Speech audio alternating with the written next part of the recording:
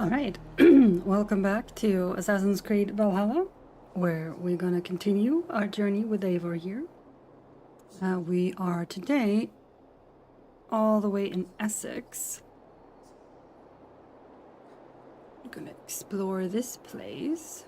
We're in Colchester right now, I believe. Find and speak with Bierstone. Bierstone... There, I'm guessing then? Down here.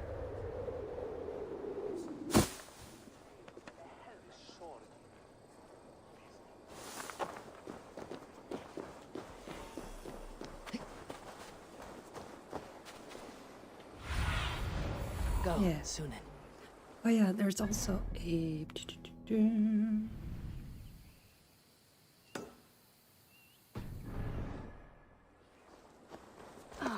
Sorry.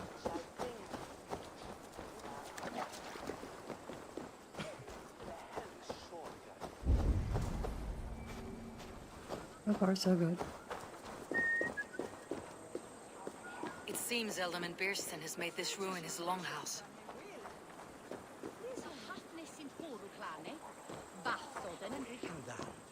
Minster tharf nwn o roof on each end top.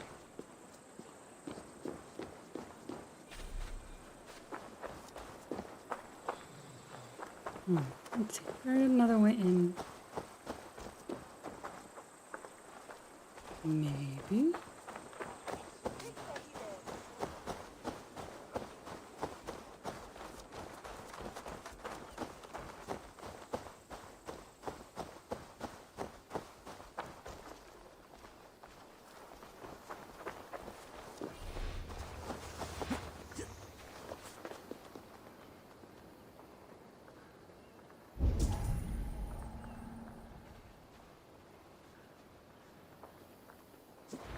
My cup empty.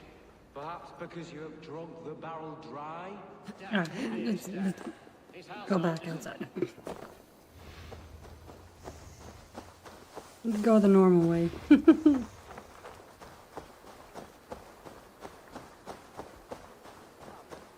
Hello, kitty cat. Alright, come on. I can get the scroll later. Estrid is a good wife. Far better than he deserves. You would say that, Adrian. Your wife acts like a sow in a skirt. My sweater run is a worthy woman, you coxcomb. But she's an excellent cook. With a fine nose for truffles. If Biersten does not return soon, wine will not be the only thing spilled upon his floors. Now, gentlemen, everyone is fractious with this waiting. Let us be civil at least.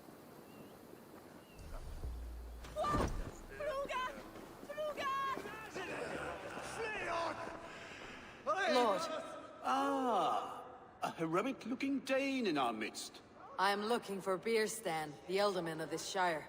Our lord is not at home, but his wife is receiving visitors upstairs, in her usual fashion. If you speak with her, pass on that we've run out of ale. Okay.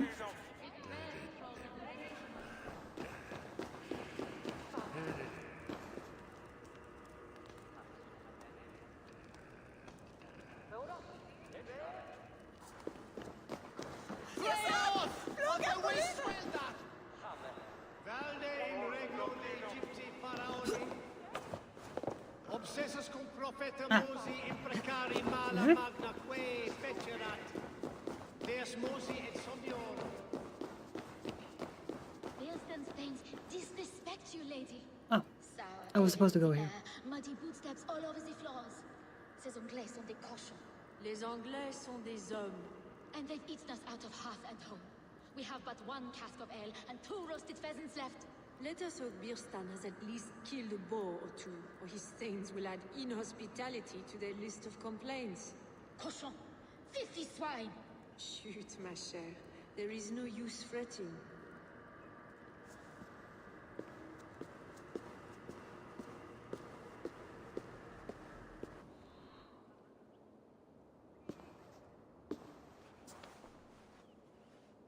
You! Gods will come at one cry from me! Sheathe your blade, lady. I am Eivor of the Raven clan, here at your husband's request. Another Dane. I am Estrid, wife of the Lord of Essex. As you may have heard, my lord is not at home.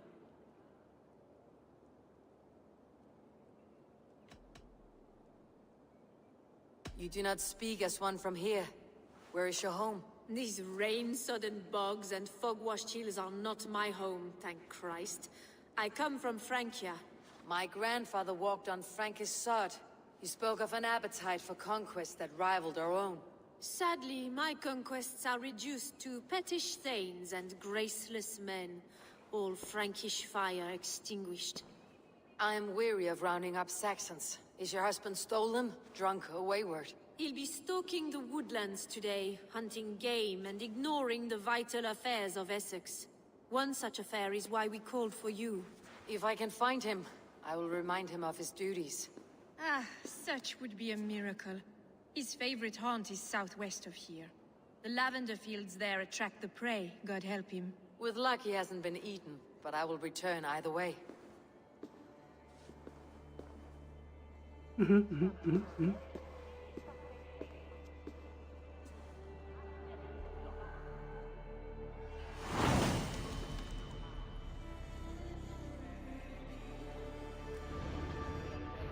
Patience is a godly virtue, Adred. Even the saints would tire of waiting for Fierstein to hang up his bow. Dear Estrid, we must discuss the affairs of this land, with or without him.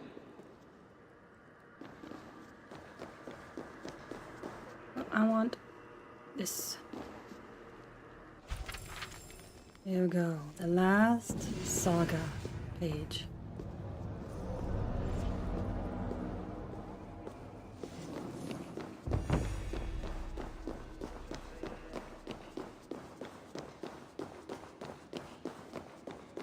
Alright, find Burstyn's camp.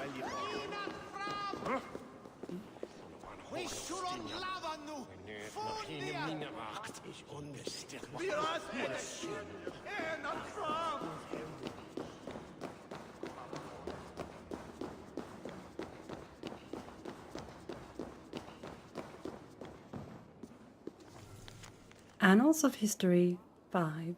How fascinating the Roman practice of bathing, that they would build a place whose sole purpose was the cleanliness of the body. But as I think on it, a clean body denotes a clean mind, a godly pursuit. The baths in this town were used until at least the year 500. Were the people here still living as the Romans did, even after the last soldier fled our shores? Brother Harold.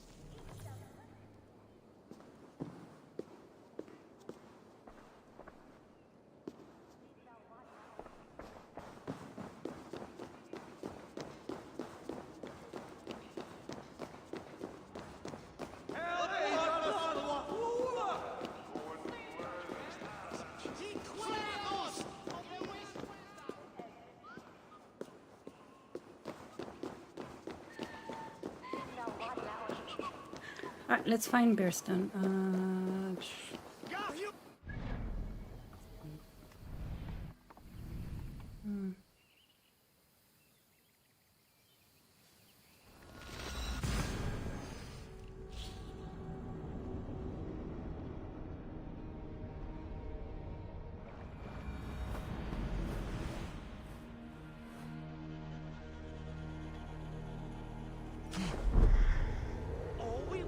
Is to share our music with the world.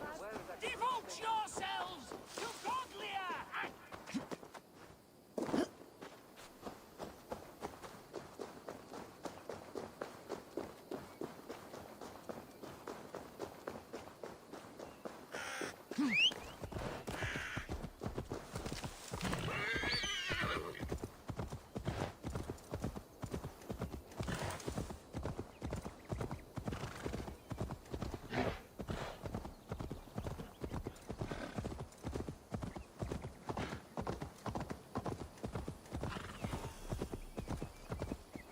Alright, let's see if we can find Burstyn's camp. Whoop, Survey right there. the area soon. That wasn't difficult. Hunting is a fine sport, but I hope the Elderman has not become the prey. No good comes from a camp this bloody. Oh boy. Alright, let's see.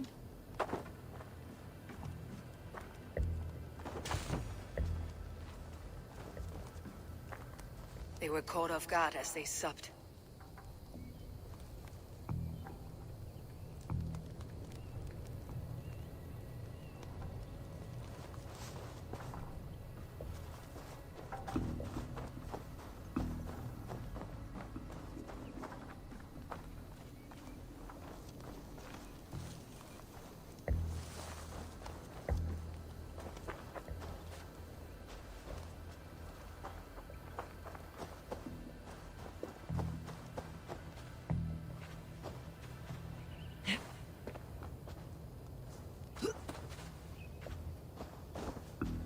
The remains of the hunting party.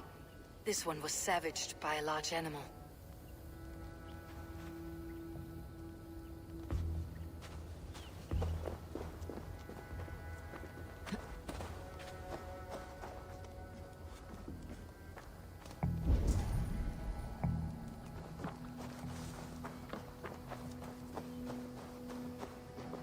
They were attacked by a beast.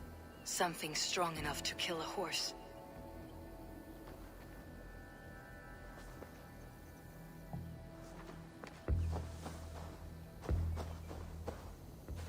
Some large prey left these tracks in the grass.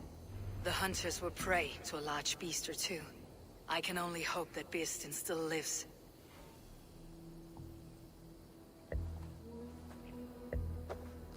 No, no, no. Don't do that.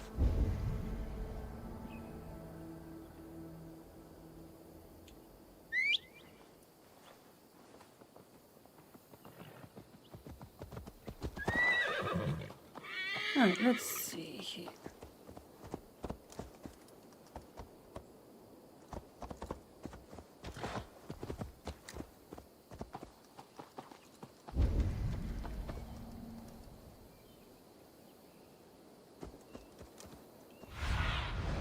I need your eyes, my friend.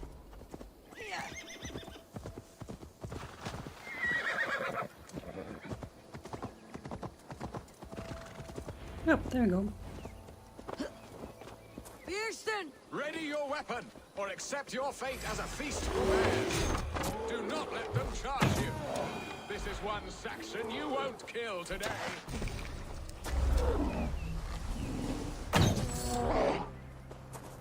Well fought, friend. I would not have survived this ambush without you. You have my gratitude. To stumble upon me in my moment of greatest peril. Perhaps you were God sent. I am Estrid sent. Your wife and the Thanes of Essex both want your balls on a blacksmith's anvil. When do they not? You could return and report that the savage claw took me. Poor Beerstan, his exit pursued by a bear. And make the beast Lord of Essex in your stead. No doubt my Estrid would prefer his velvet paws to my calloused hands. So, who are you? A sellsword?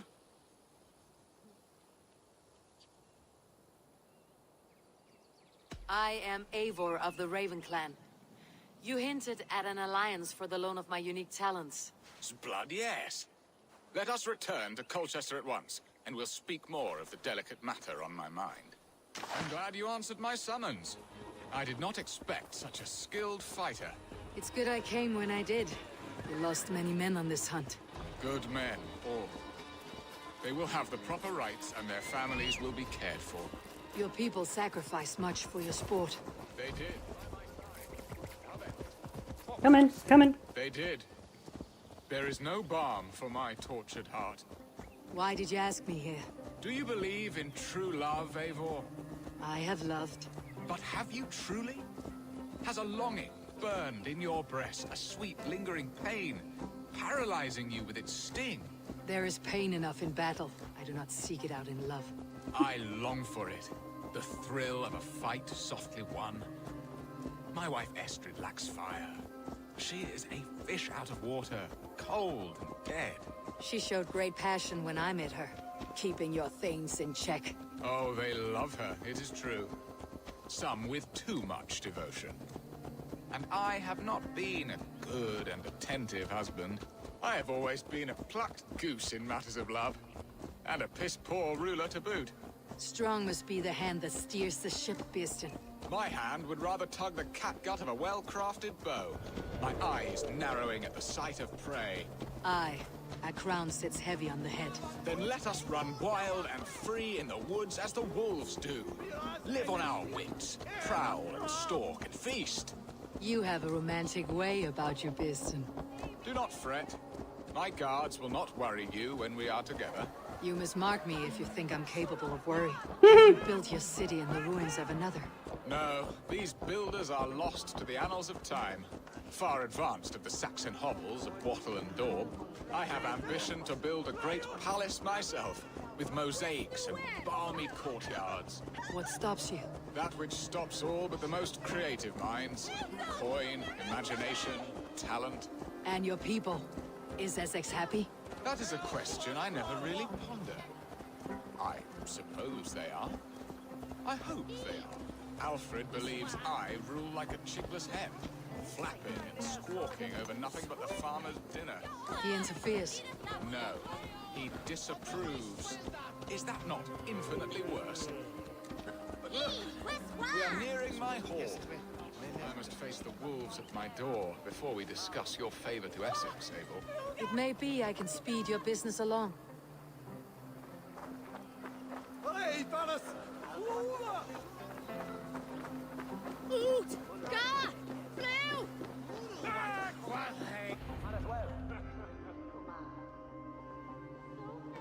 Ready to help me fend off the spears of their displeasure? Let them speak their woes. I'll advise you if I can. Who is this owl, Beeston, that twitters in your ear? An advisor, nothing more. Here to help Essex navigate her brewing storms. Now, my dear brethren, Adrid, perhaps you will start us off. What troubles you? You're a disgrace, Beerstan. Couldn't get a sow pissed in an alehouse. Alfred's men are crawling all over Essex. King Alfred, yes. Though it is within his right, the constant presence of his men is certainly an issue.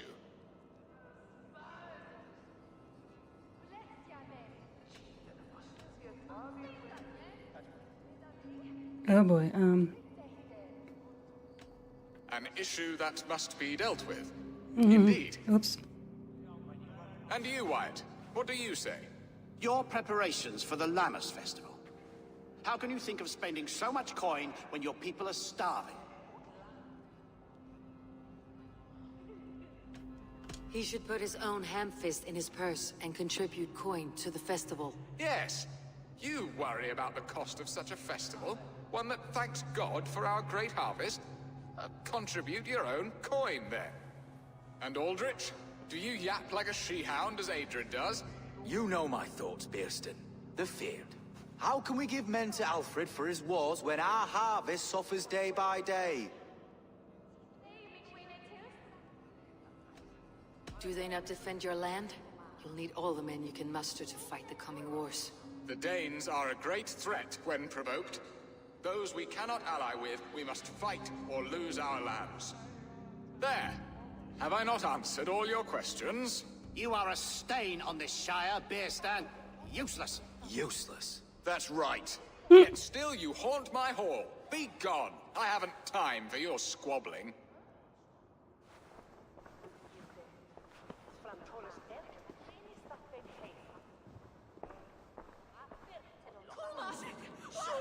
You're certainly a better hunter than you are a diplomat, Eivor. I spend my effort where it matters most. All this talk of hunting makes me long for the woods. Your wife awaits, Beerston. Are you not worried some other man will drench your sheets with his sweat? Ha! She does as she must. As do I. But you will discover this soon enough.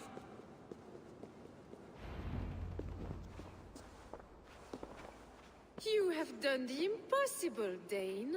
Returned my errant gander to his coop. My pettish love. Such a stormy countenance clouds the sun of my return. Your thanes drank the ale the abbot gifted us. All of it. Now that is a tragedy my heart will not easily overcome. If he looked at me with the same affection he shows for hunting deer, our marriage might have survived.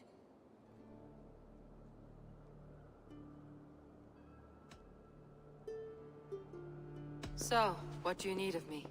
Our affairs are more of heart than of state, Eivor. What little passion there was between us faded into bickering long ago. We would have our freedom, Eivor. I from my wife, and my wife from Essex. I am too sharp a weapon for so soft a task. Why not part and be done with it? Oh, were I a Dane, and divorce as simple as a slit throat. But it's not so easy as that. Does your god not allow husbands and wives to part? Our god? Our king? There is much standing in the way of a joyous uncoupling. Ours was an arranged marriage, a political need, and not easily broken. Explain yourselves clear and plain, and I will do it. The poetry here is mind mud. We had a plan, a simple plan. A woman lost and a woman found. Some time ago, we paid a Dane to kidnap me and ferry me safely to Francia. As you can see, he did not deliver. He was certainly thorough in other regards. Some Norse can be quick to take coin and slow to earn it. If I give my word, it is not broken. Could we try the kidnap again? Much of the planning is done. It would only take a more trustworthy overseer. It should be a bold venture if we do. Loud and brash and seen by all. During our Llamas festival, merry peasants and guards with wandering eyes. Your return to Francia would need a swift ship, with a captain ready to leave England. We could ask him. I would have thought his steed and seamen spent. Come find me in the market, Eivor. Our unwelcome guests require food and ale to soften their anger. My wife is a gracious and attentive host, Eivor. The only thing that keeps my braying thanes at bay. And the woman found? A darling Maybud, Ulvida, my childhood sweetheart. I left her 20 years ago in Malden to marry my prickled pear. 20 years? Can an ember so cold be reignited? We can hope. You must fan the flame. Find her, bring her to my lakeside cottage, and light a bonfire there. I will know to come. I believe she lived in the last house in Malden. A small, sweet place where fond memories were made. I will do as you both ask, and ask Freya for success in this love game. Good luck in your endeavors, Eivor. I pray you find my Alvida with a fair face and a yearning heart. Now, should I look for Alvida first, or meet with Estrid at the marketplace? She will remember me, won't she? Yet what Let's if find she's Alvida first. or buried in the cold clay earth? No, I must not think on it.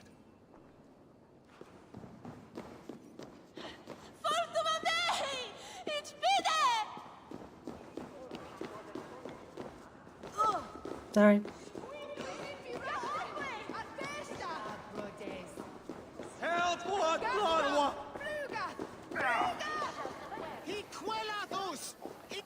Alright, let's see.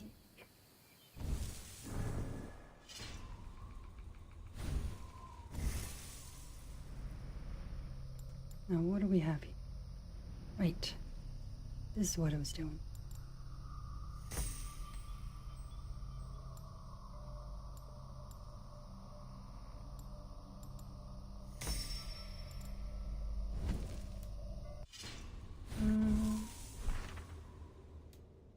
Yeah, let's do that first.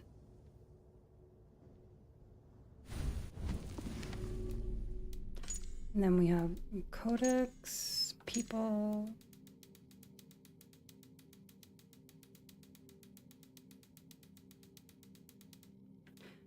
Beerstone. Beerstone was an ealdorman of Essex in the 9th century, married to Frankish nobility in order to cement a cross-channel alliance. A keen huntsman and, apparently, a hopeless romantic. He was also a prolific writer, although I should say his enthusiasm far outstripped his talent in that regard. Estrid.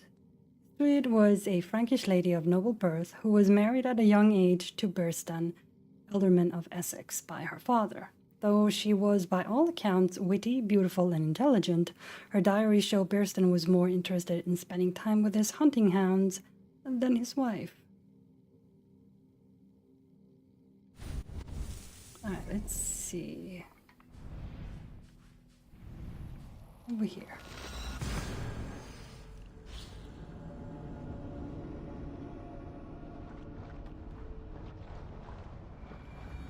Will Olvida remember a lover from so long ago? Would I? Maybe.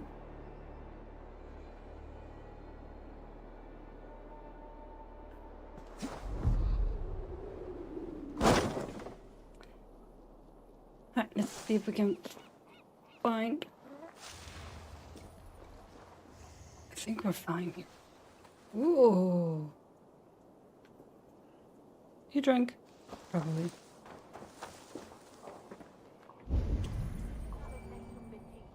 There. Oop. Oop. Yeah, come on.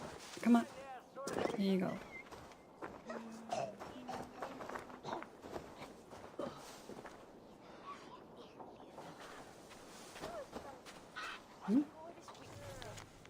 Angry plea. Enough, Malden. No one enjoys hijinks more than me, but due to the number of oil-based fires, I cannot in good conscience allow unlimited access to such an incendiary material. Therefore, all oil jars in the village have been collected and placed under lock and key. If you behave like children, you will be treated as such. Yours in exasperation, Brother Thomas.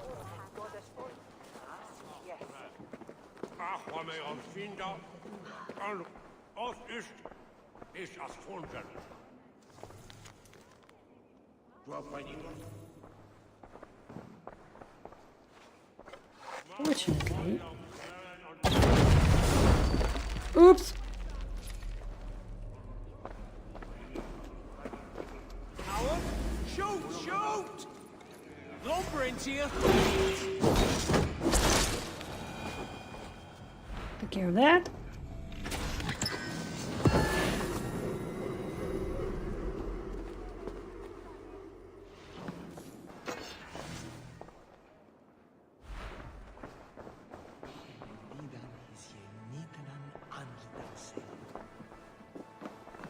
Alright, let's see if we can find Come on, you our dry, bit. dusty whelps! Pull drink with me! Not me, that's for sure. Aid me. Be my eyes.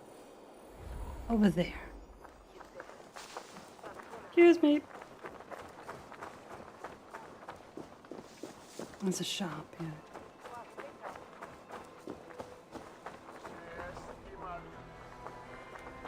The last house in Malden. Olvida should be here.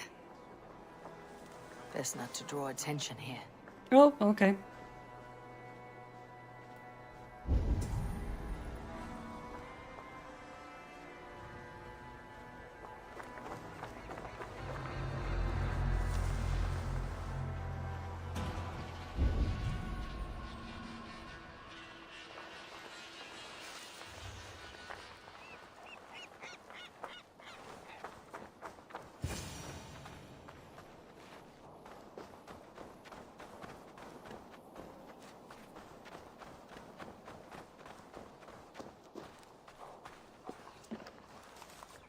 A second bed. Olvida doesn't live alone.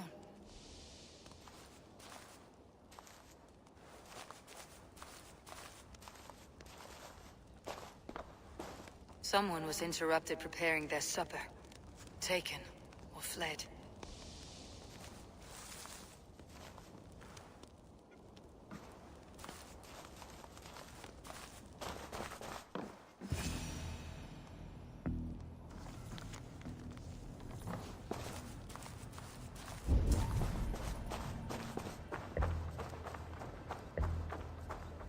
Leave me be, warmonger! You have my sister! Is that not enough? Peace, boy. I'm not with these men. I came to speak with your sister, that's all. A day in Essex. Now here's a day riddled with strange portents and happenings. What is your name? I'm Ellerich, the man of this house. Who are you? And why have you come? I'm looking for your sister, at the behest of another. Behest? We got no money to speak of, and my sister is well past the marrying age. Do you know where they're holding Alvida? Yet another stay at the King's pleasure. The prison camp at Brentwood. far to the west. I'll bring her to the lake house north of there. Meet us there if you wish. If you promise you will find her, I will.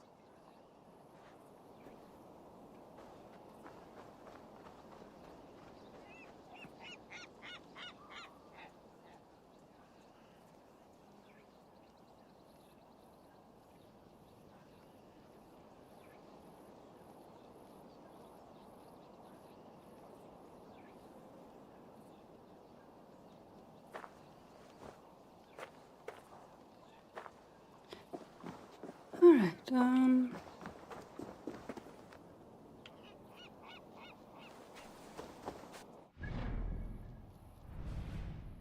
Oh, all the way here. Okay.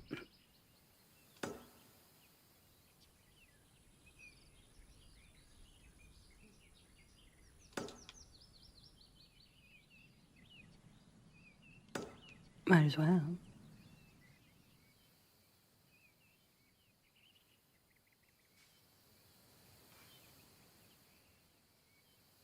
Yeah. Uh-huh. Because I'm in here, huh? It's fine, it's fine.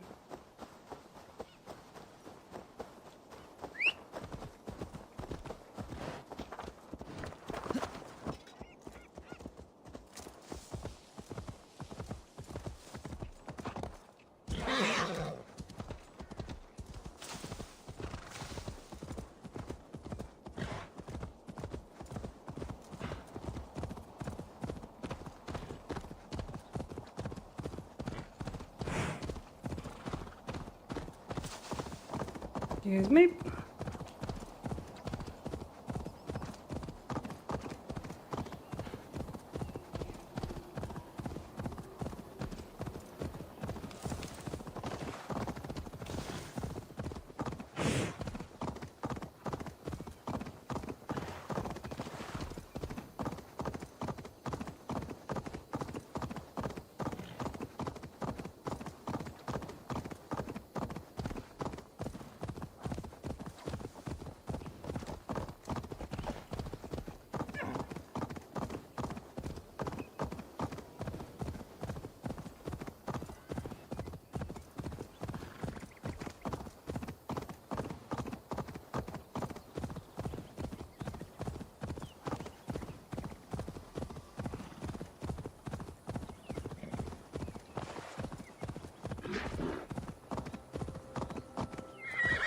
Oh, it's another one of those cursed things, huh?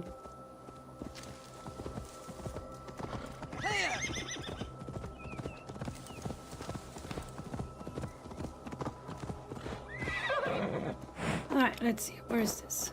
Curse.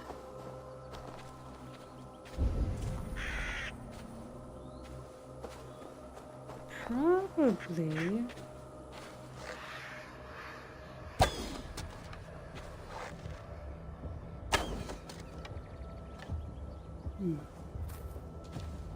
Up here. There we go. There it is. Iode.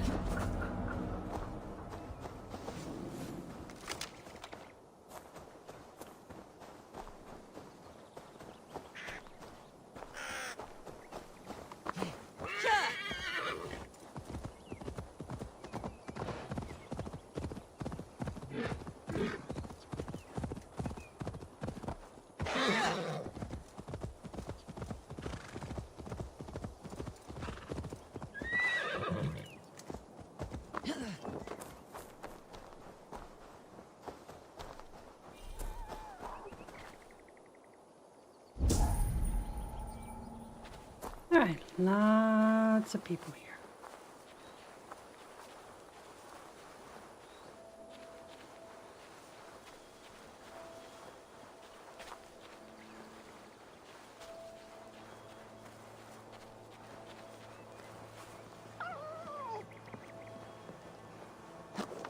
The gods here are vigilant.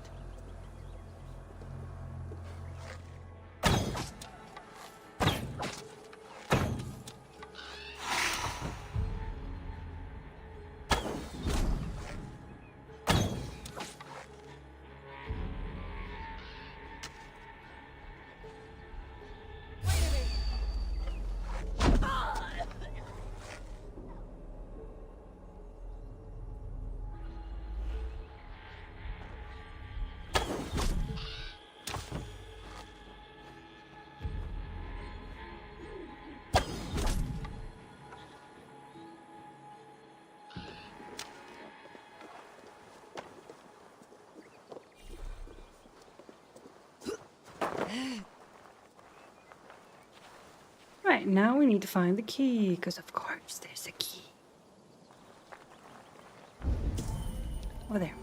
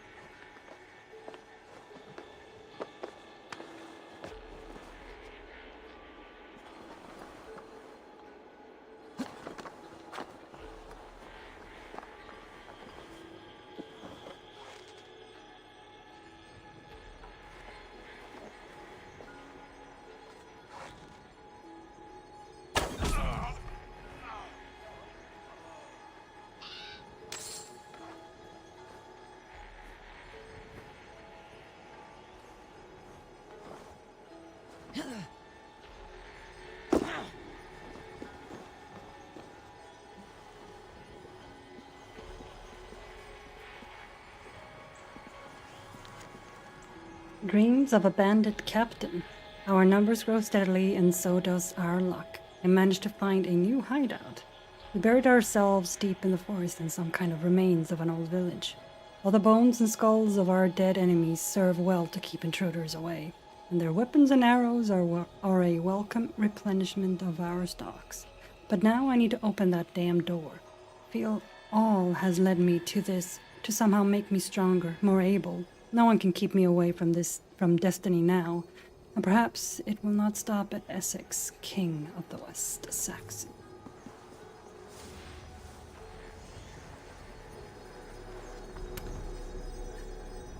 I mean, of course the dang door is barred, because why wouldn't it be?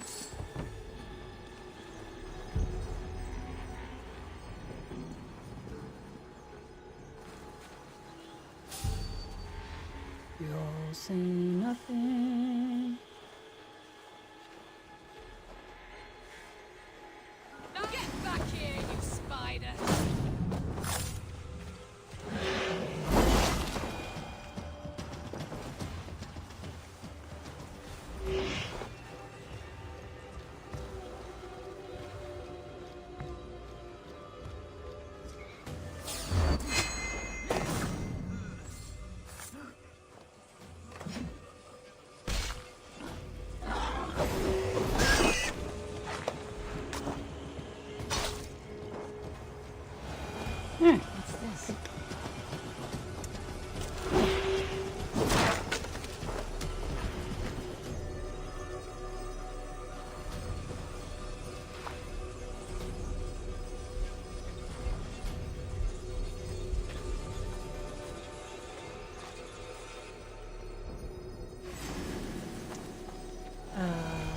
Hello?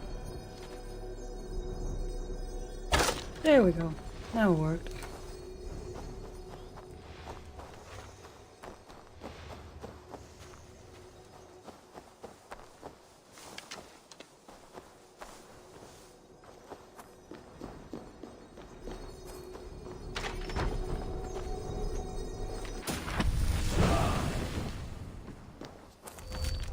Oh, great. Now that got upgraded.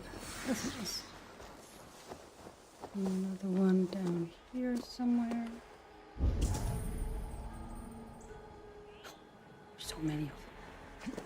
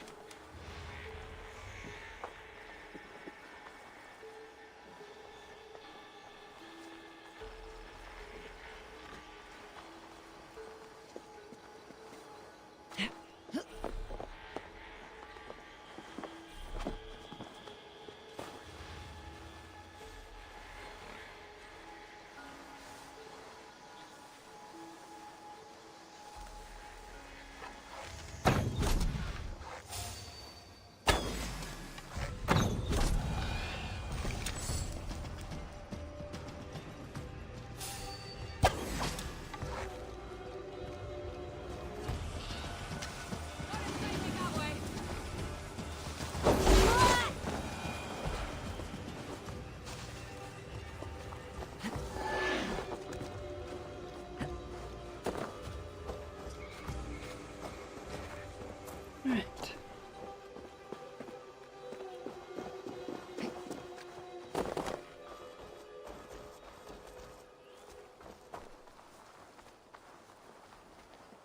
Oh, it was in here.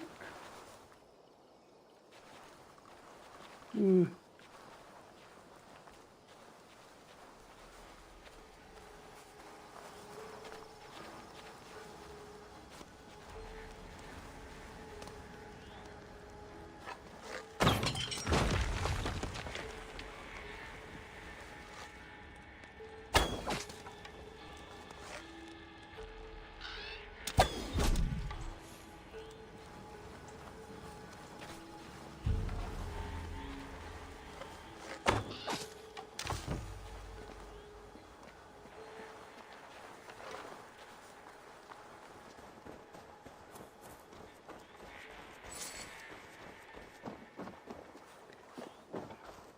Every time.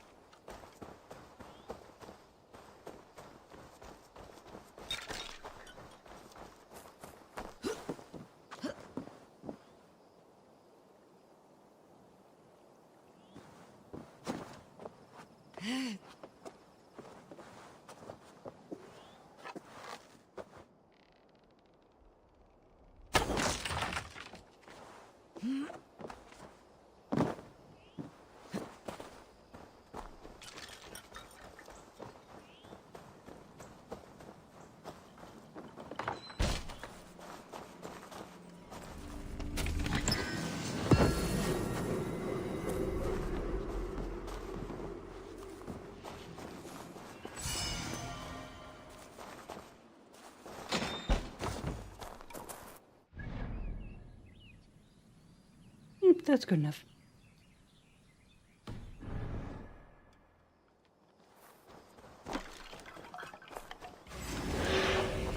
Hmm?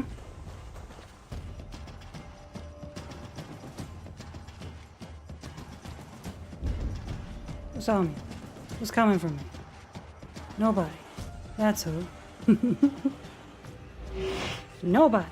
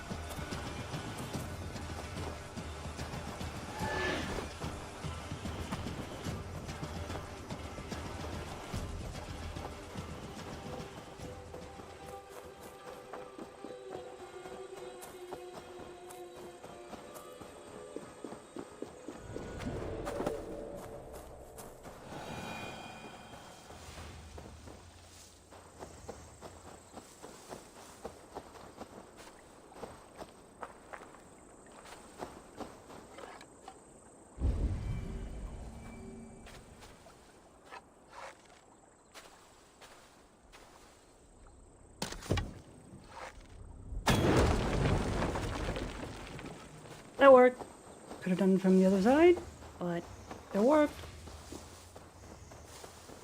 If it works, it works.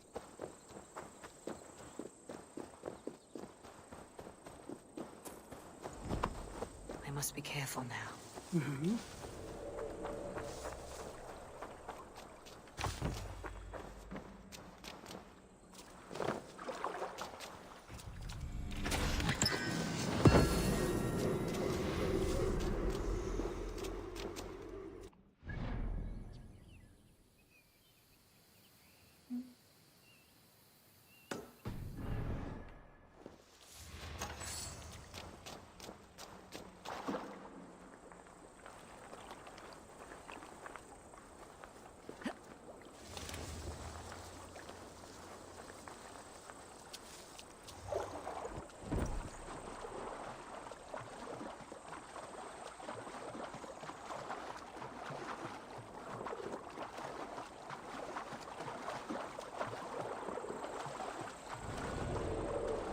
Alright, let's see.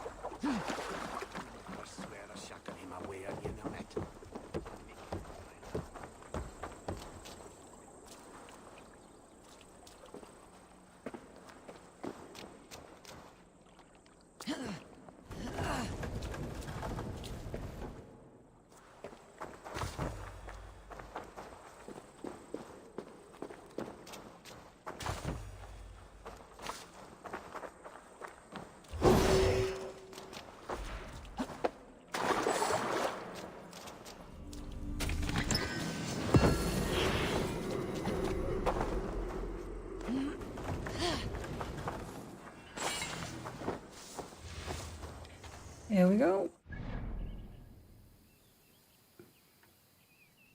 Alright, let's go over there then.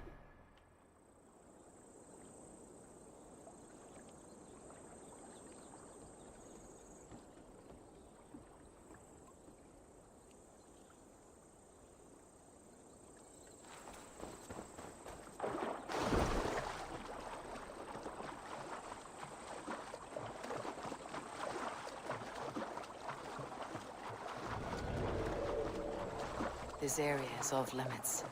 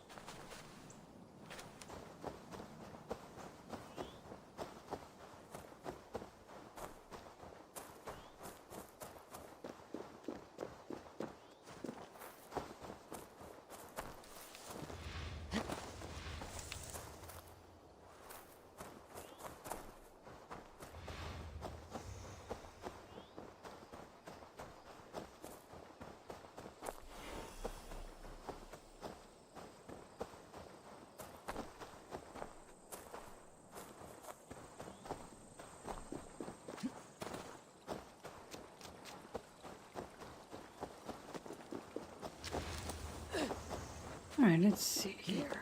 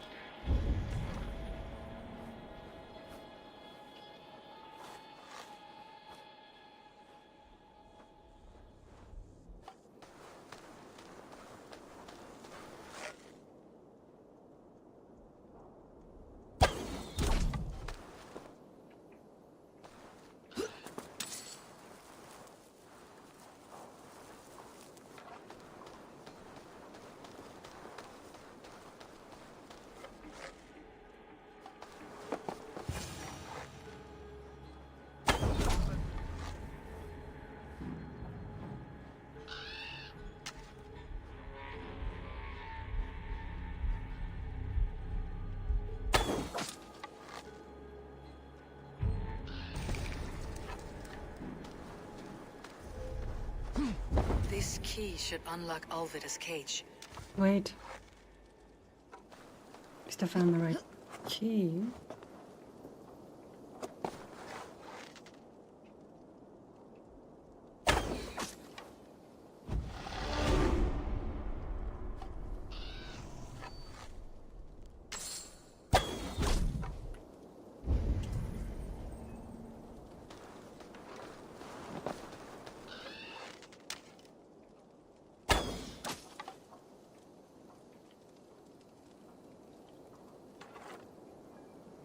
I think it took everybody out. As good as. Right, let's... Another key over here.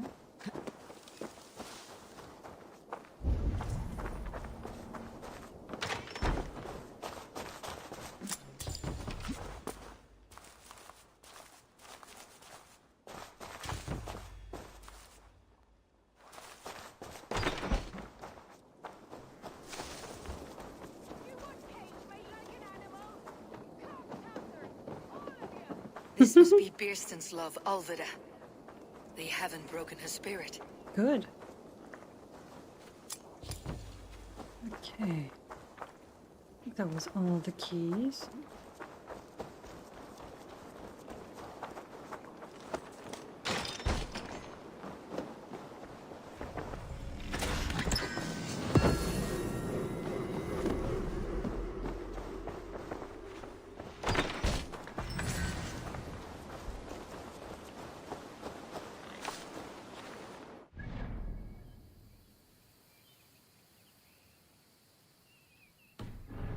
Right, just that.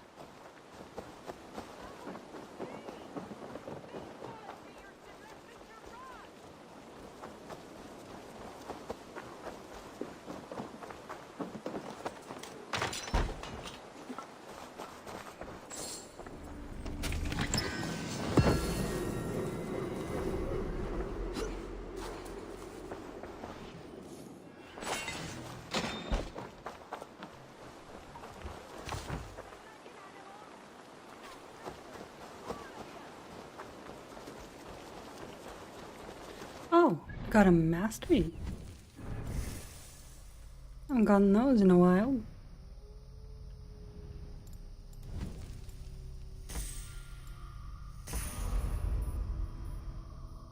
Let's see, we've done all of them here. Yes. Gotten all the skills here. And here. Okay, so that's why I got a mastery point. Good to know.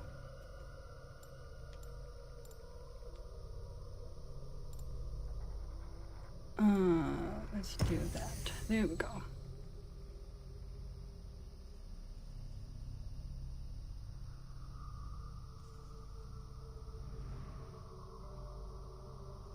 I think that's all of them.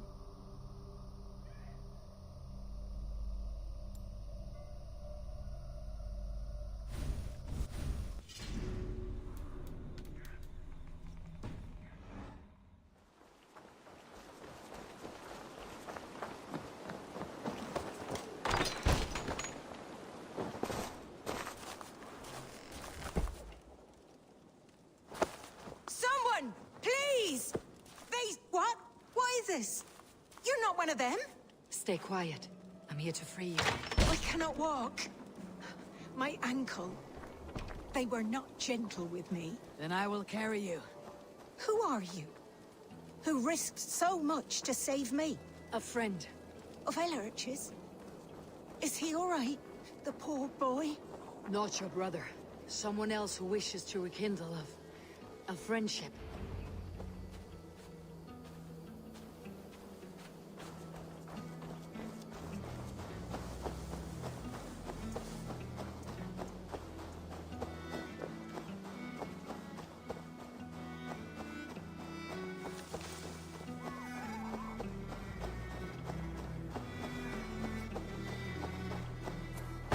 Nope.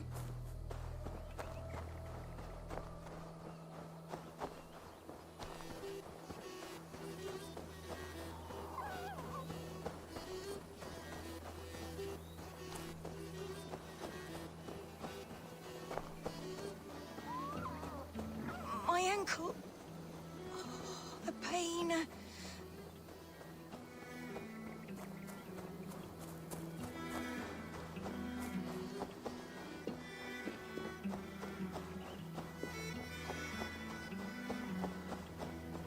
My bones ache. Bless the saints! Here you are, sister, safe and well.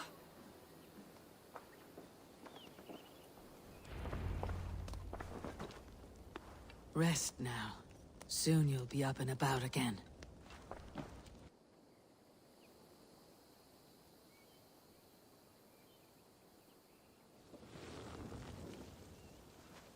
Alfida! Did they hurt you? Takes more than some cockshy milksops to break my will. Beating a boy half to death for stealing bread? I'll not see it done. Growling bellies mean nothing to those pay swords. Ellerich, pay more mind to the world. It is cruel and dark for those who cannot stand up for themselves. Alvida, could we speak in private? He is a good boy, but without a father to guide him, he's grown softer than I'd hoped.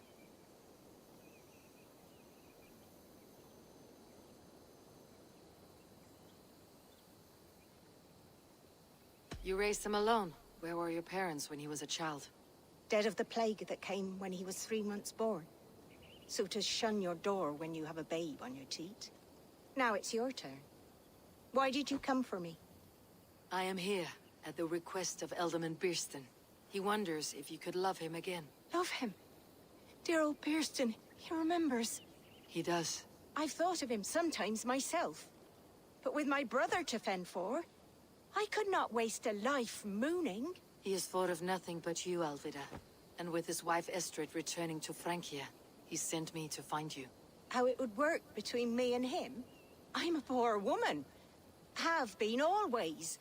But the alderman... Oh, God, help me! I'll give him a go. How could I not? Oh, bless. He will come if you call. At the lighting of the bonfire, he will ride here to meet you. Ellerich, come you and sit with us. I have something to say.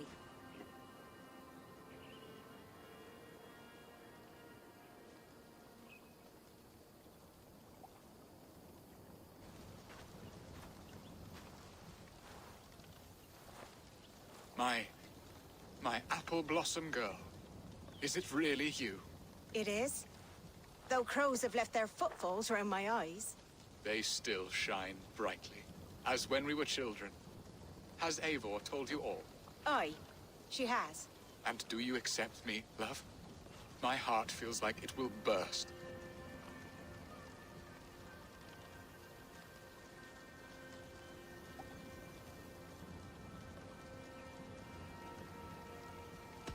Give her time, Birston. A passion rekindled in haste will soon fall to embers. Of course. You are absolutely right. And we have a lifetime to recapture what was mislaid. I hope it will not take that. And this young lad is Ellerich, Alvida's brother. Hello, your worshipfulness. I am Birstan, nothing more or less. And you are a fine, strong lad of... how old? 19 summers. He's all the family I have, Birston. If I'm to stay, you must welcome us both into your heart. We have one half of our bargain done, Birston. I will return with news of the other. Does this mean we're leaving Malden? You are, my boy. To live with me in Colchester. Perhaps I can teach you the joy of the hunt. Before you go, Ellerich, I would suggest a long, slow walk around the lake.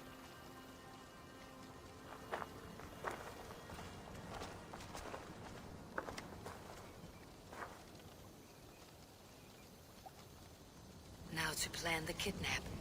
Estrid waits for me. Dear Birston, I cannot believe you would come for me after all these years. I never stopped thinking of you, Alvida. I had forgotten his charm. Still so boyish and eager to make me happy. Silly ours. She has not changed at all. Her soft features, her earthy strength. She will make a good wife.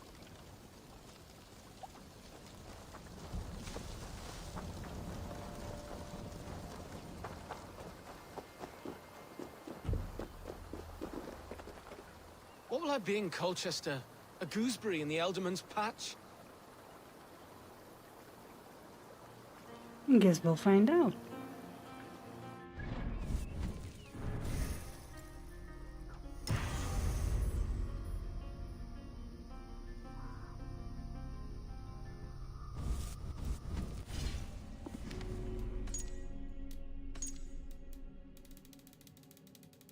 Alright. More people? Alvida. An obscure figure in history, Alvida was a peasant woman notable for being the childhood sweetheart of Bearstan, Alderman of Essex. She is known to us mostly from the letters and diaries Bearstan left behind for those scholars daring enough to plow through his purple prose and overblown similes.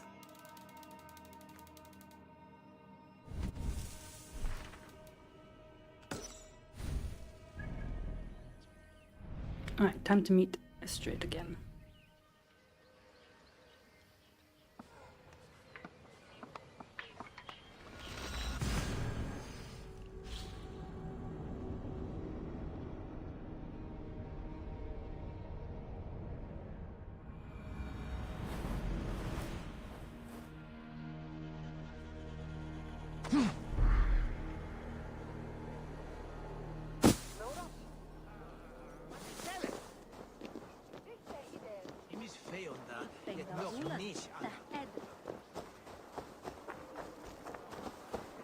Let's see. That direction.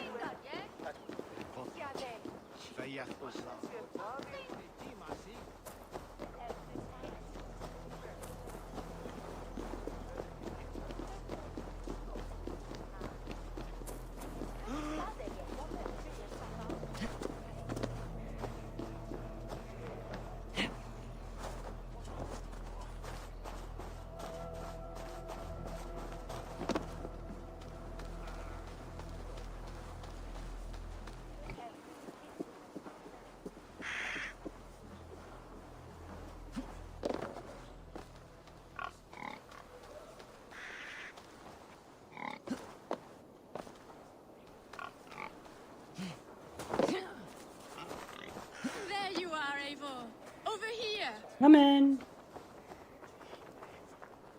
They are, though time will tell if the fire is rekindled. And now my marriage awaits your executioner's sword. Will it not be strange to leave this place? You have lived here half your life. Yes, but what is to keep me here? A loveless union and the dirt mounds of two babes who never took a breath. Aww. You speak with some sadness. Has your time here always been tragic? There have been tears, but also great passions. Love, foolishness, regret. Yet, is that not all lives? The best lived of them? And what of our plan, the Great Lammas kidnap? Is this a Christian feast? Yes, it's a wonderful evening. A blessing of the harvest, full of fruits and fires, drinking and dancing. Revelers with muddy minds and glazed eyes. That's good for us. And what of the ship that will sail you home? I know just the one, and her captain is full of fire. Come, I will take you to him. Okie dokie. His captain, who is he? Not much more than a boy in his 17th year, full of youthful bravado. A Saxon. A Dane. Though Adred calls you raiders, he says that you are here to steal England. Some may be. But I've come to settle a stretch of land. I'm not so keen to return to the winters of my birth in Norway. Norway? Ah, it must be beautiful. Rugged and fearsome, and cold as anything the frozen north. So cold that the light hangs in the sky. I rode for the Valkyries who carry our dead warriors to their eternal feast. An eternal feast would be a merry end.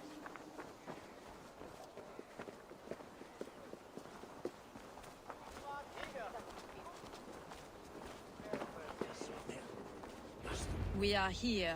This Here is a we brothel. go. The captain's name is Hrolfr, called Rollo in my tongue. Tell him of our new plan and agree to whatever reward he demands. He may take some convincing, for we did not part on the best of terms. I will bring him round by force or persuasion. Just be ready for my signal at the Lammas festival.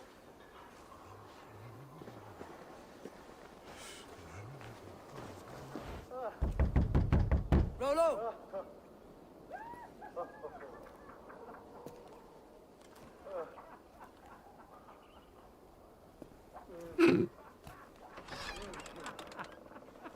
Please, I'm just a poor Christian brother with nothing left to give. Oh! Someone's at the door, Rolo. Oh, is it that hun I asked for? Estrid sent me. Did she now? As a parting gift for the man who rattled her bones, huh? No, I'm here to collect you. Can it wait? Oi! Bring out the one they call Rolo. The king's men want to ask him a few questions. No. Just a second.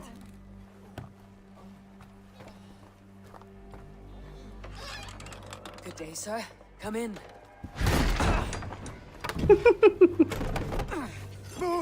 Move! Some help here?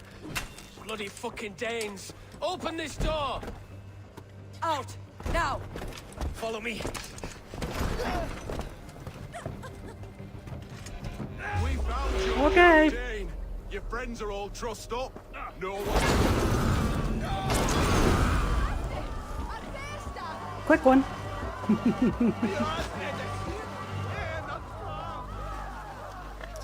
What is that here? Special services. Brother Museus delights in oil. The hotter, the better. Brother Alexander seeks the company of the sweetest of beards. Brother Martin, 2 ladies, one blonde, the other excessively hairy. Brother Asen, he likes to drink and watch. Brother Michael, goats. Make sure Philippa has her horns filed. Prior of David, candles. We must order more from the priory. Brother Tipavus, rough. Oh. Alright, Wallow. Estrid did not lie. You have fire. And who are you to Estrid? Only a friend. I am Eivor of the Raven clan. Norse by the music of your speech. Then you must forgive me. Those Saxons knew about my camp. I was mind-drunk to leave my warriors behind. Go to your men if you must. Only tell me where to find you. We have much to talk about. Eivor! Northeast of here, by the river's mouth. Follow me or come when you can.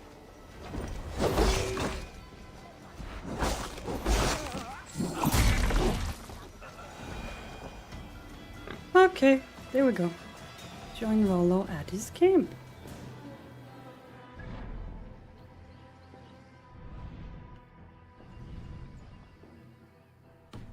All the way over there. Okey-dokey.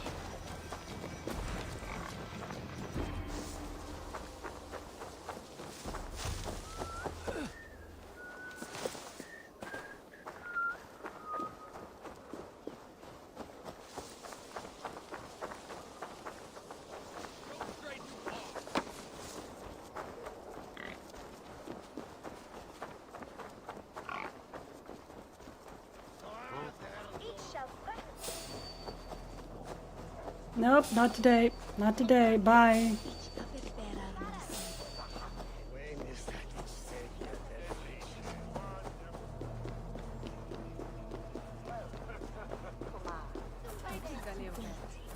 Where's Hal?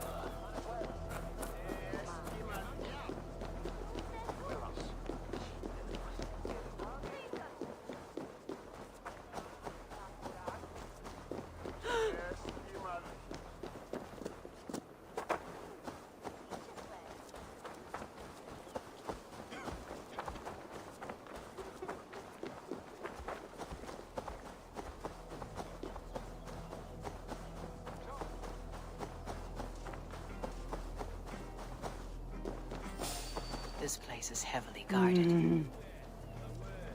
Nope, no words today.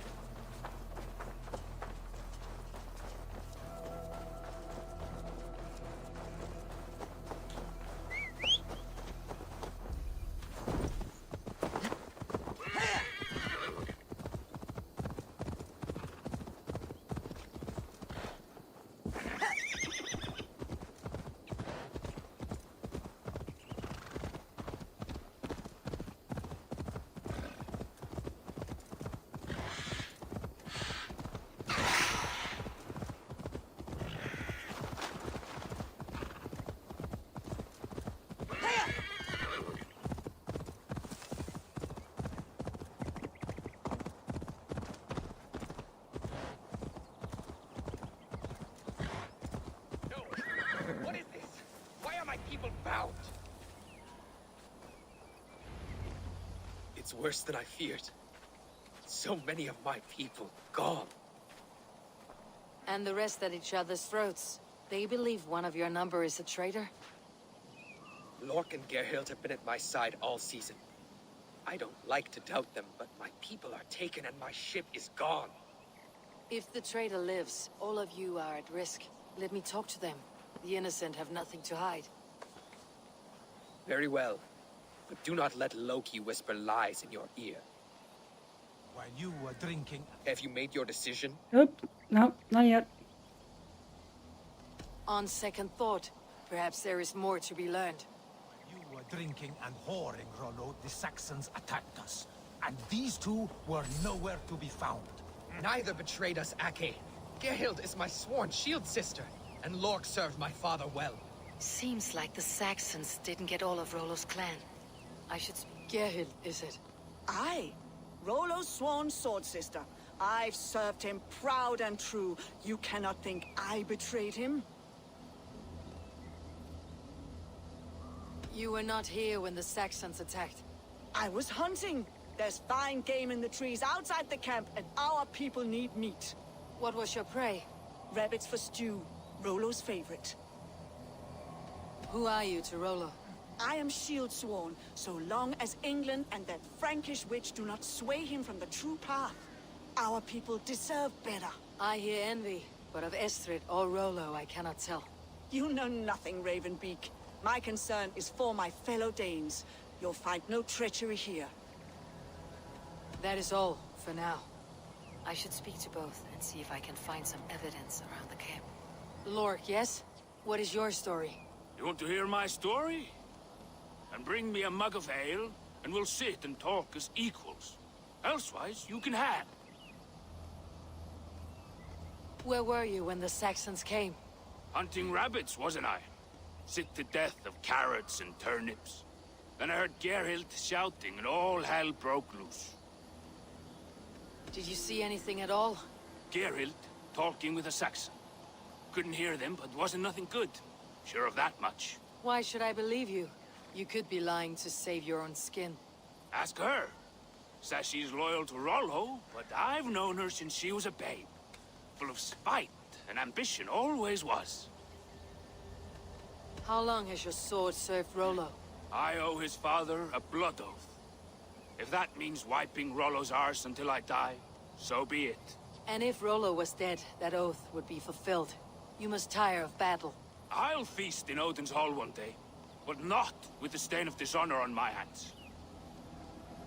I have what I need for now. I should speak to both and see if I can find some evidence around the camp. I might find some evidence to test their stories. I should speak to both and see if I can find some evidence around the camp. No need to hunt when the camp is full of fresh kills.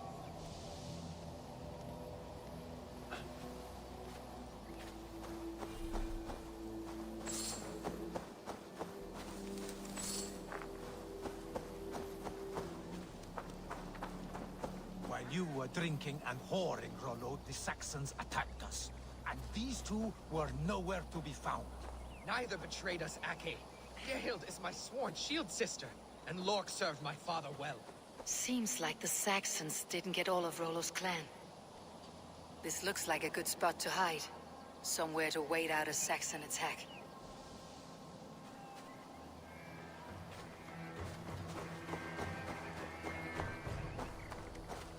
Lork.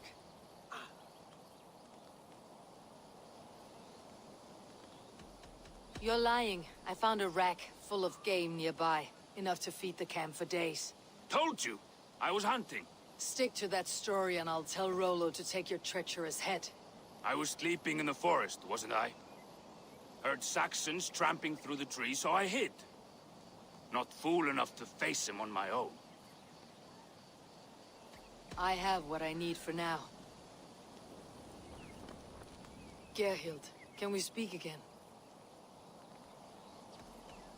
Lork accused you of treachery. He saw you with the Saxon. Lork? You believe that old crow? His bones crumble and his mind wanders with age. Or he wallows in jealousy. Take your pick. You're lying. I found rags and rags of game. You got more wit than your face suggests. I went to meet a lad from a nearby village. Rollo's not the only one who dallies with locals. That is all, for now.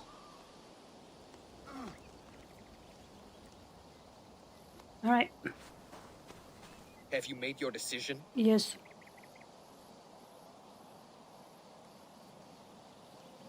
Lork said he was hunting, but your racks are full of fresh rabbits. Why would he lie?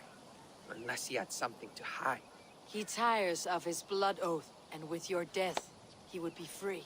He has become old and frail, but he served my father well. I would have freed him without bloodshed.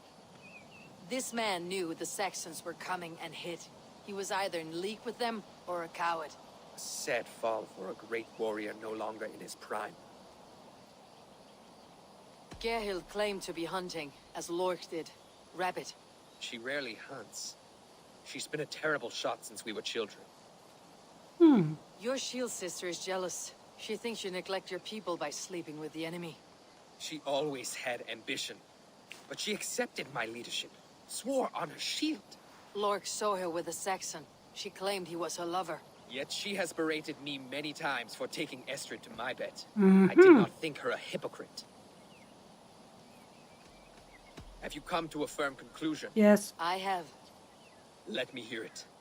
Both choices will pain me, but let it be the truth. Gerhild betrayed you. No! That's not true! Rollo, I beg you!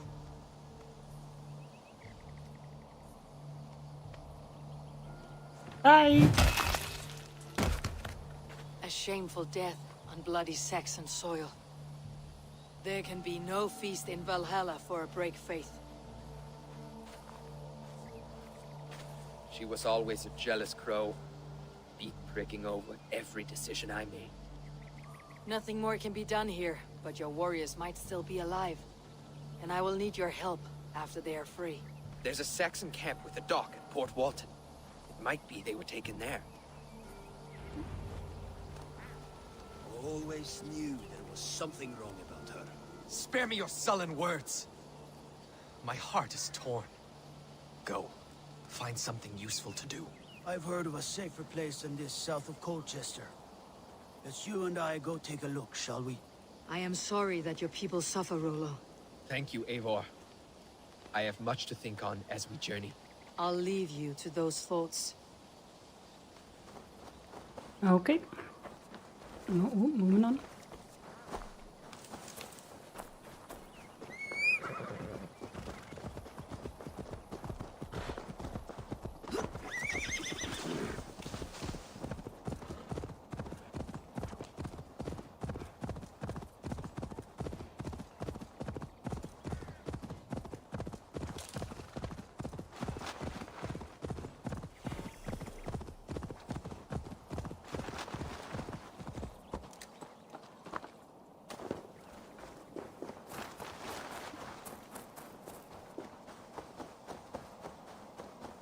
Now, let's see. Attack on sight here. See if we can find a way in. Whoop. That's not right there.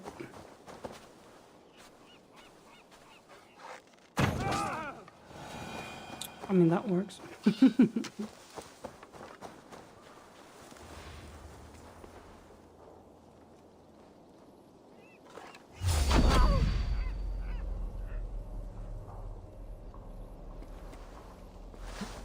Rollo's men, caged like plump hens.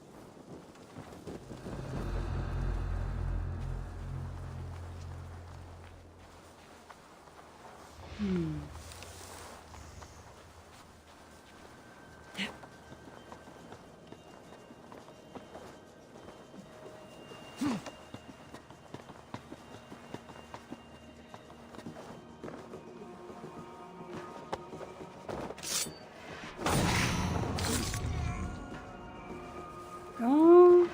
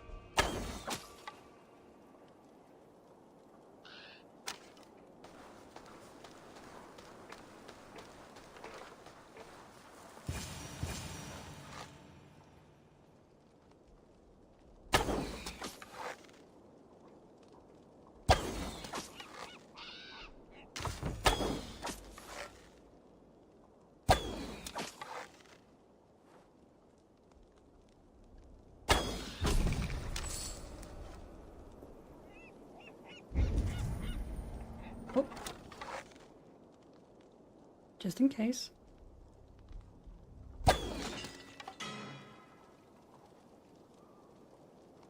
There's more of them down there. Also key.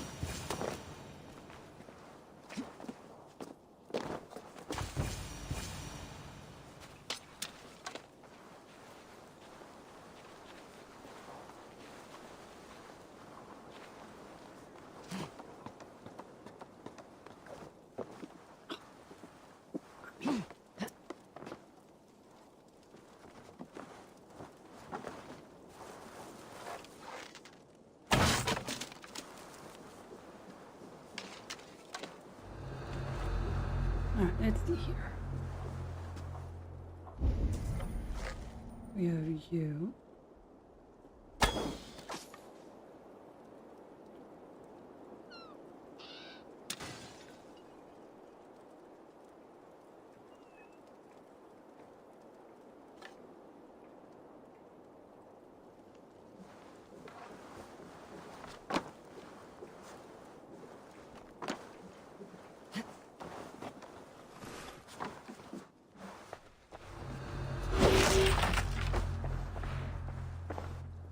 Key.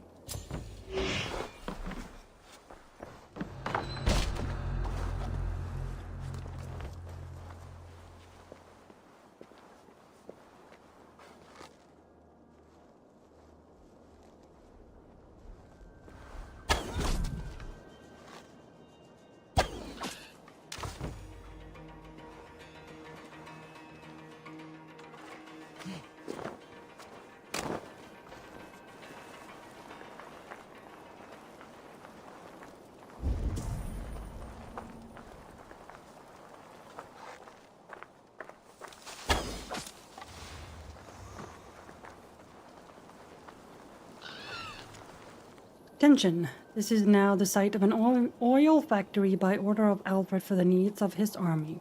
Follow the ingredients to the letter at the bottom of this message. Do not forget to put a fuse. This is mandatory. Big or small red jar, whale oil. Fuse, do not forget the fuse. Fuses are important. If you want to make bombs. Is that everybody?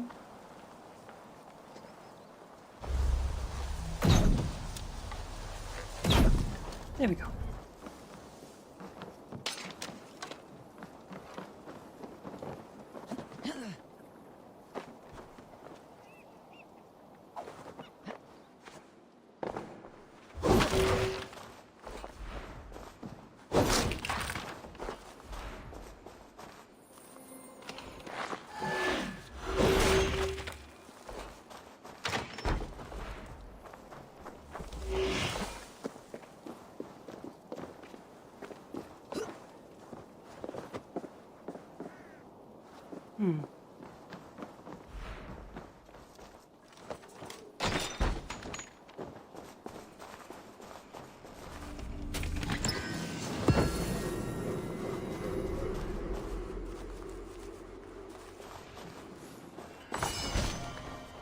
Let's see.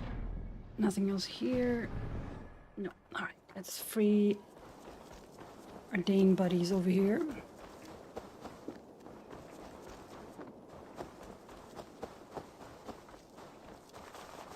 Well, that one is dead.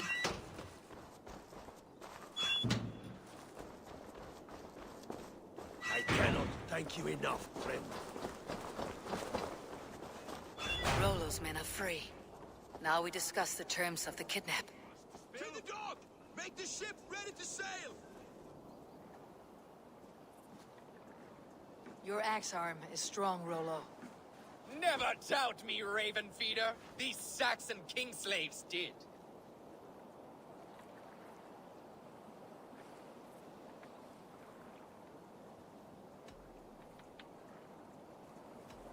I need someone with a swift wave steed in good repair to bring the Lady Estrid across the sea to Francia.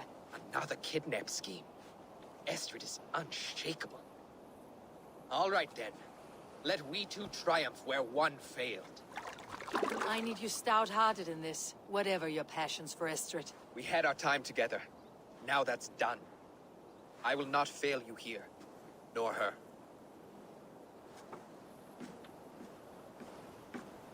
We will meet with your men inside Colchester, on the night of the Llamas Festival.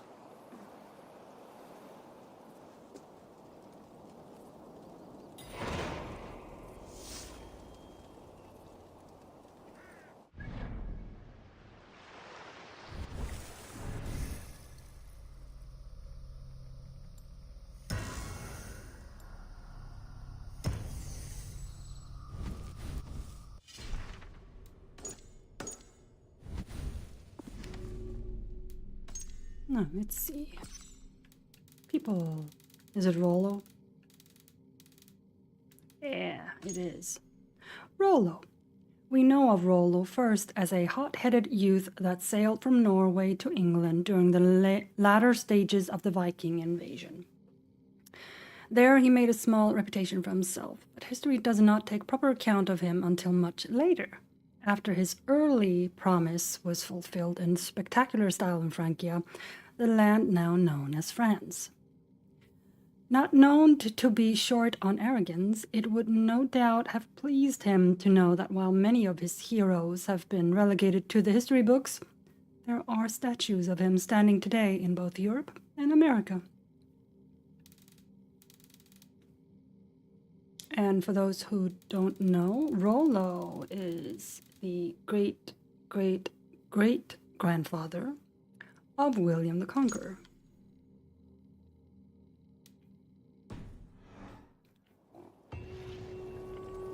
Who was the Duke of Normandy, and he conquered England and became king in the late 11th century.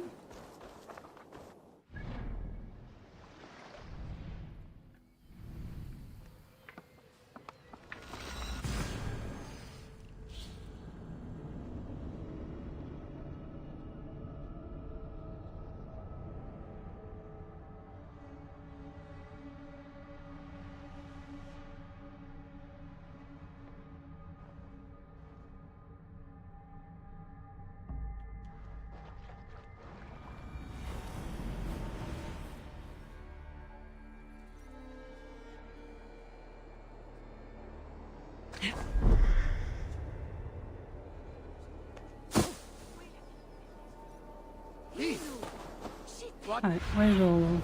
Show me. I mean, of course he's in there. Okay. Just walk around.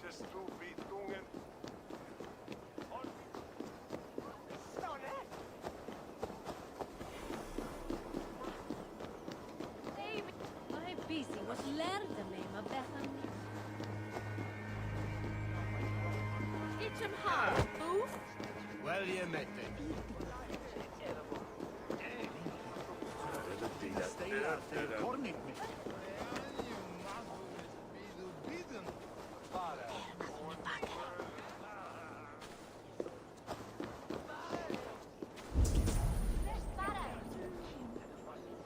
There.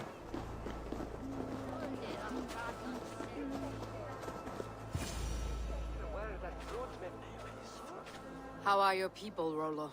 Recovered and ready for what tonight holds? Gerhild's treachery was a blow. Few were surprised it came to that, only that her dark ways took such a brutal turn. Put that aside. We're ready now. What would you have of us?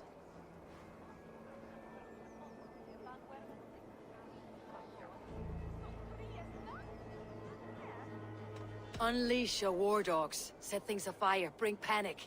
Act like the barbarians they think us to be. We'll stick their hearts with needles of fear. Night will fall soon. Then is our moment to strike. Is that so?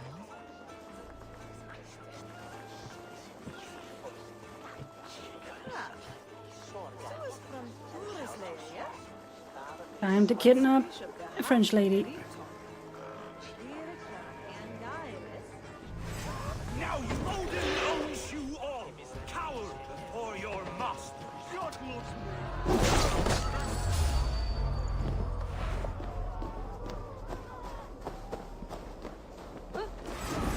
Excuse me.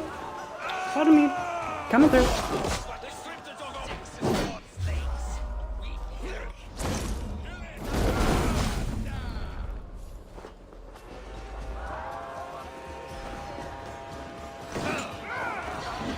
Hey! Hey! Look, I'm trying not to hurt civilians here, okay?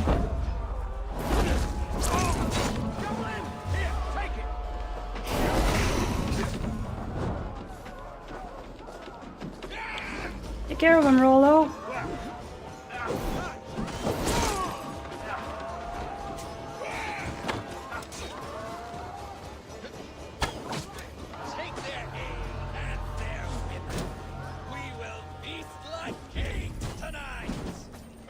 Oh, there you are. Ah!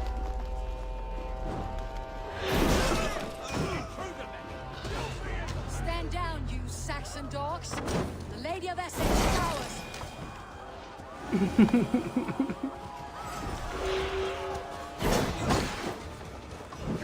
Take their aim and their women.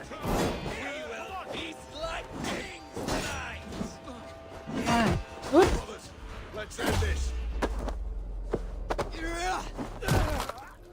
Damn.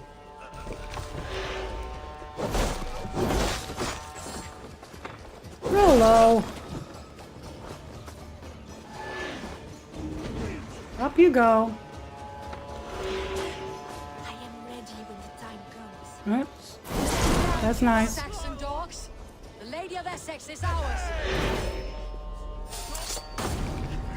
That works. That also works. This is what we do to sex. Alright, Estrid. I'm being kidnapped! Kidnapped! Guards! Guards! You're coming with me. Oh, desist, you foul Dane! Guards! Oh, woe unto me! Put me down! Odin Spirit, you wouldn't fool a child with that howling. Unhand me, fiend! Unhand me, you filthy Dane! Birsten! My love! My love!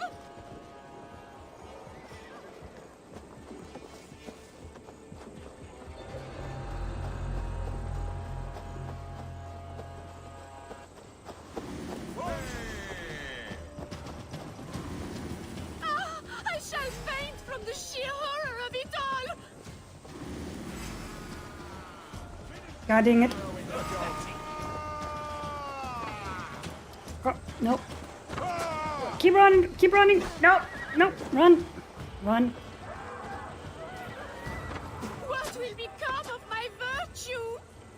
Oh, your virtue will be fine.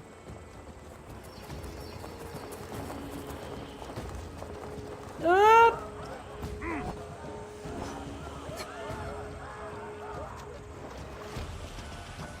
Alas! Alack!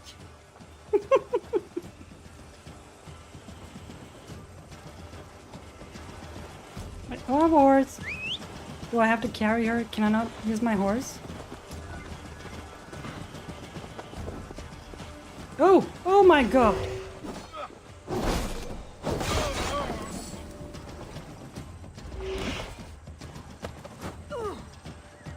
Guards! Guards! We are safe enough to walk, I think. Aren't we? Oh, what a thrill! My heart is racing. Be glad it still beats at all. Your screaming drew half the guards in Colchester down upon us. I wanted to give a good performance. My father always said I was quite the actor. I won't deny your enthusiasm. Did you not have even a little fun? To steal away a princess. It did give a thrill. A woman fights bravely against her abductors. Yet, what will they do with me now? Is my virtue safe with you? It's not in danger, if that's what you mean. Come now, Eivor. You can stand against Alfred's brutes, but you shudder at a maiden's gentle teasing? There we go.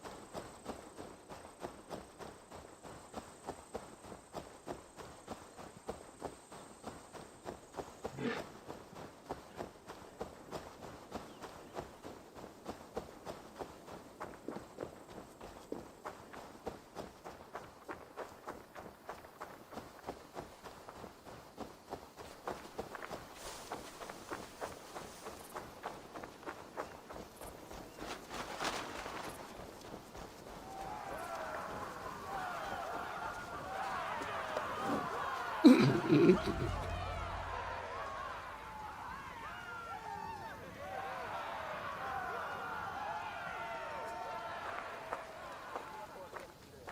is done.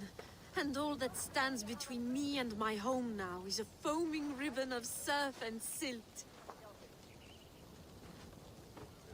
You did well, Rollo. You and your people. Are you ready to sail?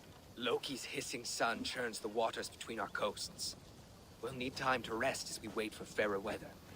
Have a care then. Alfred's soldiers will be looking for Estrid, even if beer stands will not. Now's not the time for such worries, A4. Tonight, we celebrate. Let's get you some mead. Or rather not. Birstan will meet you northeast of Colchester tomorrow. You have earned all my husband promised, and more. Come find me, if you like, away from these reveling Danes. Yeah, I think I'm fine. I think I'm good. Thanks, but no thanks. I should find Birstan. No doubt he's hunting again. Talk to people. I am proud of us. We did a good thing for Estrid and the Lord. Maybe now we can all be happy. Made me feel young again. And I have you to thank. You believed me, though I was a coward. Won't make that mistake again. Yes! A ruse worthy of the trickster Loki. They're even stolen by us mere mortals. Okay, let's see.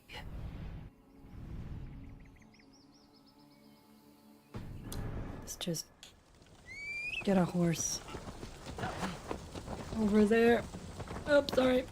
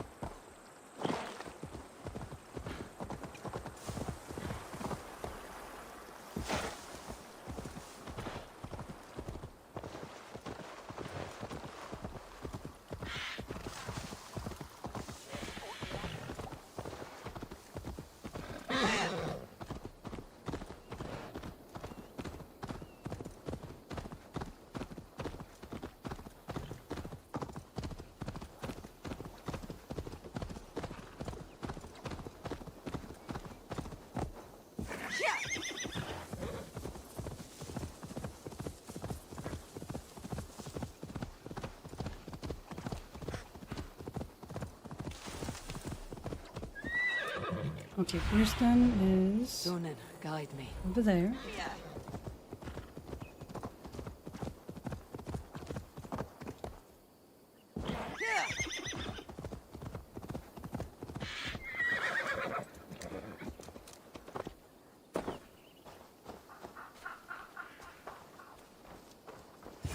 There, there, old hound. Hold faith, for soon we'll be hunting.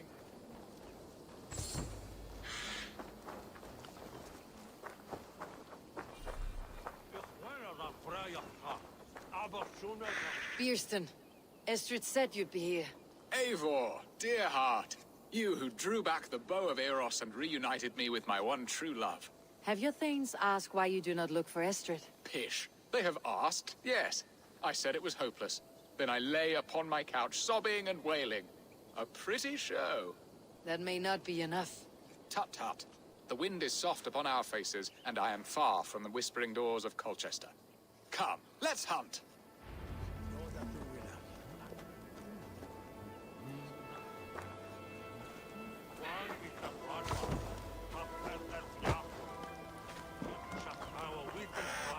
Well, where we going?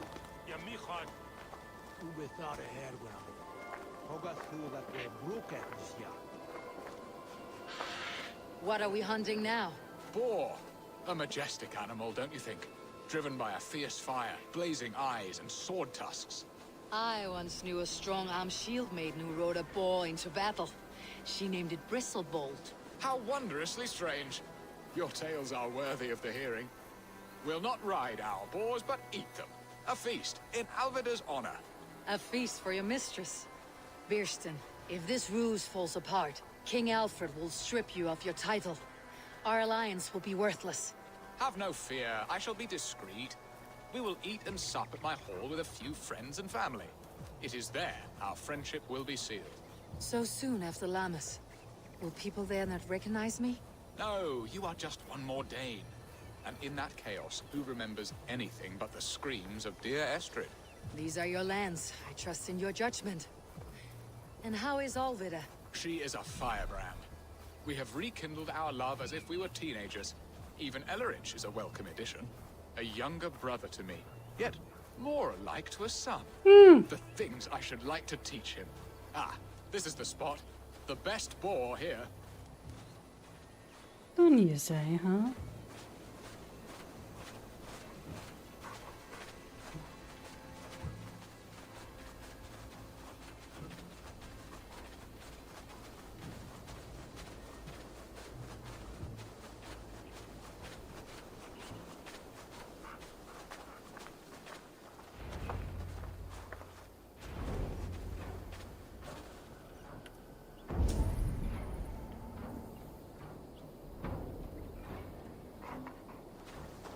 Come on, the feast table won't fill itself.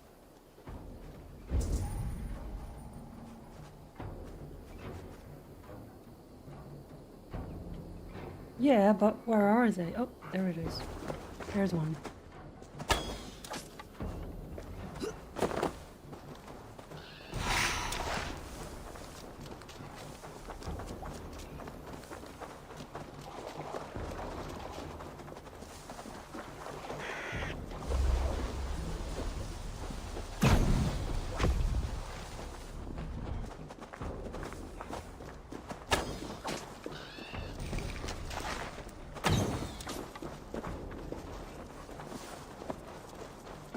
Come on, the feast table won't fill itself. My bow arm aches. We did well, Eivor.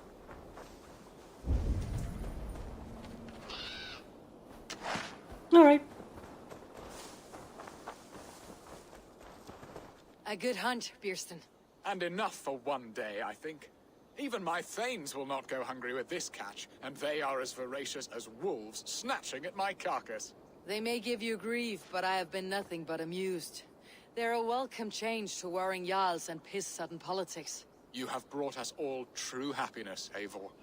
I thank you from the bottom of a heart full up with joy. Birstan. The...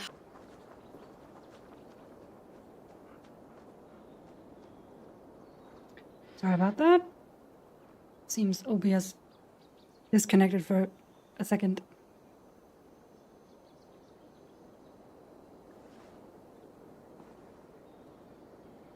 Seems we're good now. Alright, okay, so back to here then.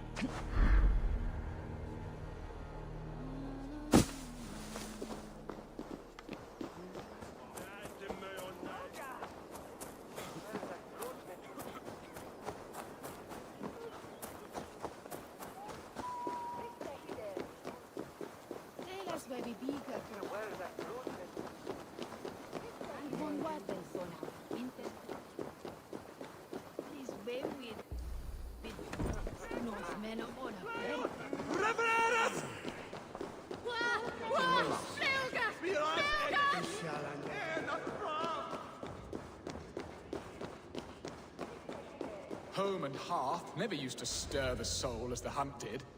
But now my Alvida is...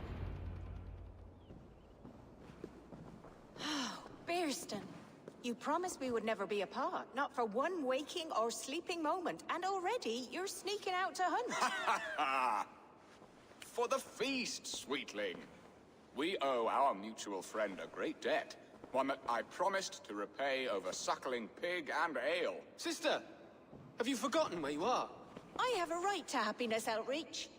Or am I to play nursemaid forever, you ungrateful pup? Happiness, yes. But you embarrass yourself nightly, heaving and sweating with this ham hock. Hold your tongue, boy. Lest we both speak our truths. What truth have you to speak? That you've returned to this fickle man who abandoned you years ago for a Frankish pet? A woman he paid this Dane to abduct in that lammish shadow play? Mind yourself, boy. Or that you let him sniff and paw you, and take him to your bed on the promise of nothing? The whole of Essex whispers now. He's married still, his wife freshly stolen, and you are no more than his... I am the mother of his child, you whelp! Child? There we go. Alvida?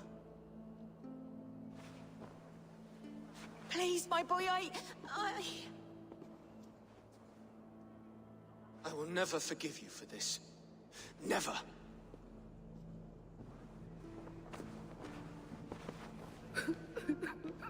My lord, joyous news. God smiles upon us this very day. Estrid has been found by Alfred's men. They ride to her rescue as we speak.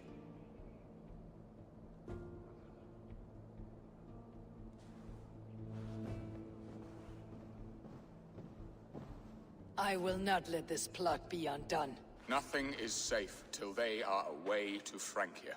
I will fix this, and one day I will call on you, and you will come. You can count on it, my friend. I wanted to tell you so many times. Hush, Angel. Do not fret so. He hates me. What have I done? We must go after him. He will not stray far, lad. Much has been said this day, but if he is my son, our son, we must believe he will return to us.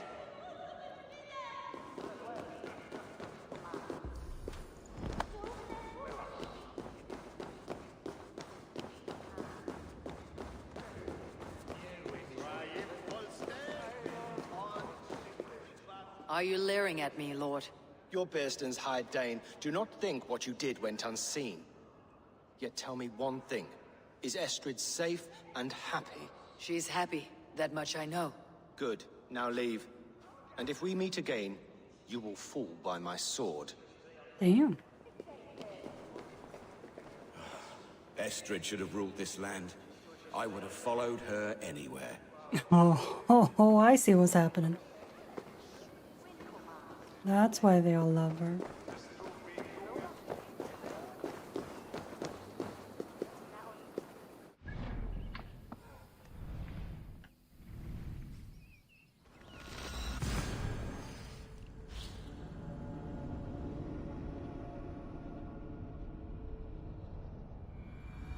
Estrid is so close to freedom.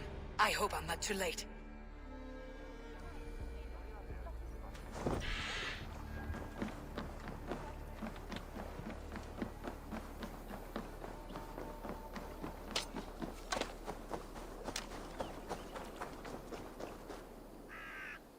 Rollo!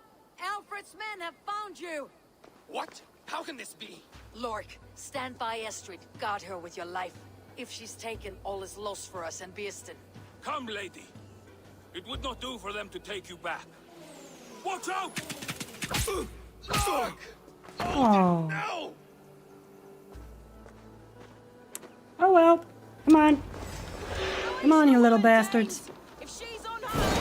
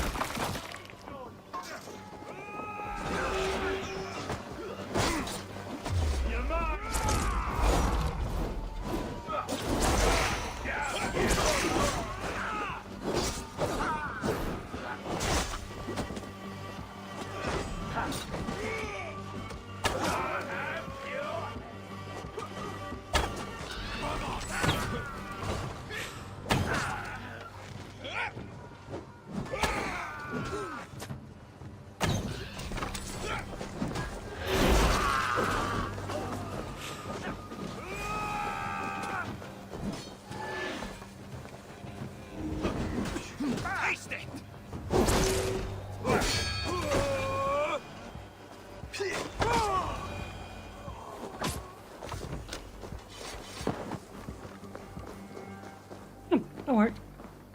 Eivor! Estrid, I promised I would free you of your life in Wessex. Francia awaits your return. Go now, with Aegir's blessing. I will miss you, Eivor. When winter is past, summer will come, and wind you in a flowered skirt. For you are beauty, and shall not wither. Goddess Freya, give me more of that. Come, take care of her, Rollo Stoutheart. And if you find yourself on England's shores again, I will expect you in my hall.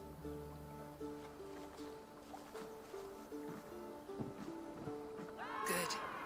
They are safe. Birsten got his end of the bargain, and Estrid is to Francia. I should return to Randvi.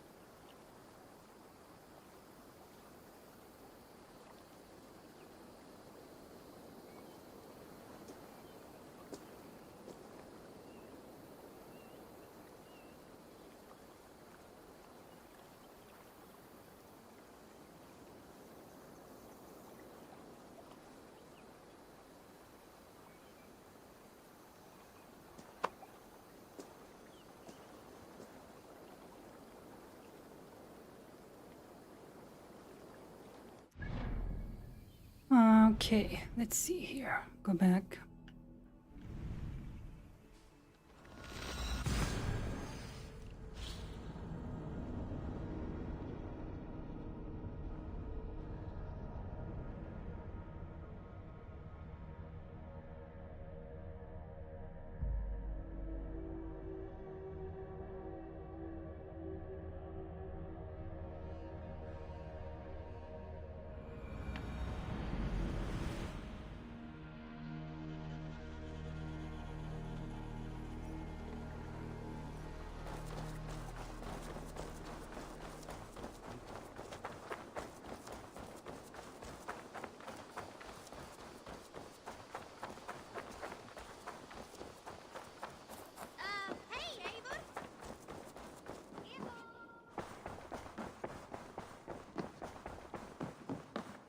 Good day, Eivor.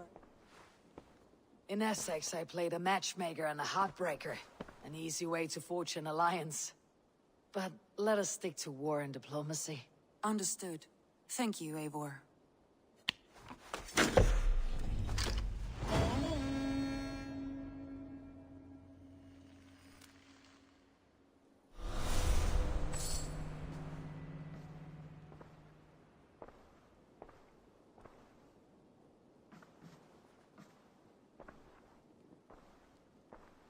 Nope. Eivor. Has something happened? You will want to speak to him yourself. Uh-huh, yeah, will, eventually. Not now, though. Looks like I have a new letter.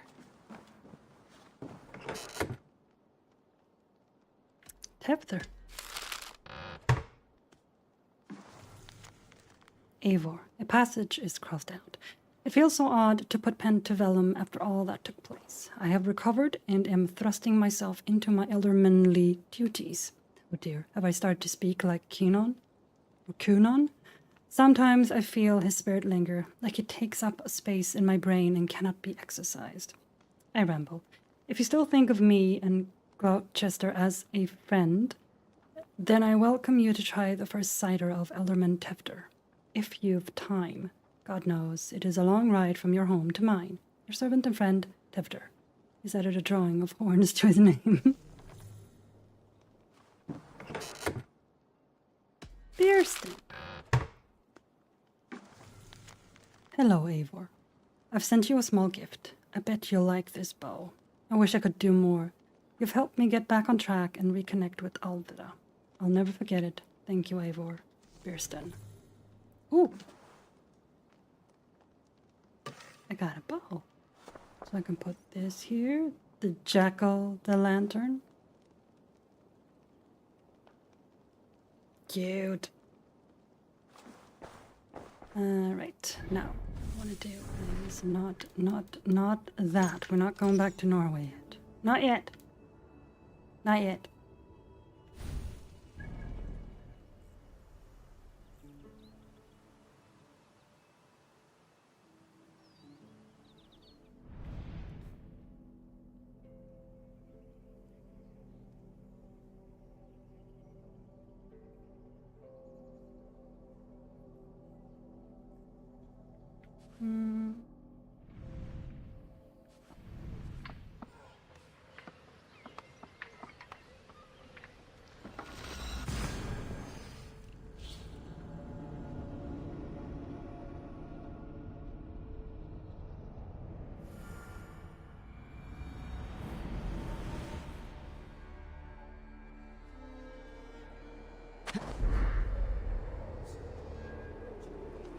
I want to see if I can find Ellerich.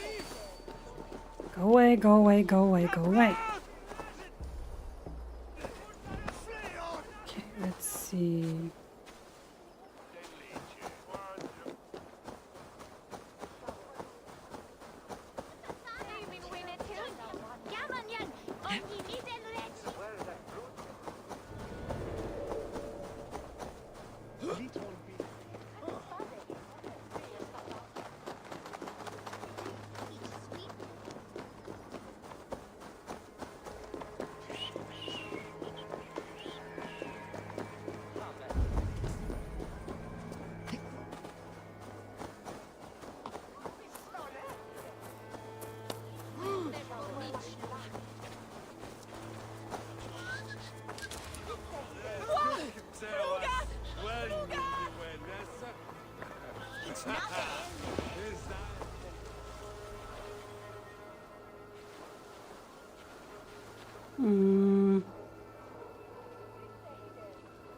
You know what? I don't care. Easy fix. Hello.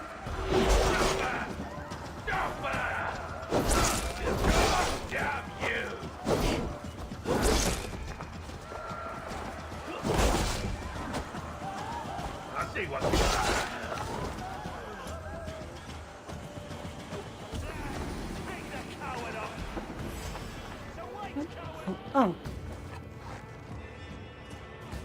Oh, you are the coward. Hiding behind other people. Shame, shame, shame. Give up, you shit!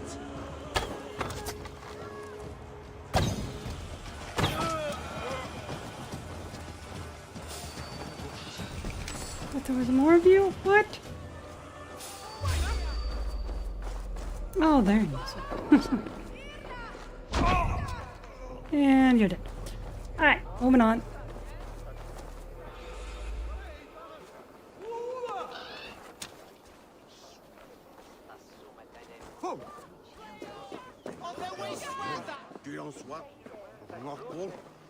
Help! Oh, there you are. Does the ale ease your heart's ache, Ellerich? Or does it only deepen your sorrow? Better than thinking on Lord Beerston plowing my mother in a bed large enough to be a boat. Or is she my sister? Jesus.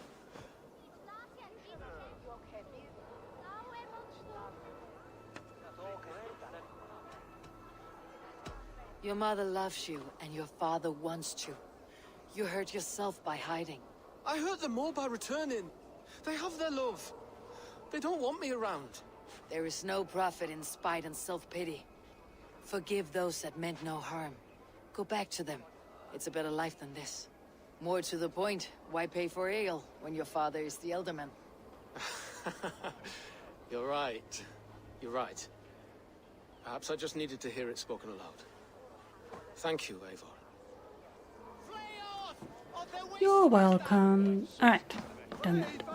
Also, Tempter mentioned something about cider. But no. It's not. Okay, so I have 3. Yeah.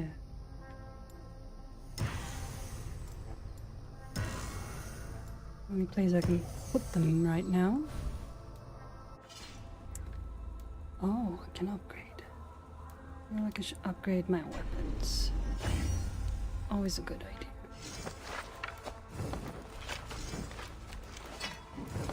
Oh, I got another one.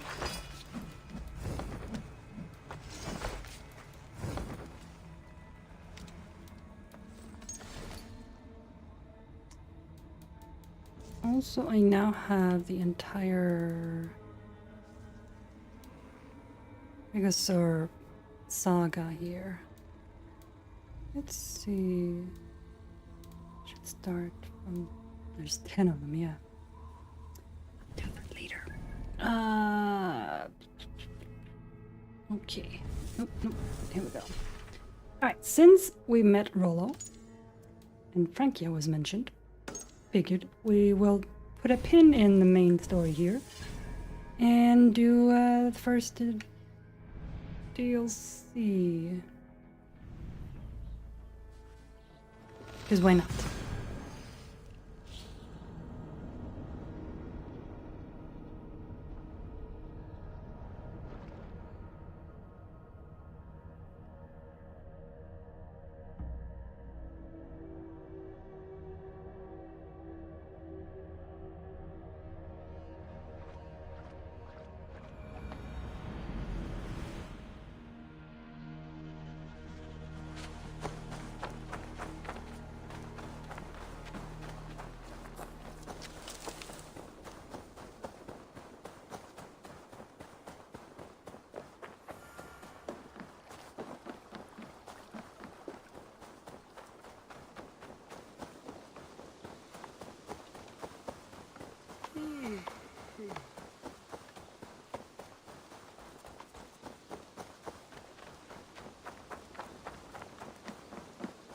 Wolf-kissed. I hope your head does not ache like mine. What a night. But we should leave for Francia soon. We are going to do just that. Pierre. Ready to leave for Francia when you are. I am ready.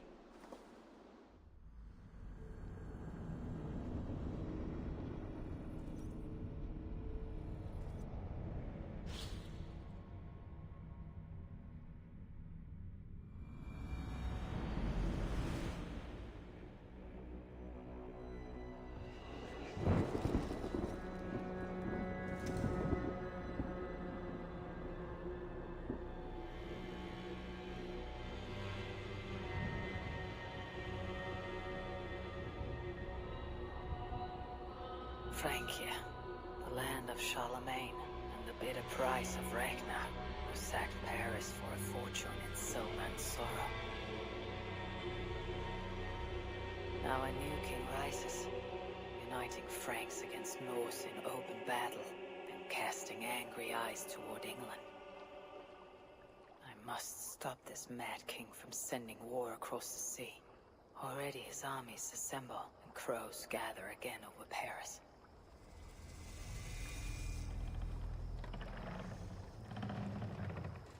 Welcome to Francia! What? No sniveling emissary from King Charles to greet us? Believe me, Wolf-kissed, you will feel the warmth of his welcome soon enough.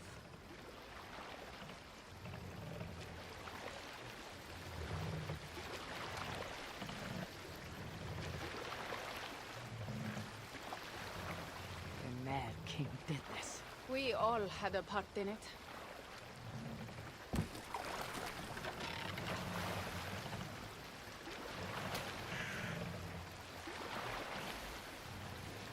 Gods.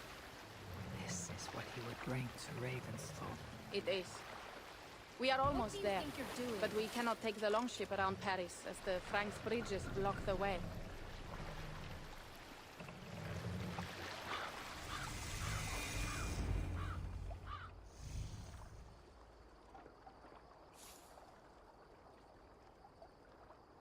Our village is inland. We will take the horses from here. What am I wearing? The others will follow on foot.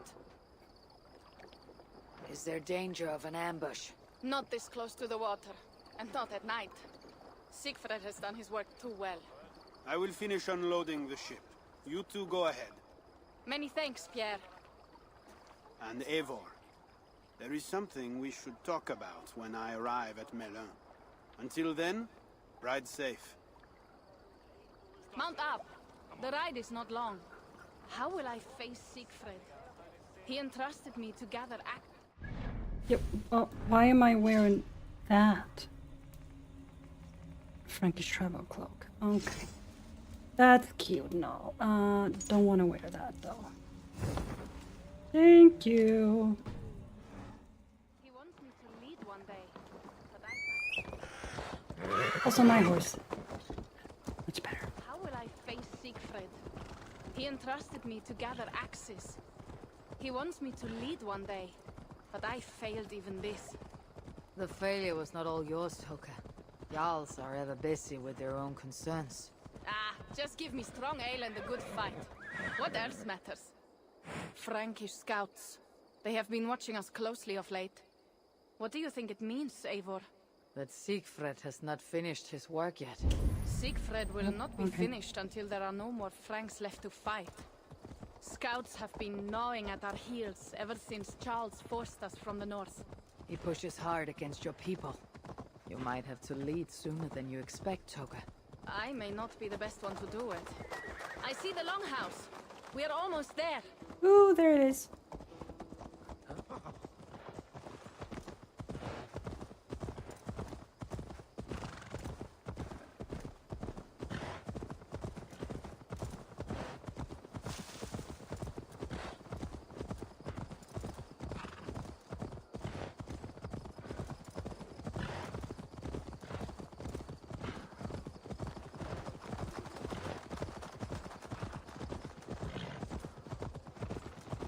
It is strange to be back after so long. I thought to return with an army.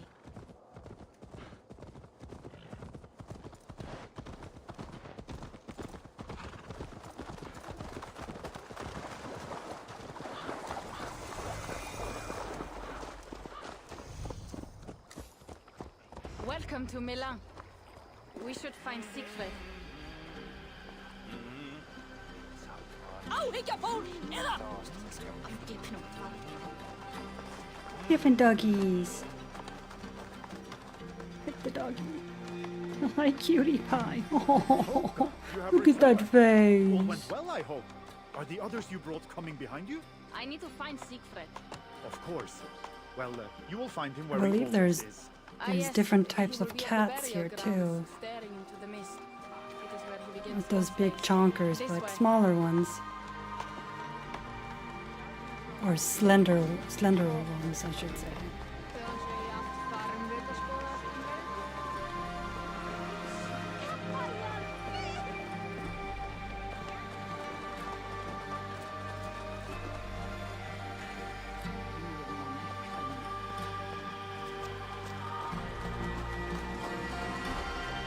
Our burial grounds. Sinrik, my father, lies there, with the others. We should go.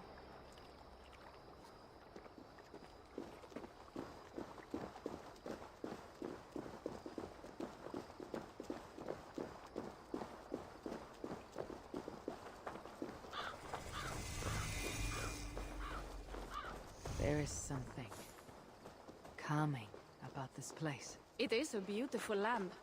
Or would be if it was not filled with Franks. There is Siegfried. You go ahead. He may not be happy to see me return with so few allies.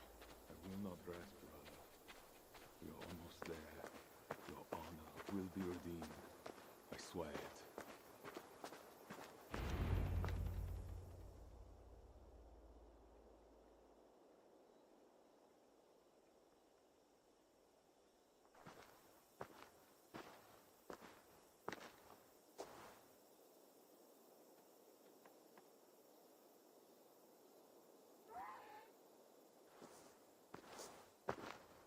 Siegfried.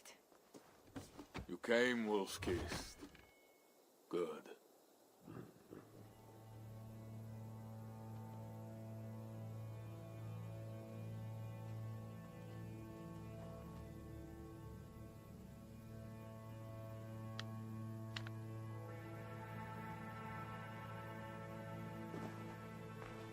was me. Pierre sent word ahead. Your axe will be a boon to us. I heard your axe has been busy as well. Yes, I've slain many on the open field with honor, as Odin intended. It is our way. But it is not their way. The Franks dragged our Jarl Sinric from his bed and gutted him like a coward. They did not even bury him, just left his body for the animals to take. I raised this mount for him. You want me to join your side against these Franks? There is no side. There's only blood debt, and vengeance, and Helheim for those I split with my axe.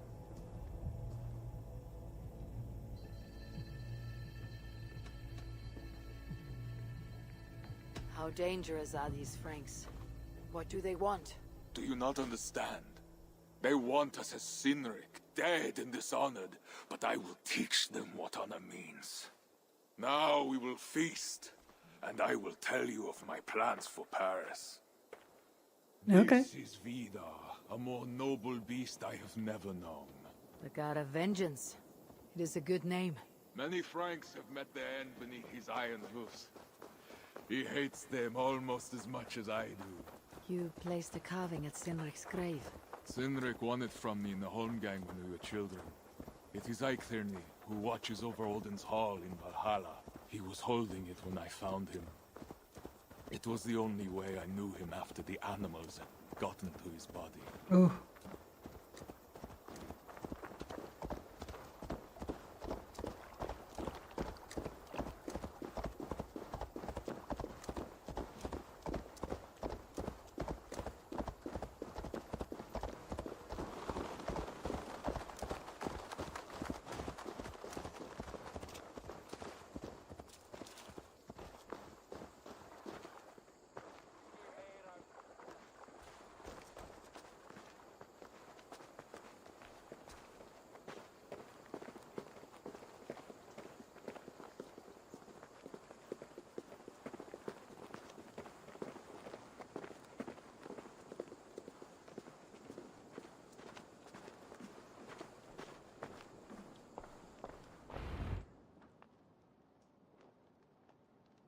Ours will be the greatest raid since Ragnar sacked Paris and brought longships full of silver back to King Horik.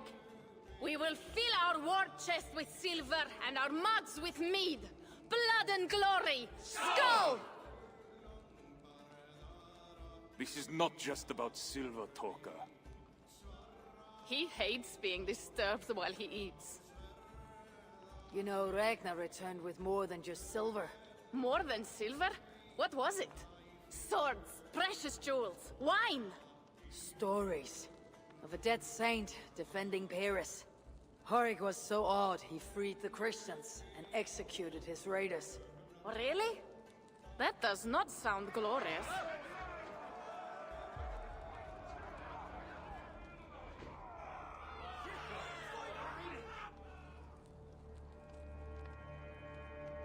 Behold, I will deliver thine enemy into thine hand, that thou mayest do to him as it shall seem good to thee.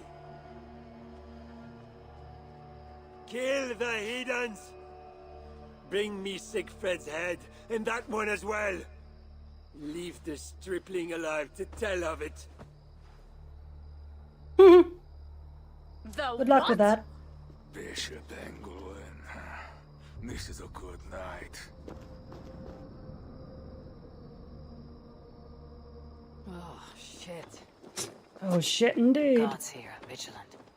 Really, Eivor? Really? Are they? Of course, this kicked them advantage. But I'll never You're too slow, idiot. So are you!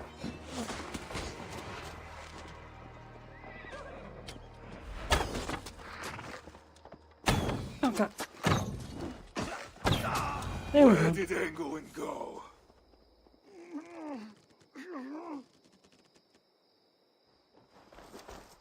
Siegfried, wait! What did he say to you? Nothing.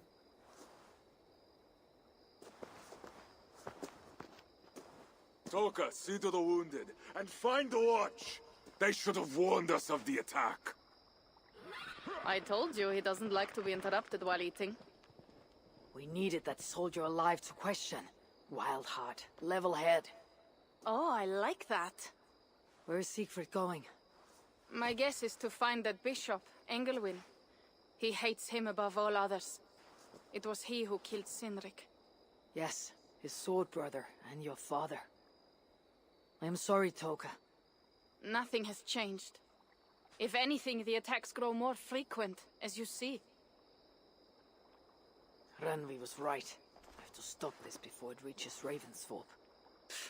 Unless you can convince their king to surrender, you may have to kill every soldier in Francia.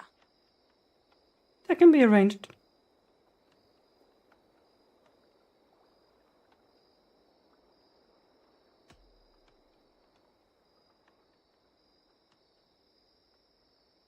This battle will not be won with axes. I must find a way to meet Charles, and convince him not to attack England. Remember, Charles murdered Godfrey. He will not honor his word. Better to kill him. The problem is bigger than one king, Toka. I must talk to him. It is what my clan expects. You may be right. But I am not the one you will have to convince in the end. If you kill Engelwin, Siegfried might be persuaded to help you find Charles. You begin to think like a Jarl, Toka. Twice our scouts followed Engelwin to the slums south of Paris.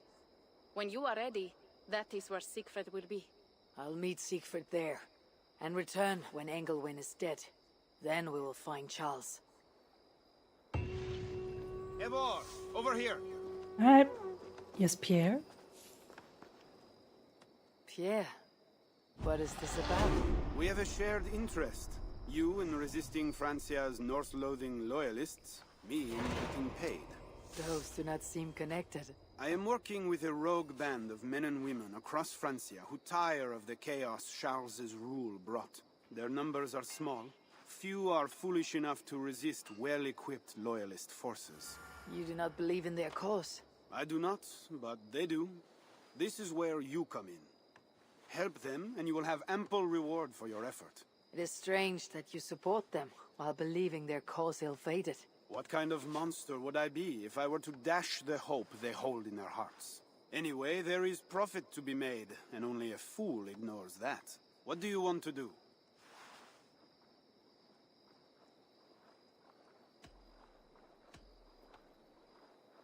What have you got for me?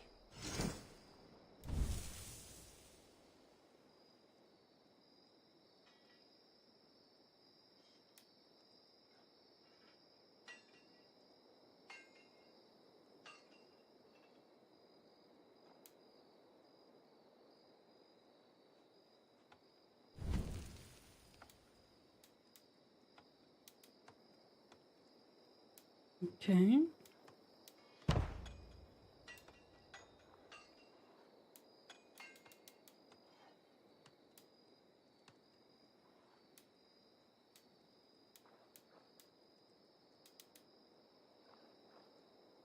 Nothing to your liking? Not yet. Well, you know where to find me when you change your mind. Okay. I will be back later. Well, you know where to find me if you change your mind.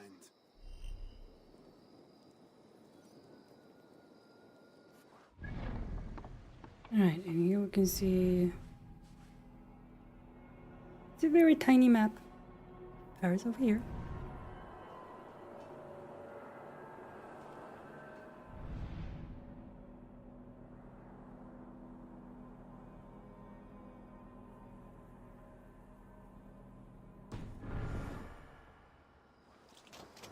Alright, let's see here.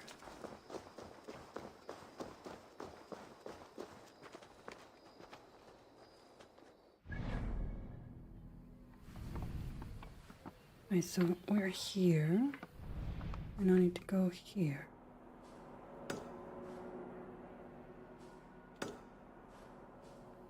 Seeing as that's on the way, might as well.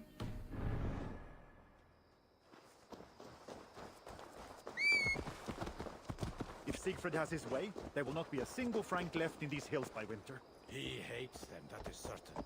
Did you see him crush that soldier's neck?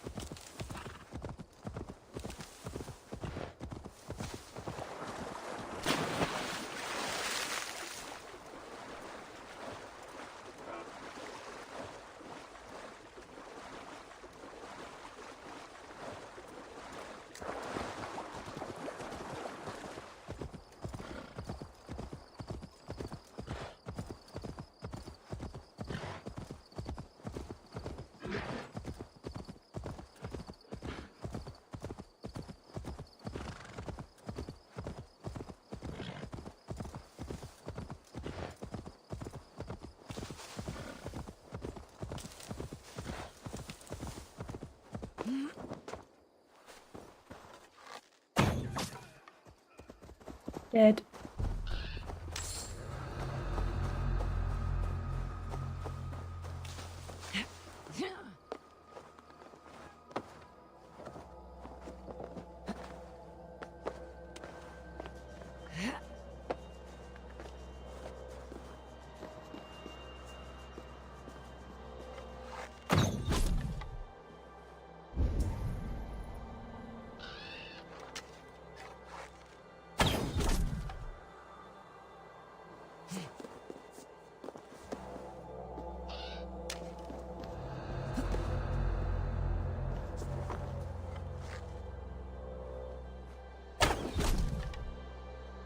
There we go.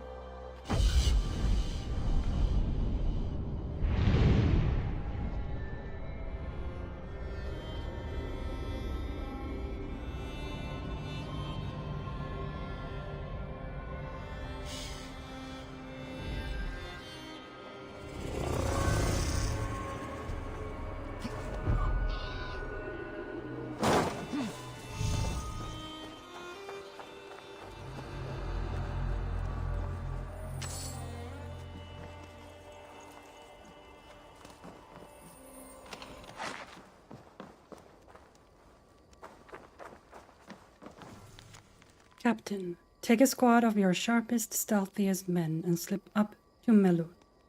Keep a firm watch on those heathens and report your findings back to me personally, Lord Odo, Count of Paris.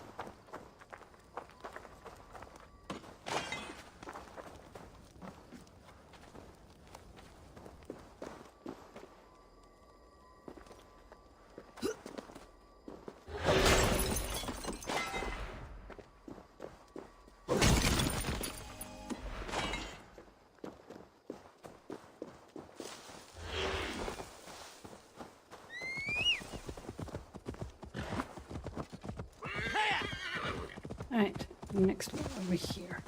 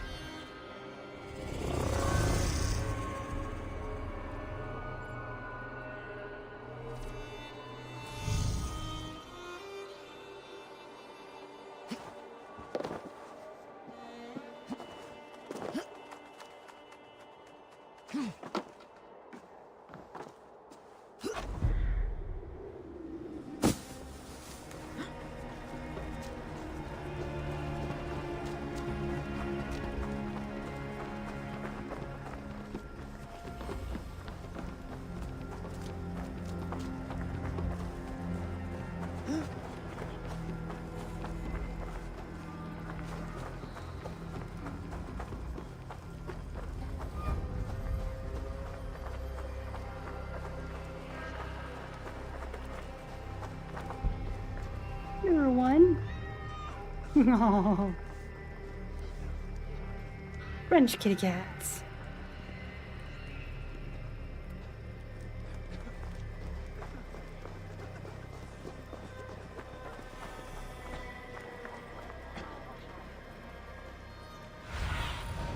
Let's see you, old friend. Who's in here?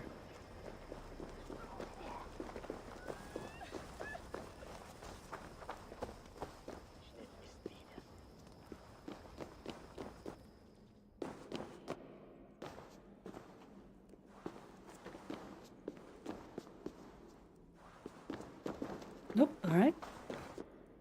Guess that's a place we can go.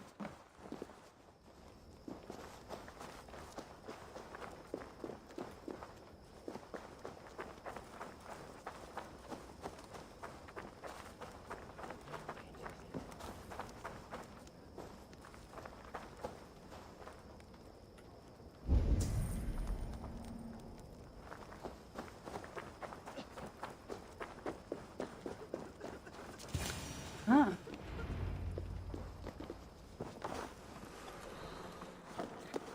I just had to go in the back way. Okay.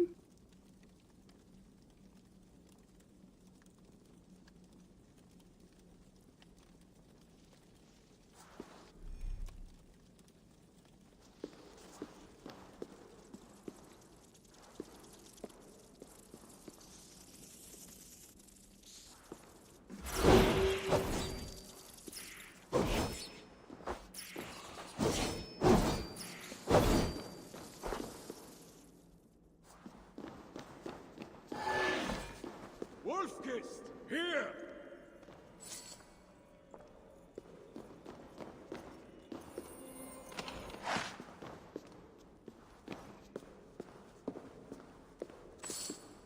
How did you find me? Where's Toka? Toka guessed you would be here. She's still at Melle looking for your missing watch. I lost Engelwin, but this soldier told me he is heading for the church nearby. Come, we can go through the slums. Even from here I can smell the piss of the slums. Siegfried, I need to stop this fight from coming to England. I must meet with Charles. For what?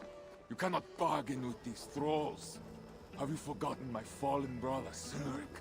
No, and that is why I must try. It is why I came to Francia. If I kill Engelwin, I want you to help me get an audience with the king. There is no reasoning with you, Wolf-Kissed.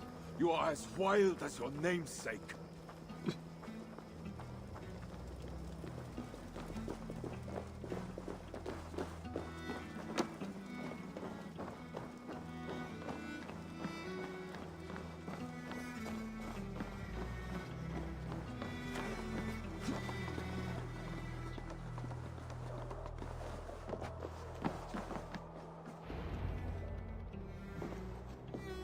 In our veins runs the blood of holy kings and conquerors.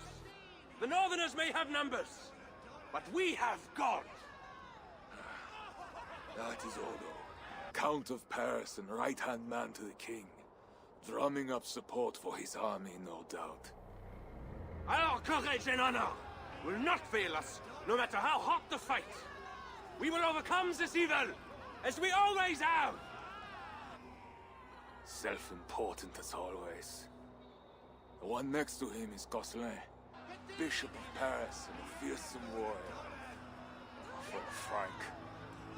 Those two are for another day. You have to get to Engelwin, and to do that, you have to find your way into the church. The answer is down there in that stink. That is not much to go on. If it was easy, I would have killed him myself already. You have an advantage. You are unknown to these people. The Raider Siegfried is almost at our gates. And what does he want? What the Northerners always want. Blood and silver. Yours and mine. Me, they know quite well already. Someone down there knows something. All you have to do is get them to tell you. I have your word. Once this is done, we find Charles. As you say, but work fast. I cannot leave Mille unguarded long. This Frankish stench already turns my stomach.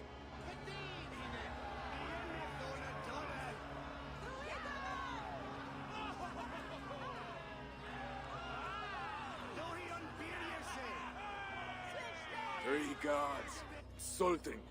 I will deal with them, while you find Engelwin. He is hiding in his church. Will you sneak in, convince one of his own to aid you, or cover the streets with blood? As you would. They deserve no less.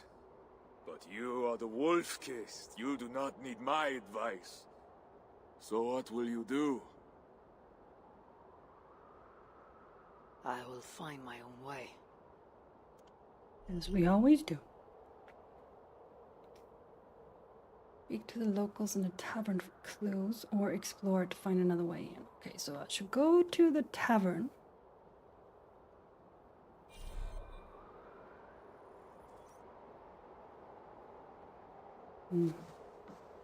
But I also want to find a shop. Is there a shop in this area? Here it is. It's a tavern right there anyways. Lake District. Etienne. Fun fact, in today's Paris, right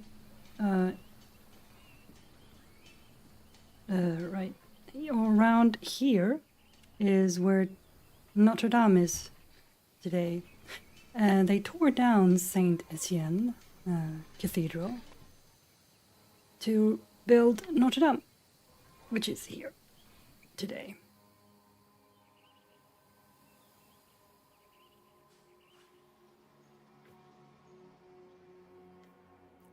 Loading picture, obey.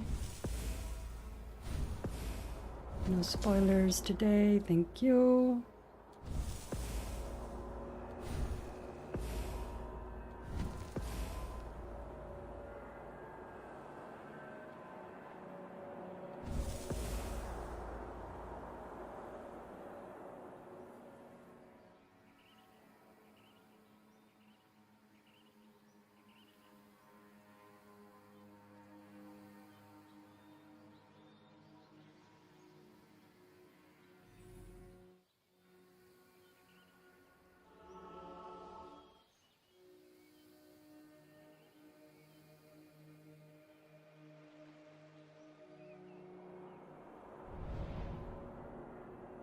Alright, so we've uncovered most of Melanois, Paris, obviously, and part of Amiens.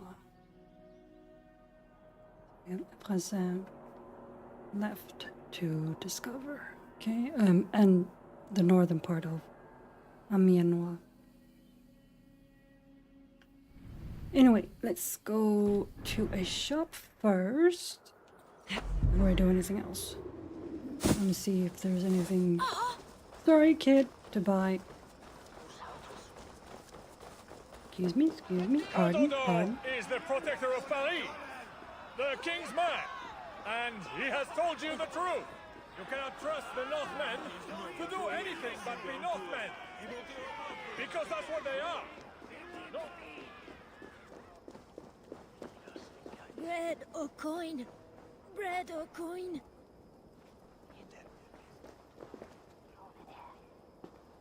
Bread or coin? Oh, can I not give them anything? That's so mean. Nope, I guess we're doing this first.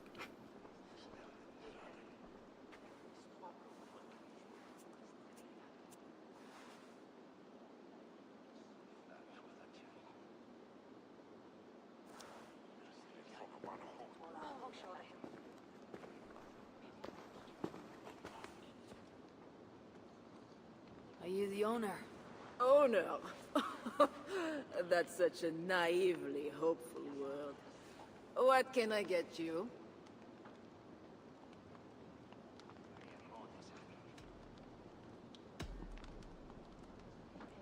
You have a good crowd. If you mean tables of soldiers drowning themselves in wine at my expense, then yes, it's good enough. It might be better if not for that old drunk over there, crying about the bishop to everyone who listened. I'd send him away, but to be honest, I need his business. I need to find the bishop. The bishop? I can tell you he's not in this mud pit, my friend. He wouldn't risk soiling his holy sandals. There is a priest who does the bishop's numbers in here at times. Last I saw, he was talking to a table of soldiers. Thanks for the help.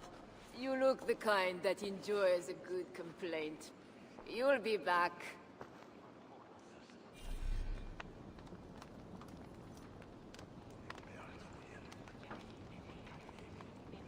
Wine loosens lips as well as ale. Someone at the tavern might know something. That'll get me into the church. Someone needs to report. You mentioned the bishop. Oh, he took her, my daughter. She's gone. She's a good girl. Never any trouble. She wouldn't steal anything. Who took your daughter? Was it the bishop? The bishop's soldiers in the slums. Said she stole the bishop's silver. Said she has the devil. Needs deliverance. Aza? What did you say? I will find your daughter here in the slums. And she will help me find Engelwin. I could look for the drunk's daughter at the slums. Or see if there's more to learn here. Well, not me. My cup isn't empty yet. And that bishop makes me uneasy. For a servant of God, he has a terrible temper. That is two good leads. Captain, my scribe has unhappily proved himself to be of treacherous character. Find him and make certain he does not return to trouble us further. The materials in his possession are stolen and of a nature most personal. Included is a watchword allowing entry to the church. It cannot be allowed to fall into the wrong hands. Recover and destroy everything. Leave no trace. I must insist upon your utmost discretion in this matter. Report to my priest at the gate when the matter is resolved.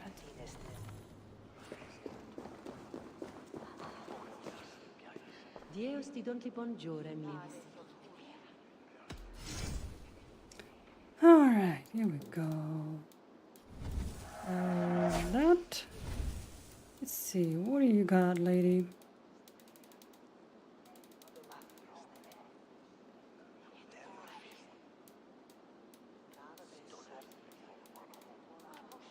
Nothing.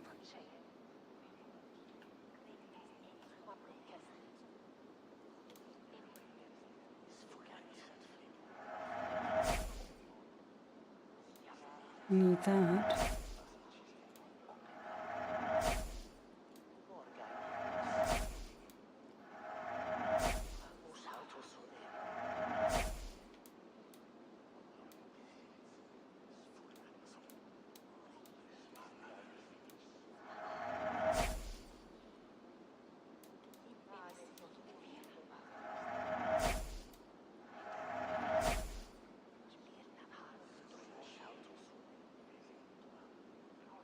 Here we go. I'm off. Be well, friend.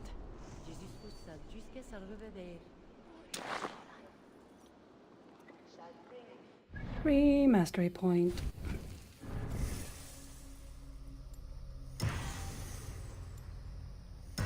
Don't mind if I yes. Also, codex.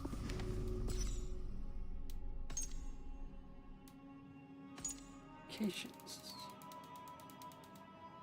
Melanoir. Ravaged by fighting between Charles and the Norse, the once flowered fields and forests of Melanoir were by 885 AD scarred by burning and logging. Charles had forced Siegfried and his clan to Melanoir from the north, something he later came to regret, as it put them within handy striking distance of Paris. Whoops. Paris. Despite decades of attacks from the Norse and regular ransoming by puissant kings, 9th century Paris endured undaunted. Neither Ragnar nor the plague could break the Parisians' stubborn faith. Perhaps there's something to the legend of Saint Germain protecting the city. More likely, they were just a bloody tough lot.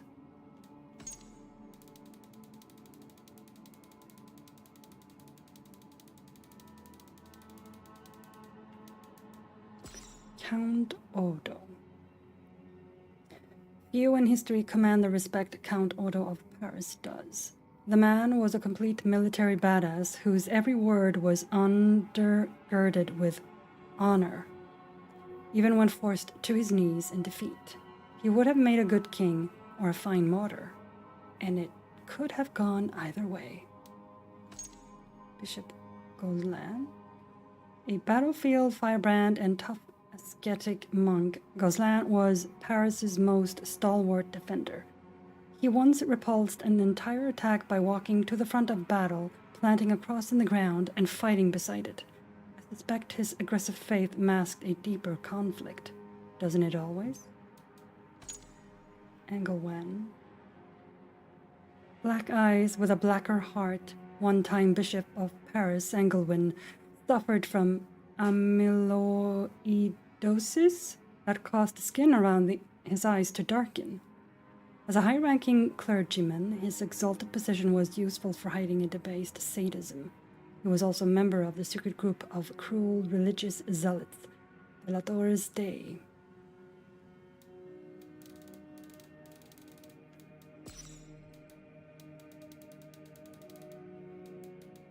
Yeah, light and heavy. Okay. Don't need to know all that.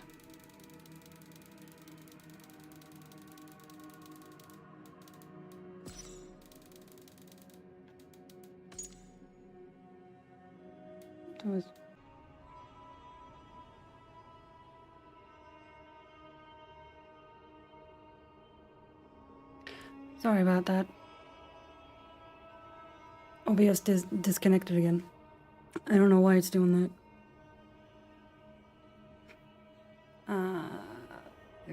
Pierre. Okay, yeah, that's that thing. Okay. Scribe knows a watchword for entering the church. He is in the plague district. The drunk's daughter is held by guards in the flooded slums. So the flooded slums is this direction. Okay. I feel like I should go towards there then. Because I feel like I want to save the daughter. Who's probably an innocent.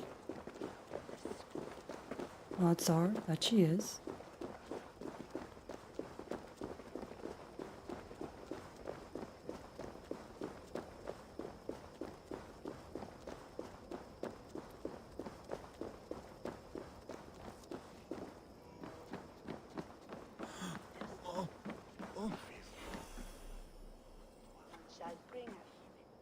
Okay.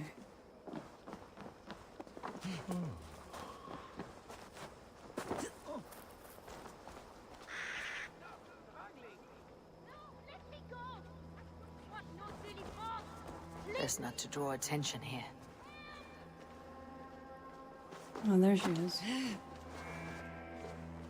you go.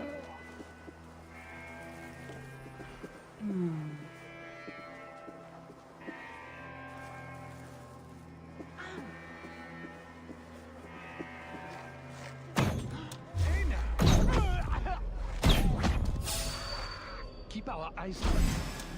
Bonsoir! Kill you! Hey! Target practice. Yeah, say the same about you, sir. Help! Don't just stand there! Help me! 1 second.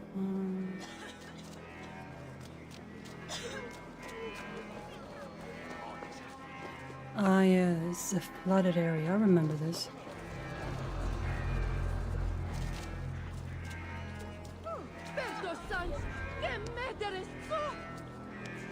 It's not safe here! This way! Okay.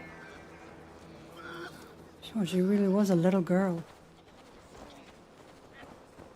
Honey? Okay, little one.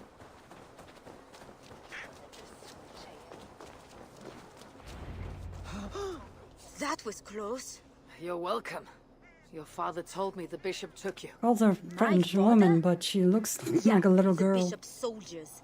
I didn't steal nothing neither. Then they wanted to give me deliverance. You stole from the bishop.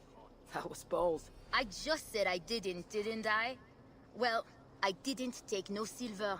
It was just a little church key. I want that key. So did the soldiers, but you are too late. I sold it to bandits in the sewers. They got it cheap too. My reward for helping you is to fight bandits. You are welcome.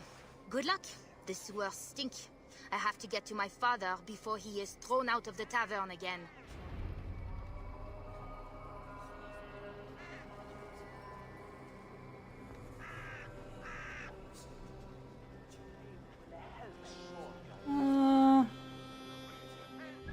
Don't need to fight nobody, so I'm just gonna go over here.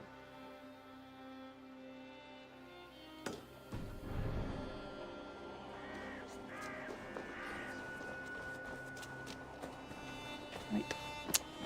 Where am I going? This direction. Si une paire du storycell.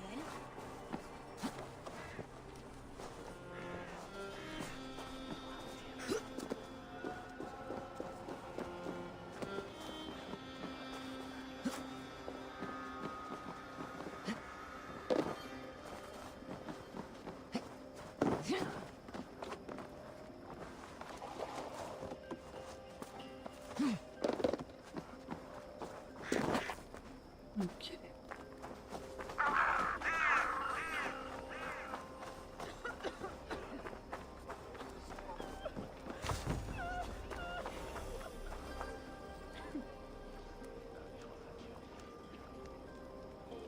A scribe.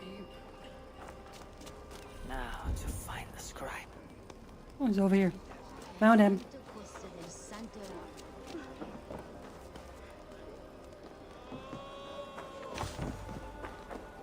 I'm looking for a priest. He works for the bishop as a scribe. The bishop? I do not know about that. One of the nuns might know. I do not know anything. Okay, never mind. Wasn't him.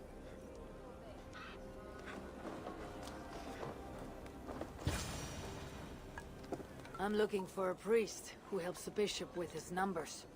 A church scribe. You as well. He's popular today.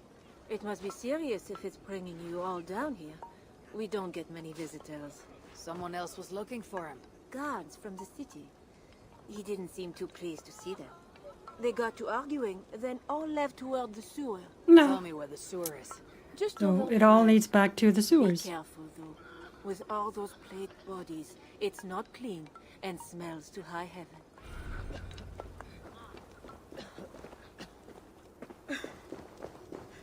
Now, can I? Door. Barred. This game and barring doors for me? Rude. Alright, let's see.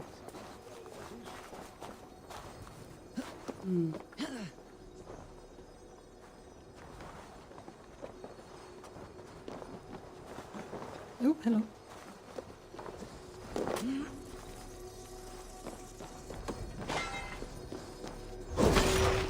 Thank you.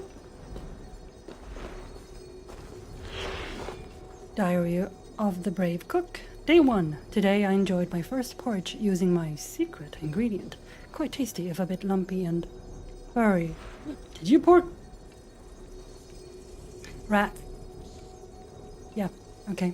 Day 5. More porridge. Today, breakfast, lunch, and dinner. It is an acquired taste, but such a joy to slurp down. Day 15. I am the Rat King. They obey my mad piper thoughts and scurry through the dark places between the stars. Okay.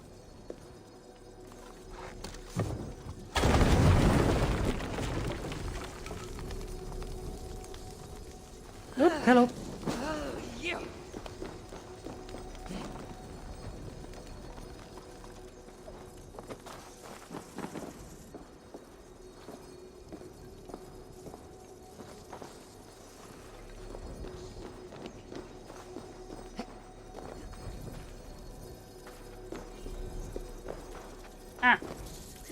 Nope. No, you don't. Go away, you little shit.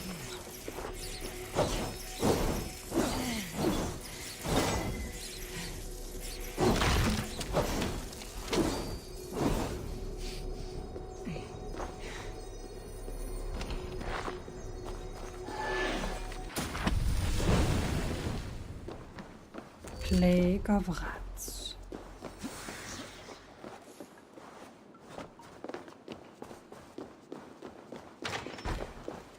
Well, I guess we have to go into the sewers after all. Into the western sewers.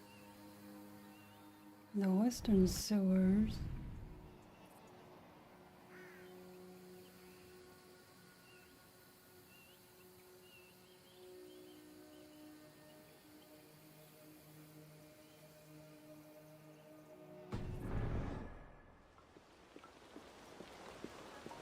Way, or I can go that way.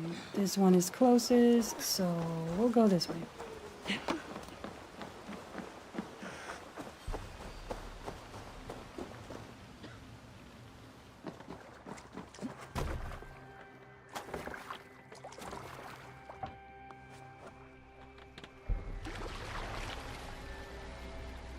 sewer opens here. The soldiers must have taken the scribe inside.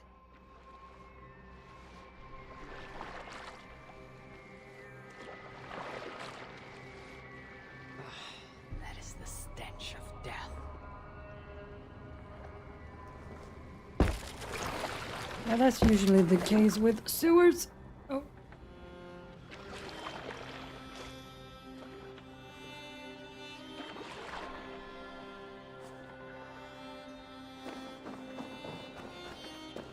The bodies here are decayed and falling apart.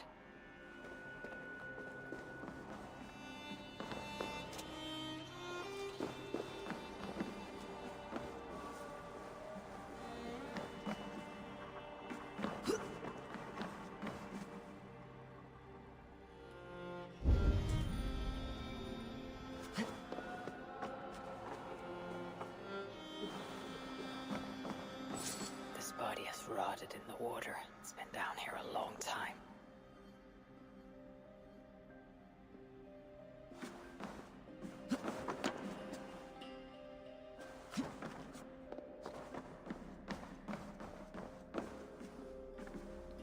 Right, so I have to go this way.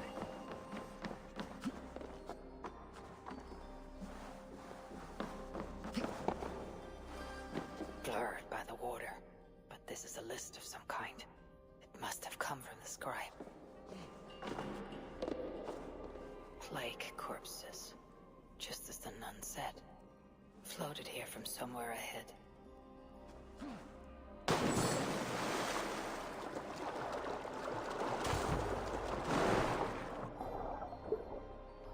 Oh! Forgot about this part.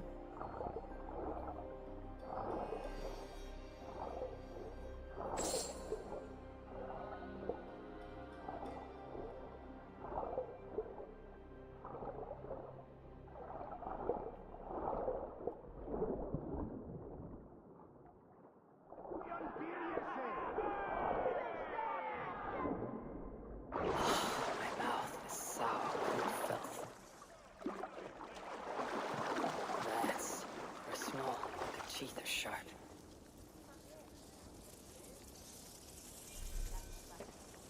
That is a priest's robe. This must be the scribe. A list of numbers that show Engelwin is handling tithes. The scribe discovered the bishop was stealing money, and it got him killed. This is a watchword. Job 121. It will help me gain entry to the church. There can be no doubt. Bishop Engelwin is stealing from the tithes. The parchments I carry show it. Engelwin already suspects my discovery. I must leave the church or die here. I have gained the watchword and will use it to get past the gate. It is Job 121. How apt is scripture to hide his many perversions. Fear my deception will not last long, and the bishop's guards are everywhere. I can only think to go to the slums. The sisters will hide me. From there I will leave Paris under cover of night and flee to Evrezen. God grant me mercy, and may Saint Germain protect me.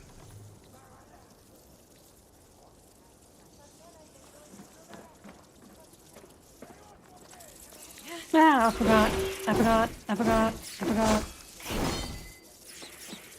Hup! Can't get me from up here, bitches. Go in there.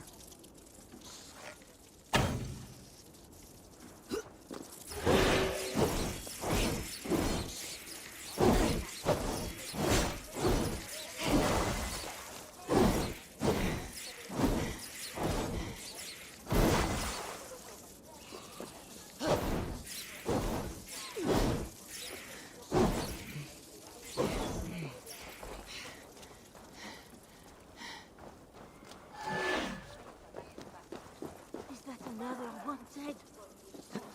It's not natural. It's not just a plague. That's 4 in one day. It's a bad omen. God help us.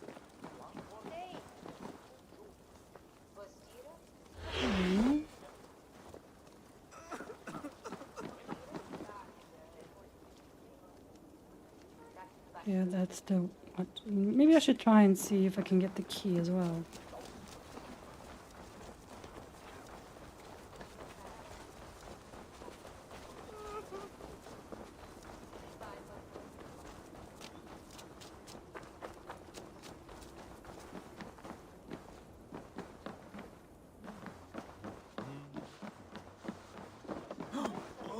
Sorry. Alright, here we go. Up. Ah. Ladder? This must be the sewers.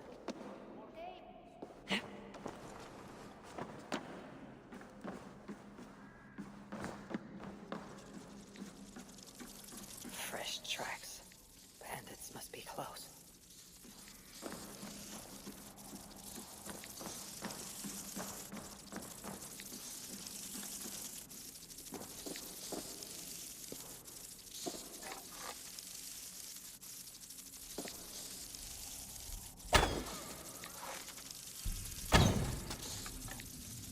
I took out 2 of them.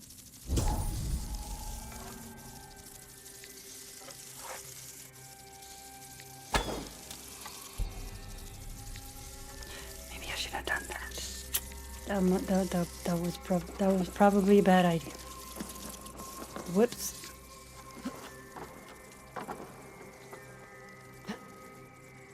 Rats are small. Their teeth are sharp.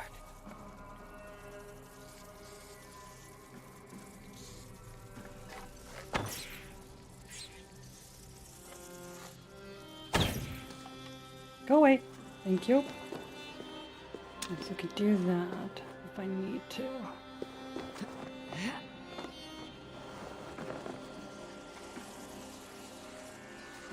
Doesn't last for long, but...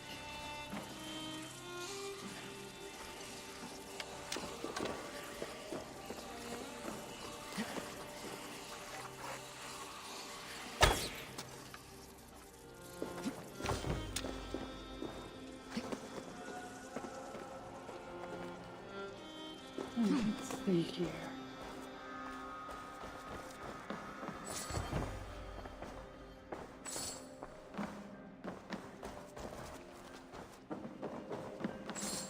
These goods have been packed for travel.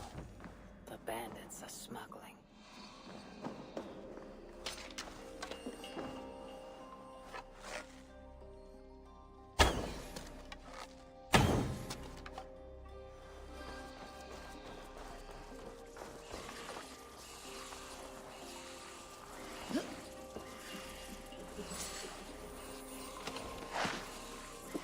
Vicious little fuckers, huh?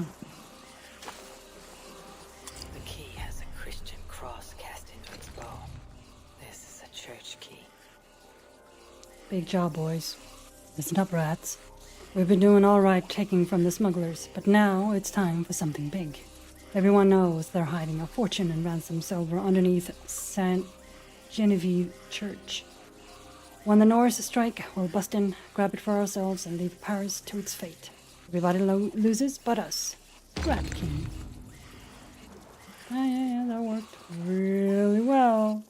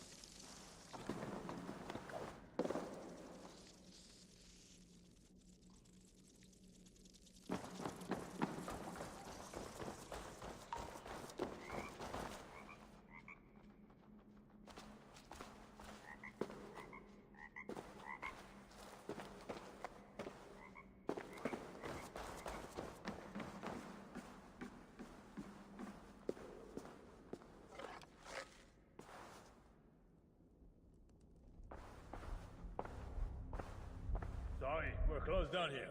Try your luck back upstairs. Okay.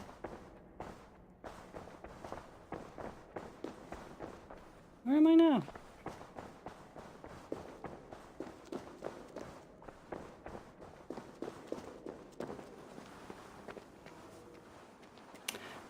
Ah, I'm at the tavern.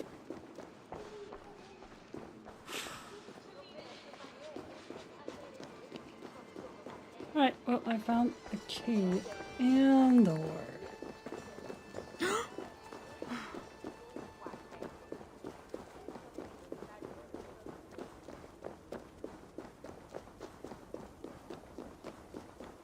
To the church we go.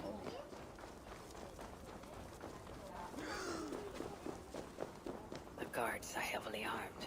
I should be careful here. Need to cloak myself here. Tasked with the other matter. The church appears closed. It's the plague. We're still receiving tithes, however.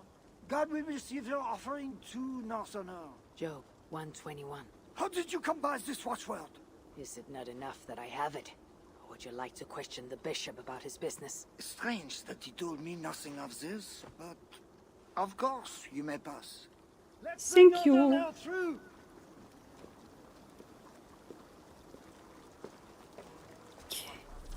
Nope.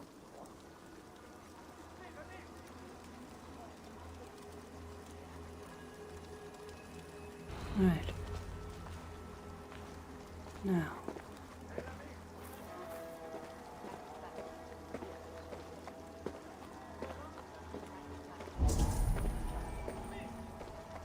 Okay. So he is inside there. Fortunately, I'm able to just walk in now.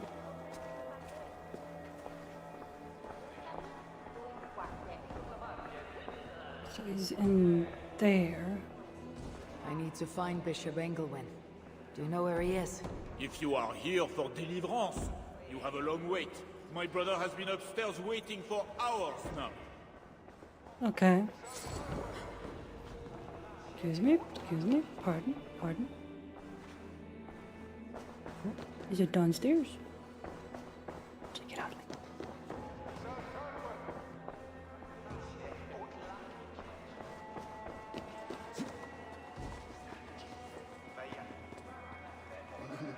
It can't be right.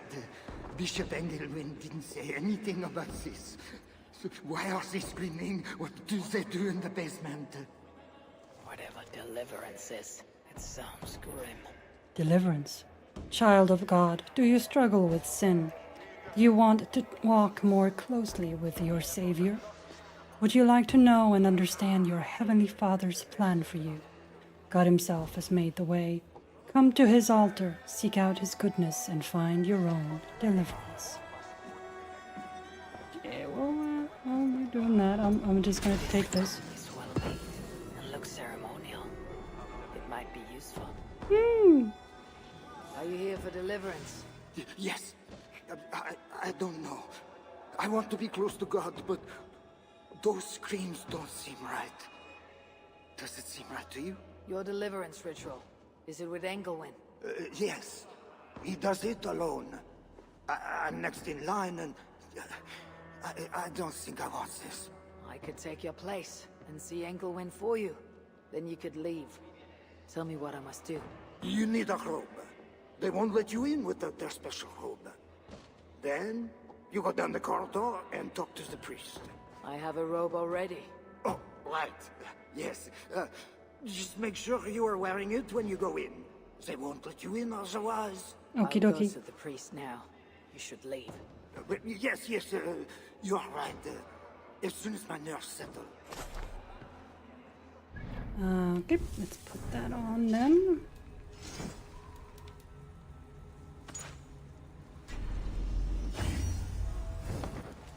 Okay, I should do that first. There we go.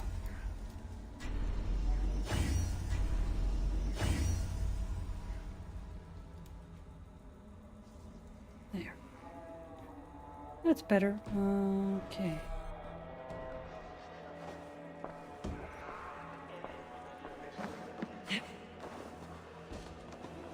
allows entry into the basement, which is down here then.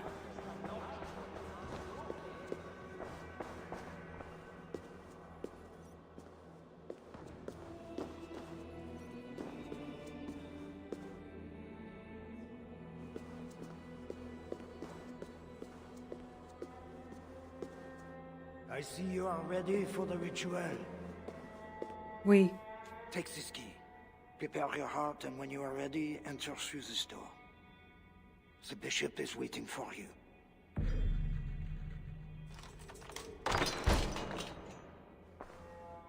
Welcome, traveler. Your eyes are covered, yet you see me. Justice and innocence are both blind, yet see more clearly for it. Find them, light the way, and see the treasures of God. God is light, and in him is no darkness at all. The way through darkness to your deliverance is clear when it is lit by God. It is a riddle. The way to deliverance. That must mean Anglewin. That is one. The nun said lights. There must be another. That is two. Justice and innocence light the way. Without them, we are blind. Naked you came from your mother's womb, and naked you will return. Huh? Enter here now, naked and alone.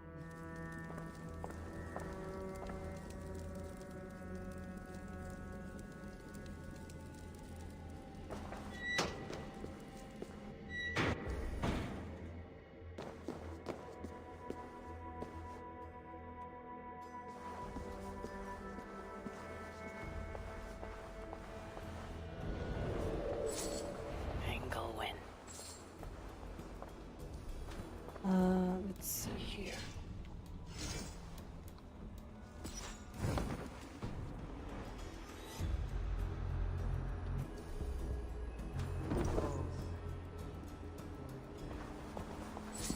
Another soul. Oh, thy judgments are just. This disguise may not be convincing up close. I should keep my distance from the guards. Instructions for deliverance. 1. Wear your official robe. You will not be permitted to see the bishop without it. It is an acceptable covering for your unrighteousness, without which you cannot enter the sanctified chamber. Robes are available on the upper floor. Prepare your heart. You are bringing yourself before Almighty God and his minister, who will brook neither deceit nor duplicity. 3. When it is time, present yourself to the deacon at the entrance to the bishop's inner chamber. He will let you in. 4. You may not leave until the ritual is complete. Guards are there to ensure your obedience. 5. You will be asked to remove your robe, thereby revealing yourself fully before God and his holy servant. 6. Kneel in the ritual water and wait for the deliverance to begin. Arrangements have been made for you following the ritual. What's this? Okay, now let's see.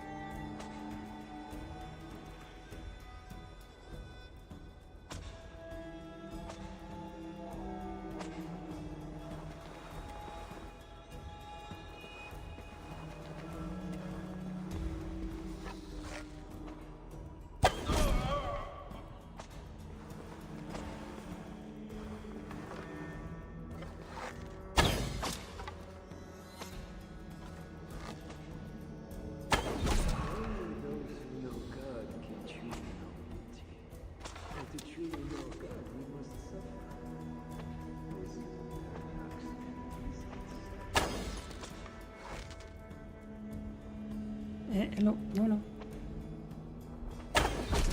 Okay, one less to bother with.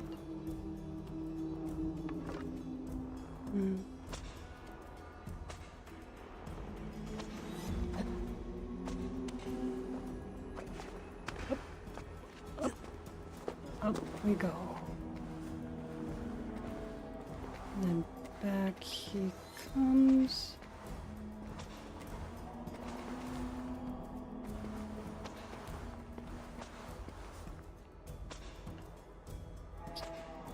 Only those who know God can truly know beauty.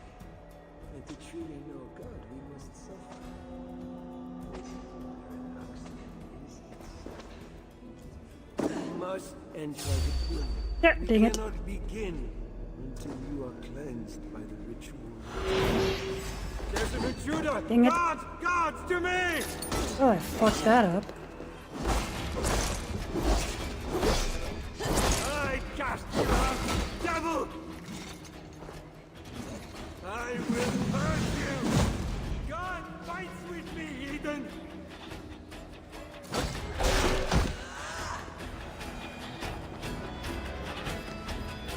It didn't go down the way I wanted to. Oh well.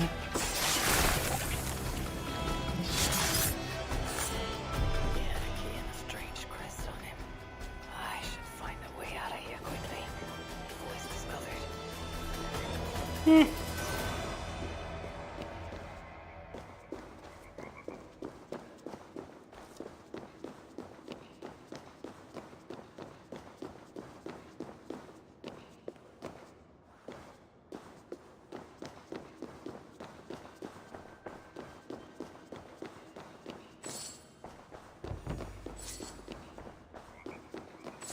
This is more than just greed.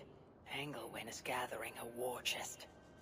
Father William, I expect a complete collection of tithes by week's end. Instruct your men not to skip the northern quarter again. I am well aware of their lazy indiscretions. Next time the shortfall will be taken from their own wages and yours. Do not tally any of the coin, I forbid it. I will make a full accounting of it once it is delivered to me, Bishop Engelwin.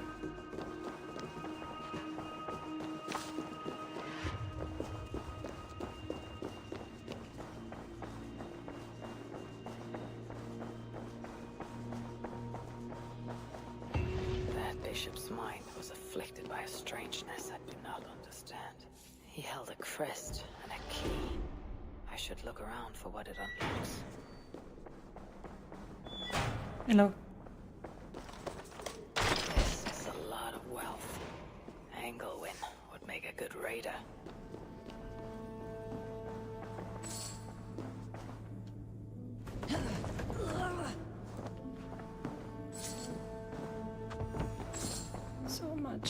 So much.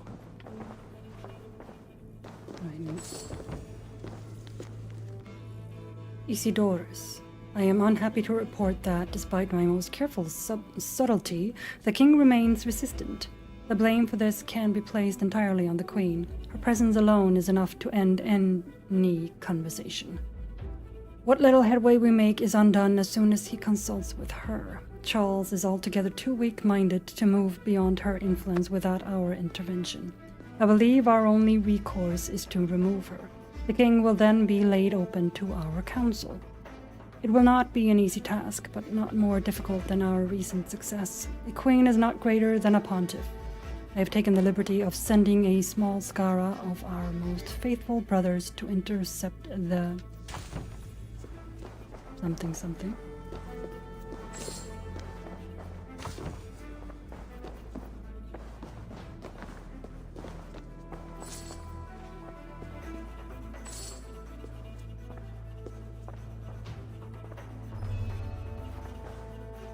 Oh, yes. This letter is addressed to Charles and tells of the attack on Milan. It was to be sent this night to a brothel in the tavern. The king must be there now. Now, this is new.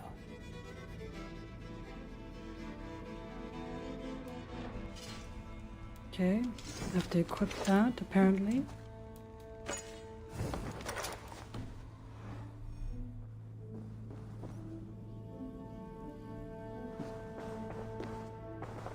This is a strange symbol. It must have some meaning.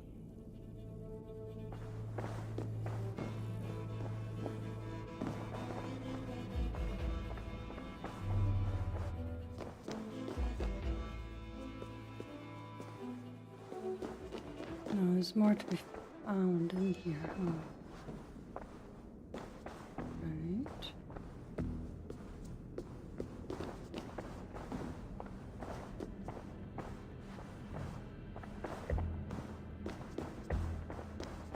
Oh, here we go. Journals.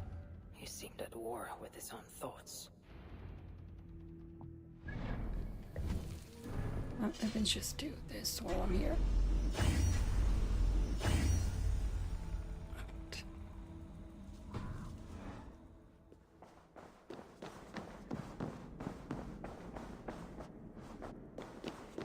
Look for Charles the Fat.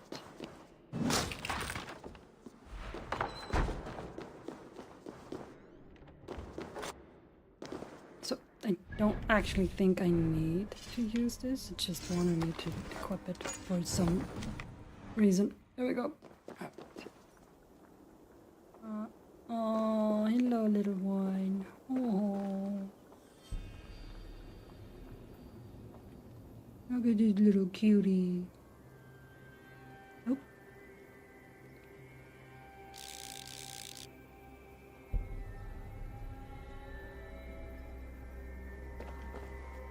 Where's this baby? Another one.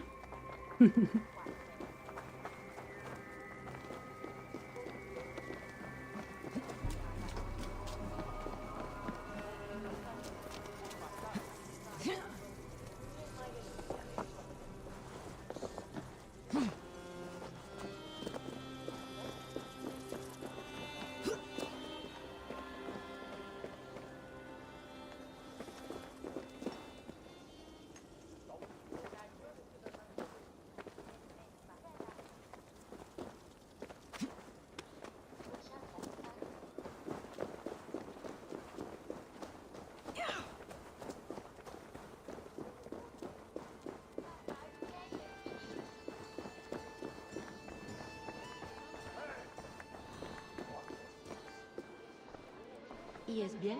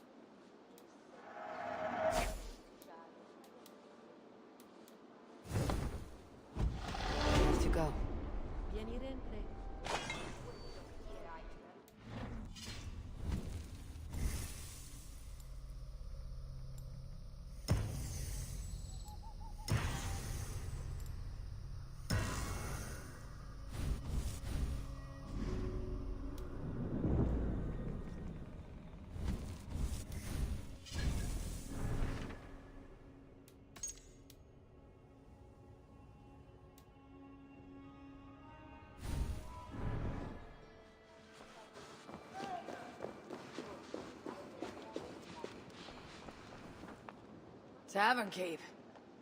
I'm looking for some company. Northerner. A strapping youth like you has appetites of equal measure, I'm sure. And any other time, I'd be happy to help. Why not now? It's locked off. A special visitor, you understand. You'll have to try your luck with the amateurs here.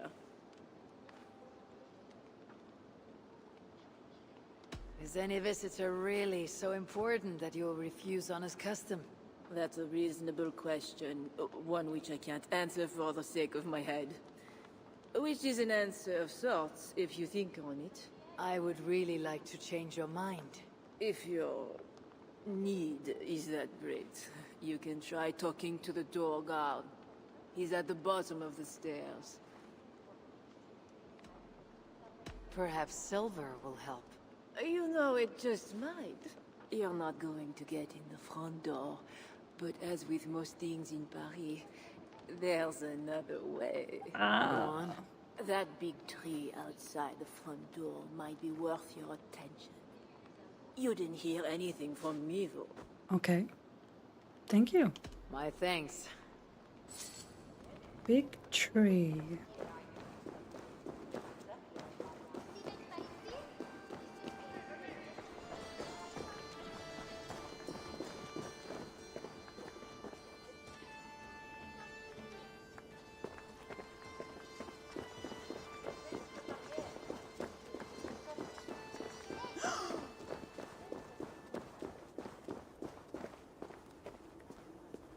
Ah.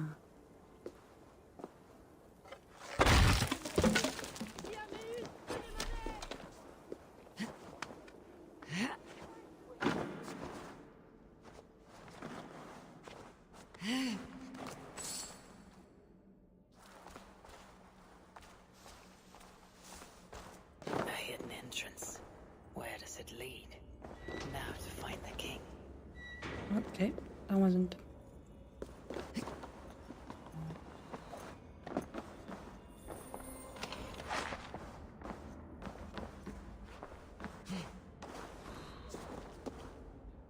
Alright, let's see.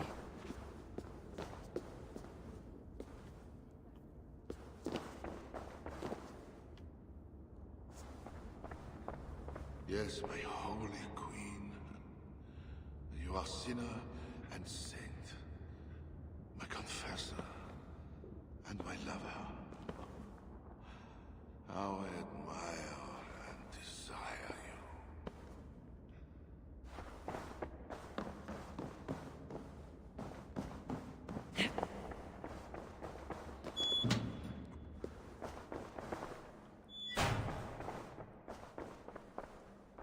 Oh, that's where it came from, okay. Well, it came from earlier.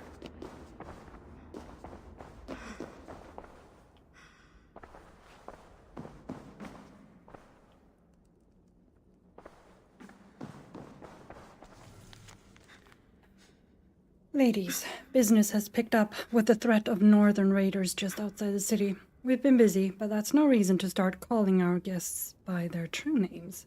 They demand discretion, and it's your job to give it to them. Give it to them, probably supposed to say. Regular guests have given us the names they prefer to be called, and they're written down here. Keep them in your memory. Bastien, Phantom P, Adalbert, Gol, Bal, Evels, Frederick. There's one name missing from this list, and you all know who that is. Him you are to call by the name Liutward. Except when in chambers. Then you call him by his real name, and you answer only to Vicadis. Germain.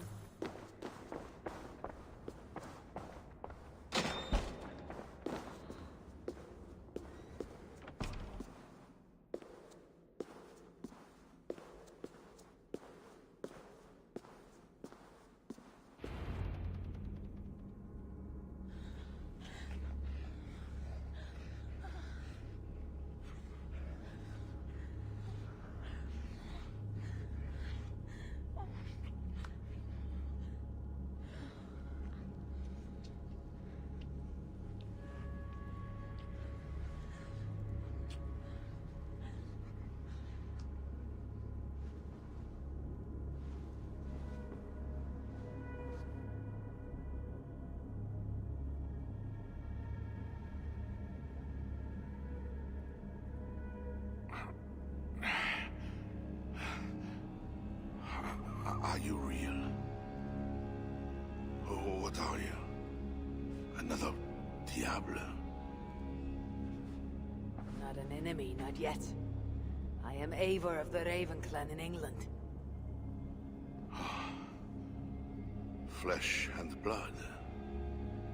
A northerner, by the look of you. Why do you disturb me? Where are my guards?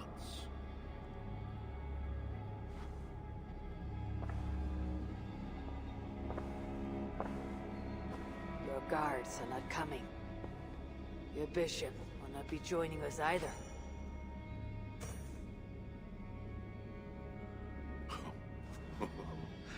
Ann-Louise, you've done me a favor, northerner. Though you don't know it. That bishop was an unholy annoyance. What is it you want? Your soldiers strike at Norse villages. Their attacks grow more common by the day. You make war against us, without cause. Without cause? This is my land. A kingdom established by God. You are invaders and devils, a scourge I am called to cleanse. My cause is God himself.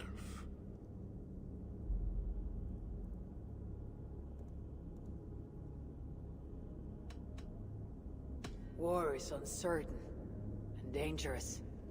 Often it begins in one place, only to end unfavorably in another. War is war. But you mean England? Oh yes. I understand you, Diable.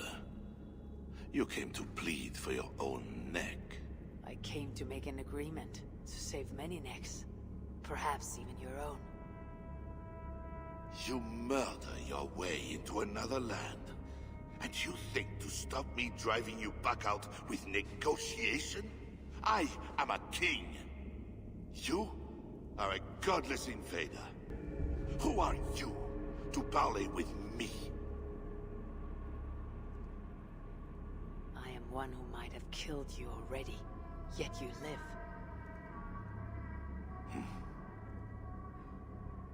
Perhaps this is opportune. What do you think? Could it work?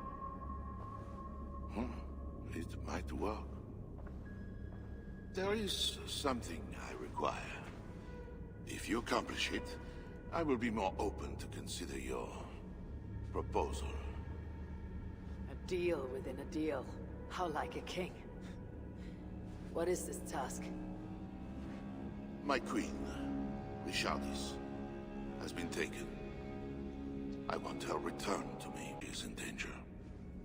And you can be certain I want her safe return. If I do this, you'll agree to leave England in peace. Peace? That's a strange word in the mouth of an invader. But again, you presume too much. Do this, and you will have earned a place at the negotiation table. Nothing more. When we next meet, you'll be with your queen to discuss your ambitions for England. As you say, Diable. God will make it so. Now, you must excuse me.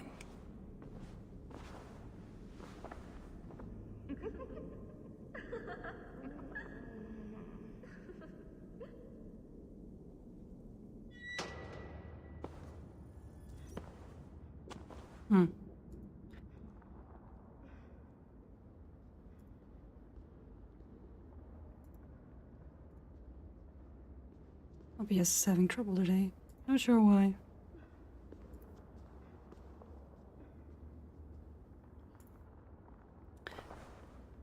Alright. Guess we return to Toka then.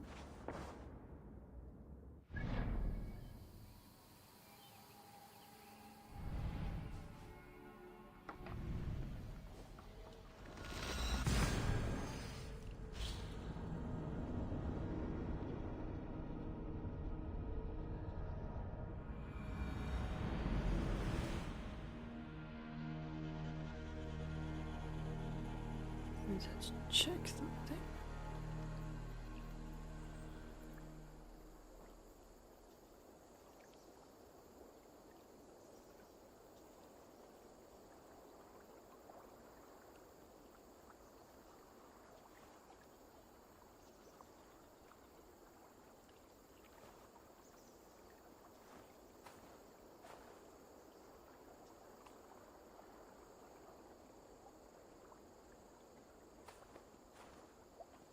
Mm-hmm.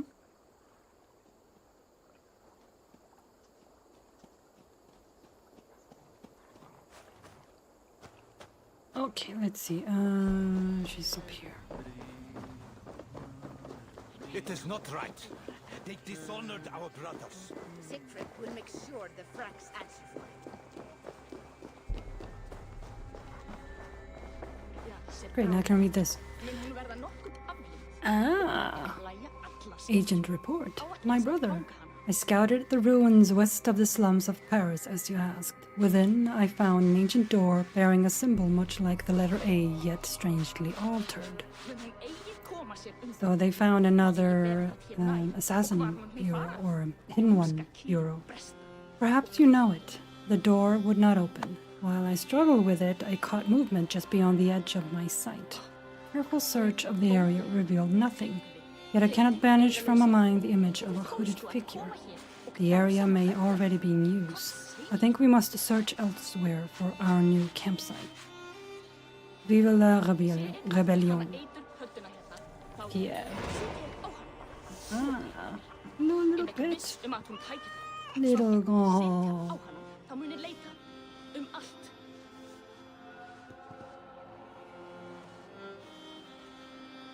Muni Kolbjörn gera blóðblóm af eyru hennar flagsins? Siegfried. We won a skirmish with Frankish warriors. None of our warband died, though 2 men took wounds. We slew 5 Franks, took 4 horses, 3 swords, and a bag of hack silver.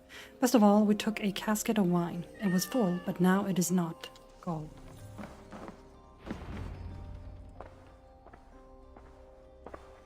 Wolfkist, you were gone over long. We've had trouble. Engelwen is dead.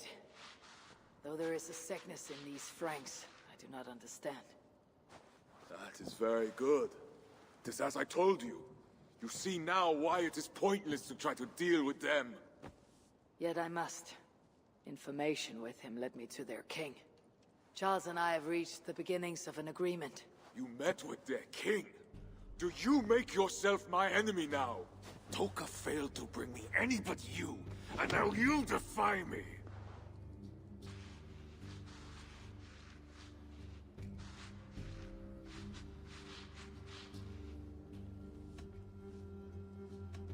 You said there was trouble. There was another attack, and we found our missing watch. Curse those raven starvers, I will gut every one of them! You might have helped prevent this. Why? What has happened? You will see what it is you are so eager to make peace with. Toka will show you. I have our revenge to plan. Okay. So he's got Come issues. with me, Wolfkist. Wait. You remember our missing watch? While you and Siegfried went after Engelwin, I searched for them, but they were gone. After the second attack, we found them. Well, what do you mean? Where were they? Siegfried's journal. Cynric. We swore an oath not to attack Paris. My brother, we swore an oath on the old gods. But now you are dead. Charles broke the oath. Let it all burn. Oh boy. Alright, so Tuka. Take that. To the morgue. Where is she? Gee, lady.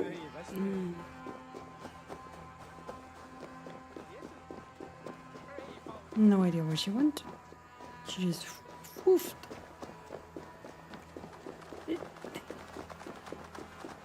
Oh, she in here? Ah, here she is. That was a wife's goodbye. Oh, my love, what have they done to you? Why did we listen to them, those bitter little robed men and their poisoned words? They all still live, moving and breathing, while you lie here dead and abused, your beautiful back torn apart. You should be supping with me now in our little hut, teasing me with that sweet, naughty smirk that always played around your mouth, not laying here cold and me utterly alone. Farewell, my poor, kind, wonderful husband. They stole both our lives today. I pray with all of the little faith I have left that God, in whose name they did this, visits them with swift and ruthless justice.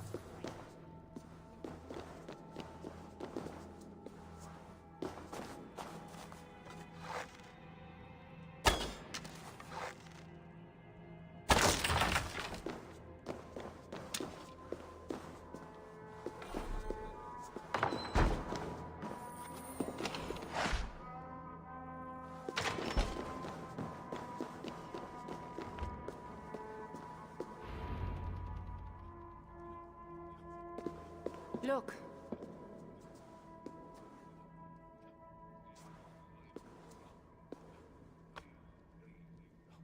These wounds were not made by the sword, or by animals. It is the Franks.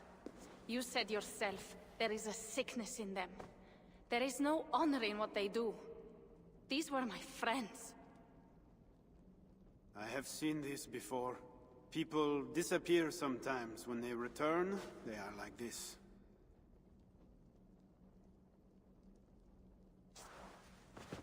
Toka, I need your help. Charles asked me to find his queen.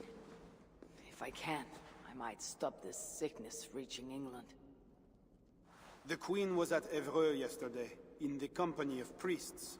You will find her there.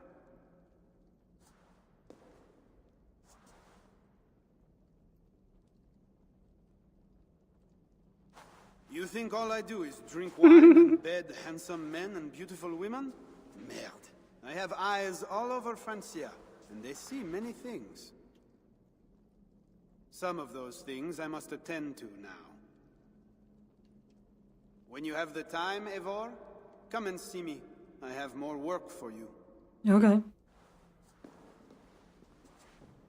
Siegfried is right, Wolf-Kissed. Even with this proof of the Franks' cowardice before you, you still want to bargain with them? I will not go against my uncle. I am sorry. I cannot help you in this. You're right. Your duty is to your own clan, Toga. My duty is to mine. It is why I came to Francia. I will go to Evreux, alone. When you are done in Evreux, meet us at our forward camp, west of Paris. We have a siege to prepare.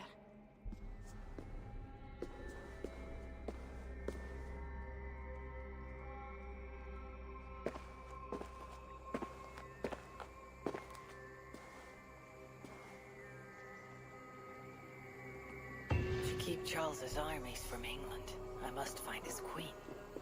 She was seen with priests at Evreux. That is where I must go.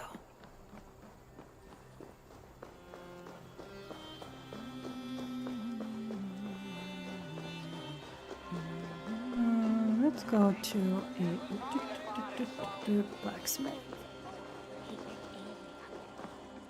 Well, Matt, something you need. I would like to see what you have in stock.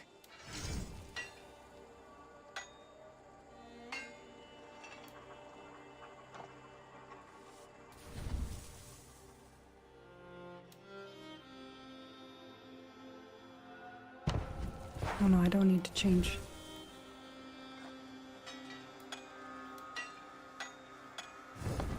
Yeah, oh, never mind. I must be on my way don't know now. why I Goodbye. did that. Come back often. Okay.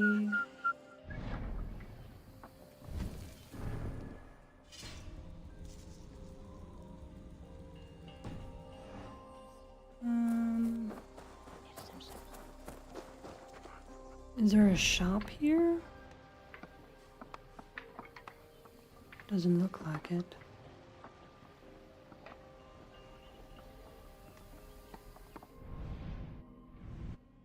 Oh, I have to go all the way over there? Okay.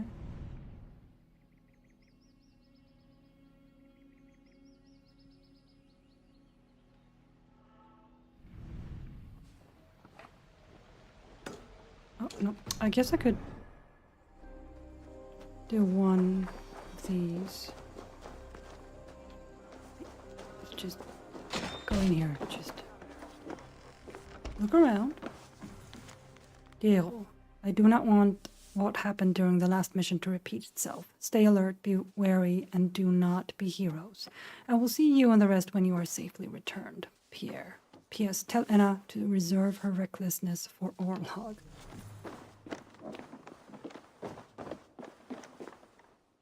Alright, nothing else. Yeah, nothing. Okay. Hey, Pierre. Bonjour, Wolf-Kissed. How can I help? What do you have?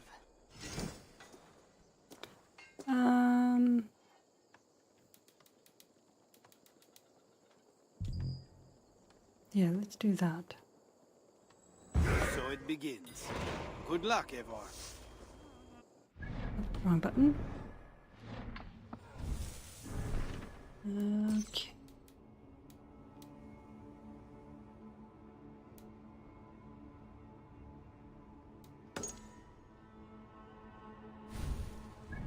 That one was close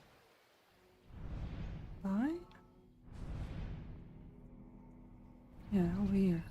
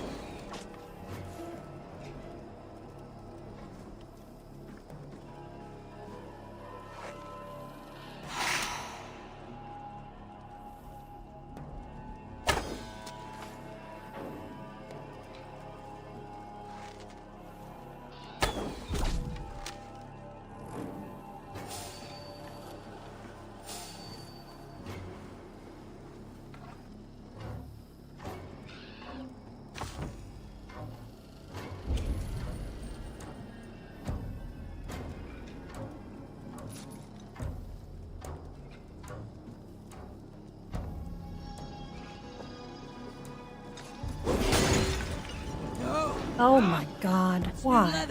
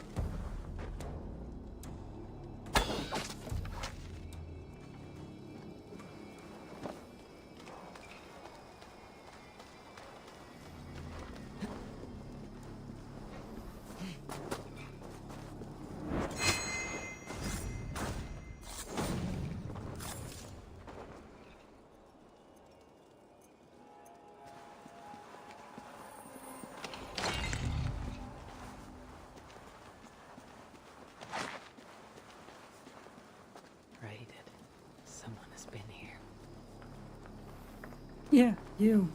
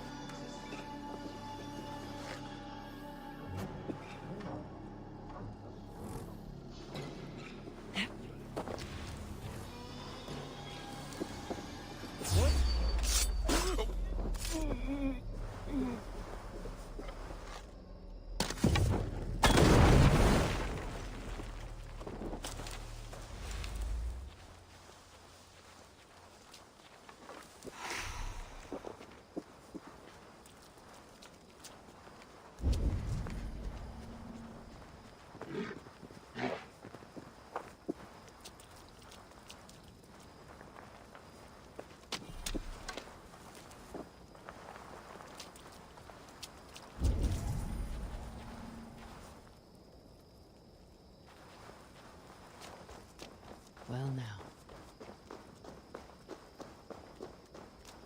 Alright, how do I get down there?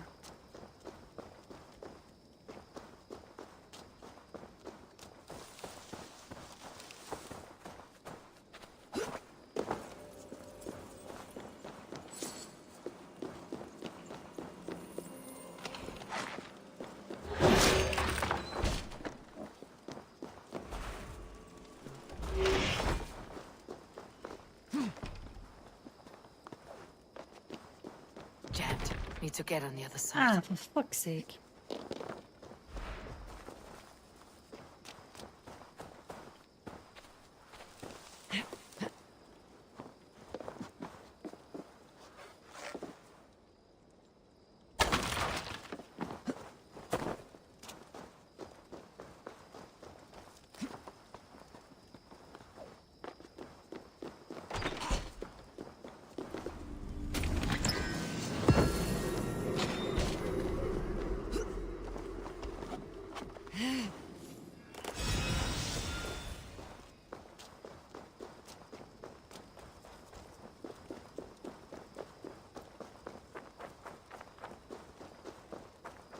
Scattered swords on the ground. The thieves must be looking for a weapon.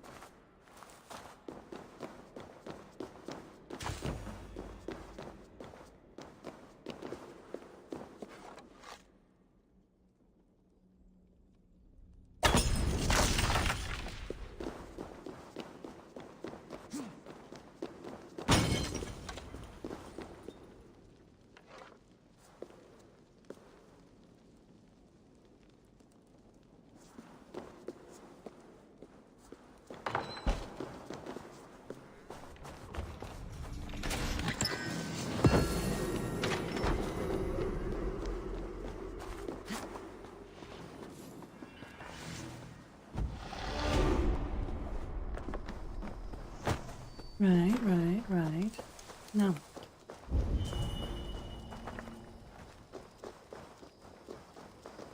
What? Not you.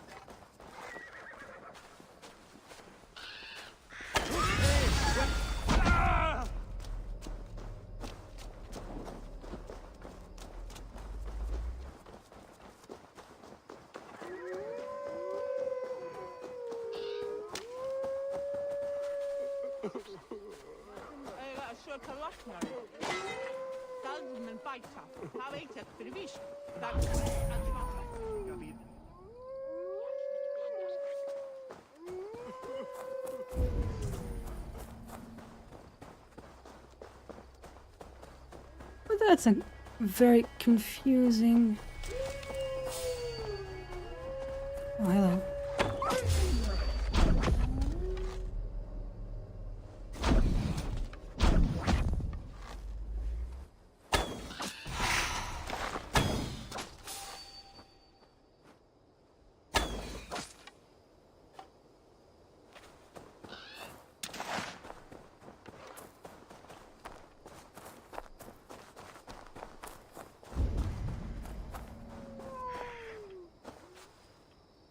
Huh? There's another one? Oh, over there.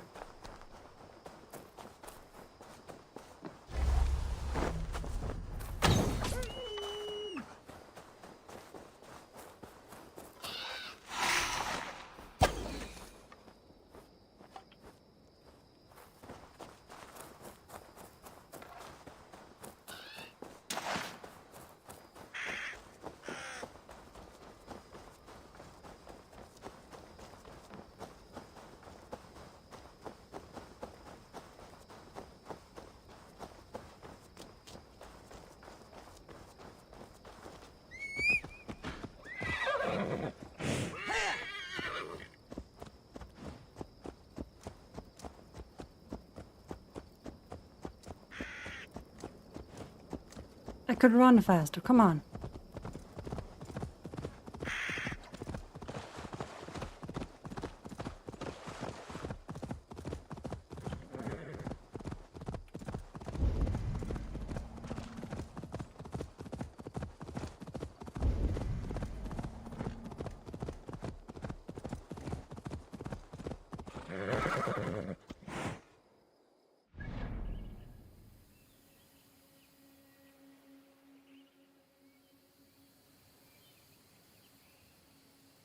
Stump is to Bernice. It is 2 here. Okay, so where's Stumpy?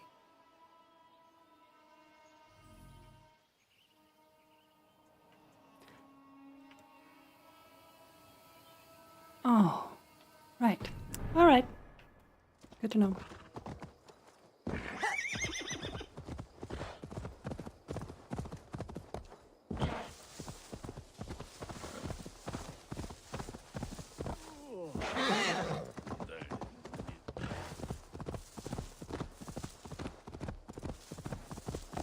I misread that entirely. Fine, it's fine. I got some nice loot from it. Also, pretty flowers.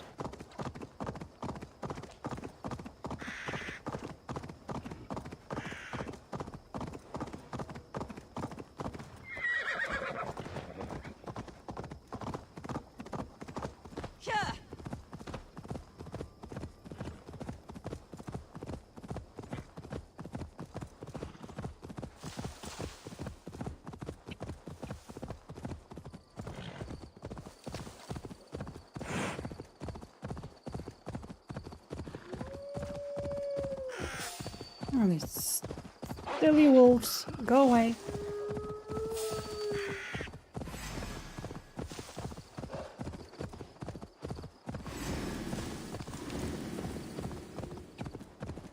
Ah, here they are. Hey! Stop it! You're dead! Hell waits for you!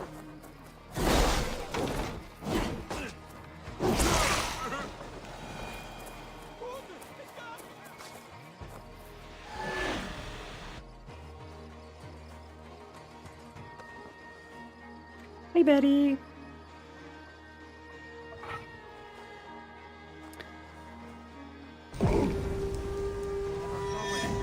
Did you have a nice nap, though? Thank you, Monsieur. Also, I made it to France. We met Rollo, and now we're in France.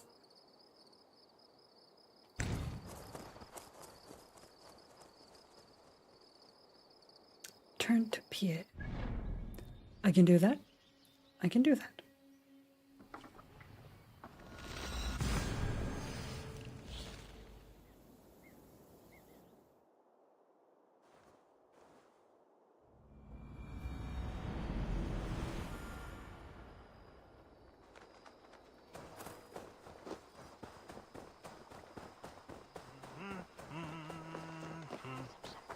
Oh, Dieu, stop this infernal mewling, else I swear I will turn you into soup. Oh, be nice to the kitty cat. Magnifique. If you want to do more, I'll be here. Mm-hmm.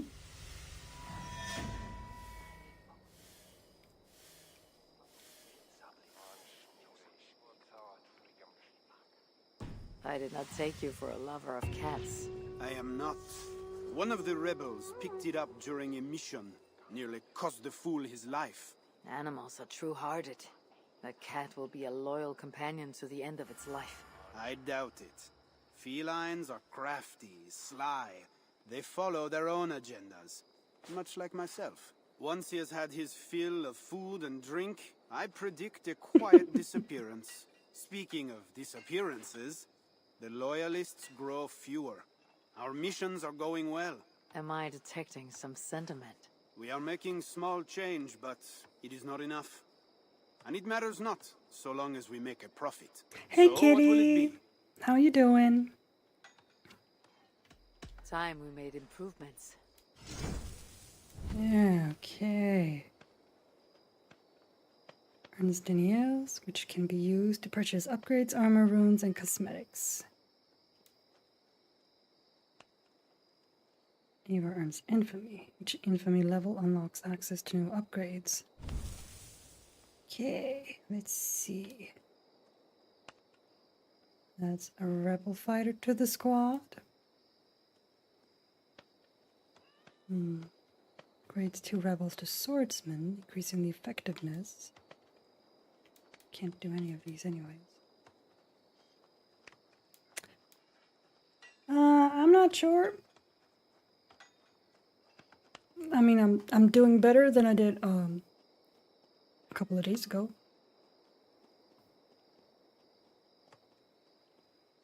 Add a rebel ranged attacker to the squad.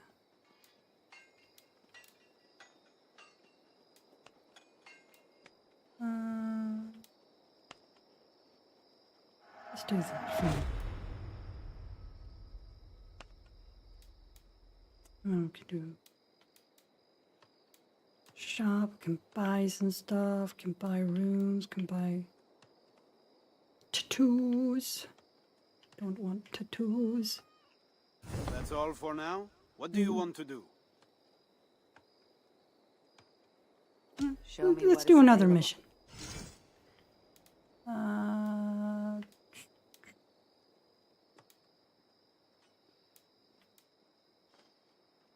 Yeah, let's do a solo mission as well. So it begins. Good luck, Eivor. So we have the English cats. That's the English cats. Then we have the French kitty cats. Look how cute they are. They're so cute.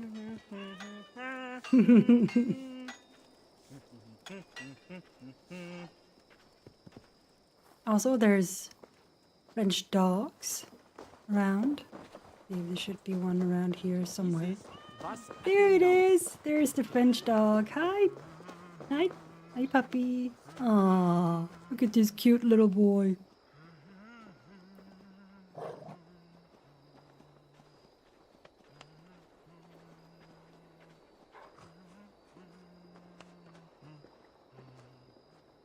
They're so adorable.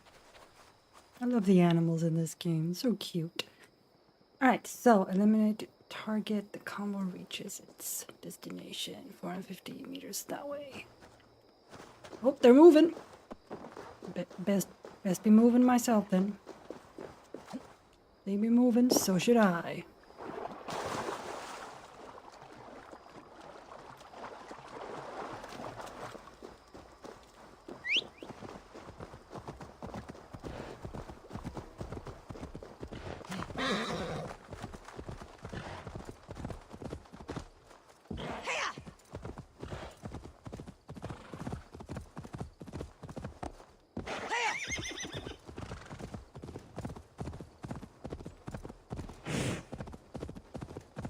Here we go.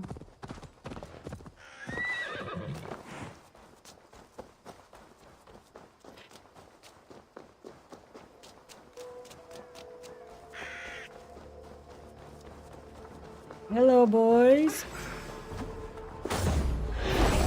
It'll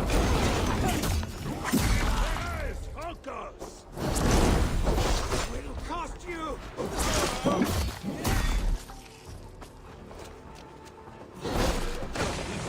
Hey. Oh, he was a little too happy about that one. Oh, not the Orbalist. Nope, nope, sir. Nope. Back.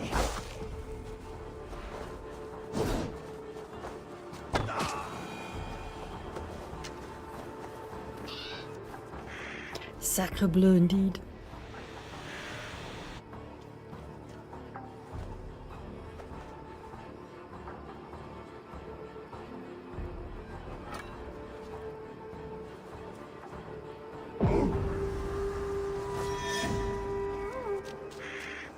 Right, return to Pierre or one of his agents. Right, so that means I can go and visit the other locations. They're scattered around this one and this one and this one. So this is the entire Paris map, so to speak. This is Paris right here, and then there's the surrounding regions.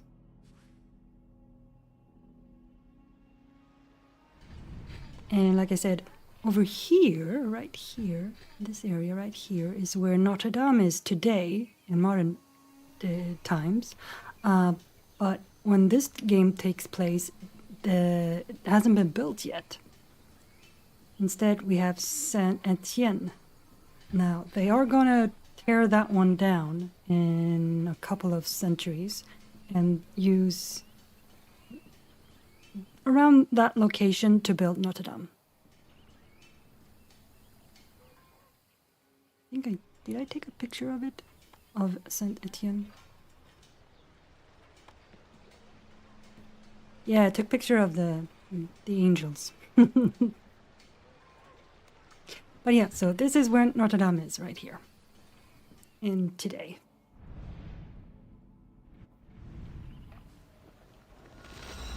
Yeah, it's very cool.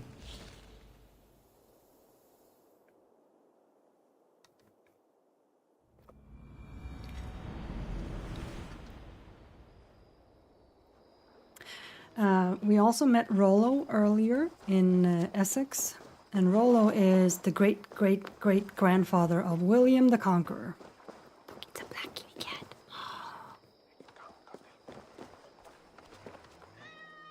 Oh! Bye, kitty cat.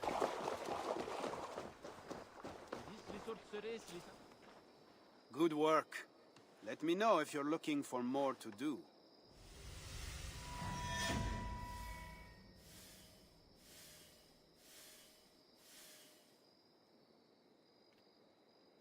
So, what will it be? Alright, let's see. What can we do for the rebels? What do we got? 350? And I can do what with that? Can add a rebel fighter to the squad. Oh, let's do that. There we go. That's all for now? Yep, that's all for now. I will be back later. See you later. Well, you know where to find me if you change your mind. Also, I met the king of Francia, called Charles the Fat, for reasons obvious. He also seems to be a little little cuckoo. He wants us to find his queen, who's been kidnapped. Interesting. So we're gonna go and do that now. Wait, codex. Tutorials, no. Tutorials, go away. I don't need you. Shoo.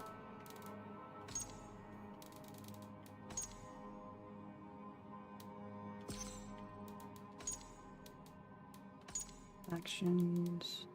Frankish rebels, yeah. Charles had many enemies, not least of which was a rebellion of former kings, soldiers, and freedom fighters. Angered by their ineffectual monarch and his loyalists, the motley group found an unlikely leader in Pierre, known to mark even the smallest victory with indulgent celebration. If they didn't win their freedom, they would drown in wine.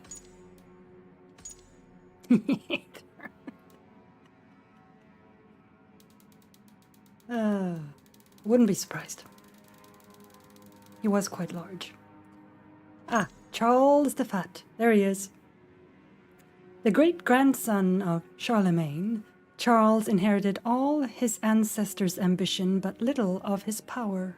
Charles was the first Carolingian king after his celebrated sire to successfully unite Francia, yet apparently lacked the backbone to defend it. A cynical British historian might say, thereby setting an unfortunate precedent. And then this is his queen, Richardes. Queen of Francia, Richardes was an unspoilt flower in a briar of poisonous thorns, the eventual patron saint of protection against fires, no less. She was renowned throughout the kingdom for piety and kindness.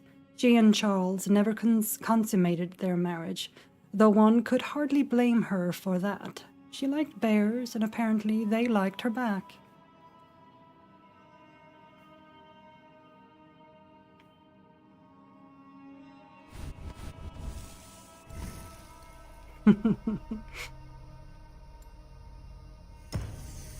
Also, I've fully upgraded my skill tree. I don't get skill points anymore because the tire tree is now done. So I'm at full power at 537. So now I get mastery points, which increases base stats. Yeah, I'm very OP. I am maxed out. Right, quests. That's right. Thank you. I was supposed to do travel to Evreux. Okay, and all right. It was over here. you remember now.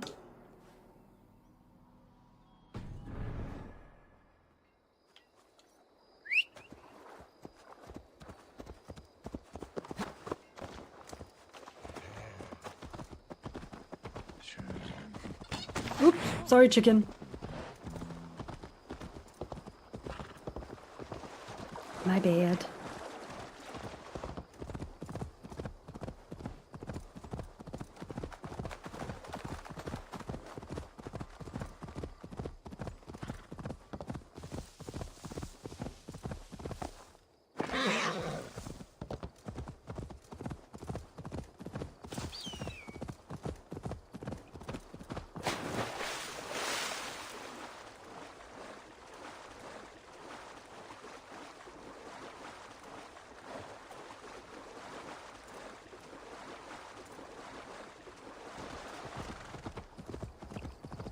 There's these pretty red flowers.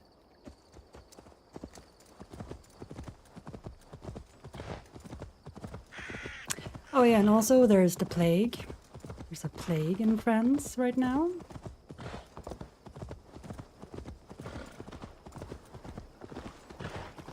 So that's nice. That's always very, very pleasant.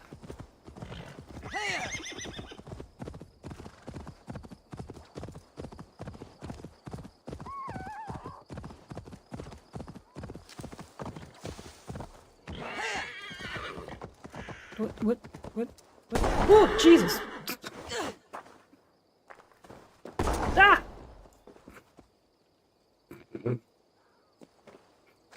The fuck is happening here? See, horse is fine. We're good. No, horse is fine. See? Come on.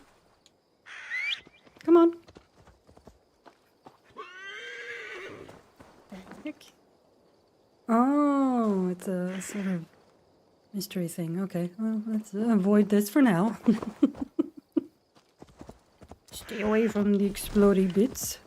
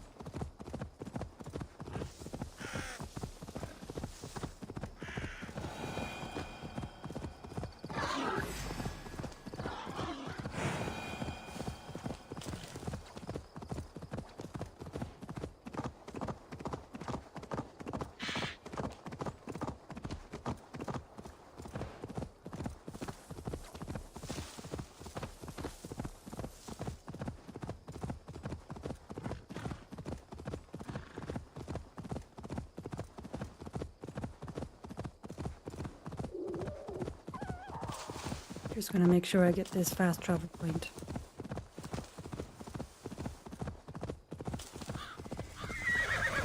The Frankish flag. What are they doing there? Don't know. Nothing good, probably. Nope, a wolf.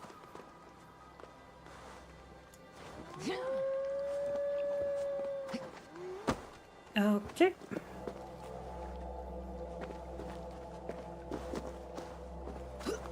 There we go.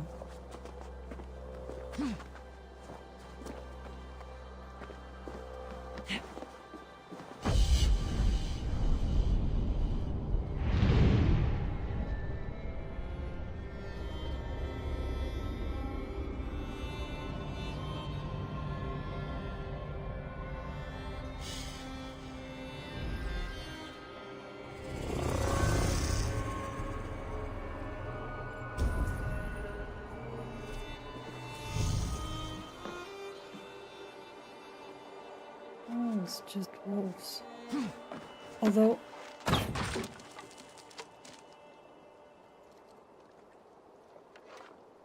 can get down there, right? Right. Whoop. Hello. Nope. Let's see.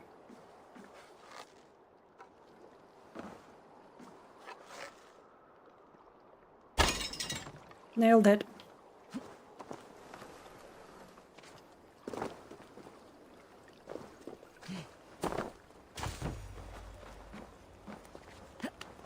Snuck past the walls.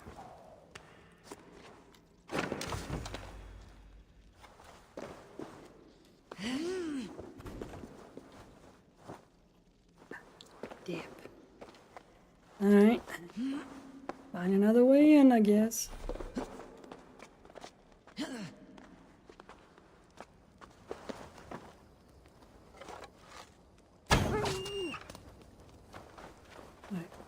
Another way. Oh, so many wolves.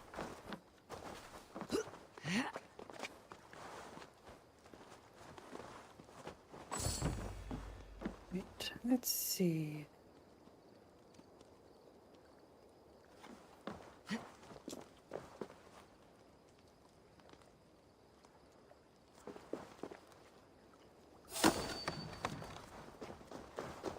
Oh, there's another way over here. Oop! In the water. Uh-huh.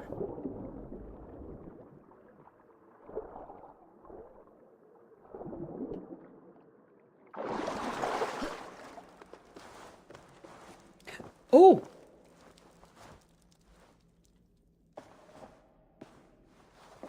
Found a hidden one. A symbol of the hidden ones on this wall.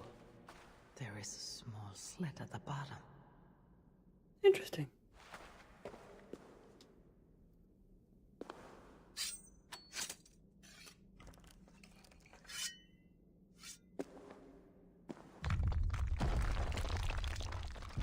Unlocked. Time to see what lies ahead. I forgot about this. To be fair, there's a lot of things I forgot about this game. It's been a while since I played it, so yeah. Okay, I can do that.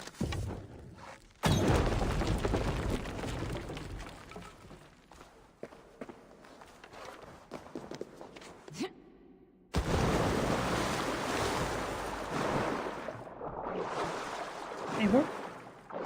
Hey. There you go.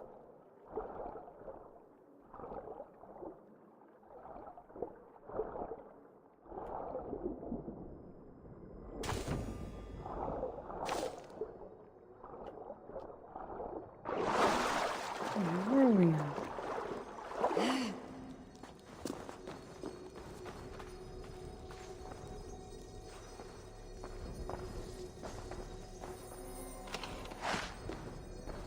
The hidden ones have secret treasure near Paris. I should look for the keys. Oh. Brothers, with the departure of the Brotherhood from Britannia following the death of Imperator Honorius, our work here in Paris is at an end. The cold wind that blows across Britannia has reached our shores as well. As Magister Vetus said, we must leave and regroup to focus our attention where it is most needed. All hidden ones are ordered to vacate Paris immediately. The bureau will be sealed, and the 3 door keys hidden in the ruins at Champlieu, Deodorum, Gisac. It may be that at a future time, when present misunderstandings have been forgotten, others will have need of it again. Vetus has extended an open welcome from the Bureau in Cologne to any who would make that journey. For those who choose to do so, I will meet you there. CC.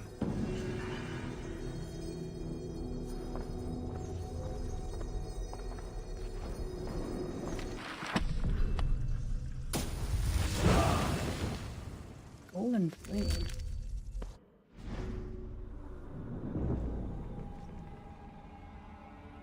This does? Attach an explosive. Damn. Also, I got another ability here in France, called the Plague of Rats. Coat an arrow with rat bait that attracts a swarm of vicious rats to the arrow's landing point after a short delay. Yeah, there's rats in this game that yep, you can see them right here. They are to be avoided. Nasty little creatures.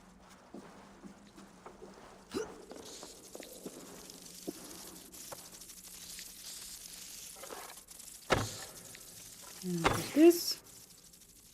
Go in there.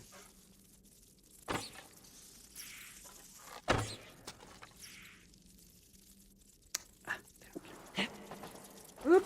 And you gotta be quick, because unless you block that off, they'll come back.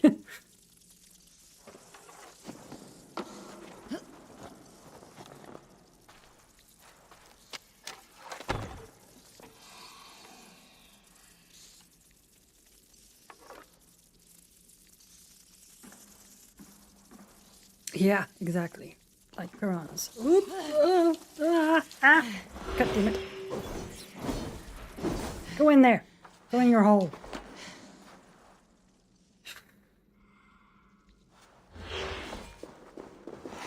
It's like the game knew.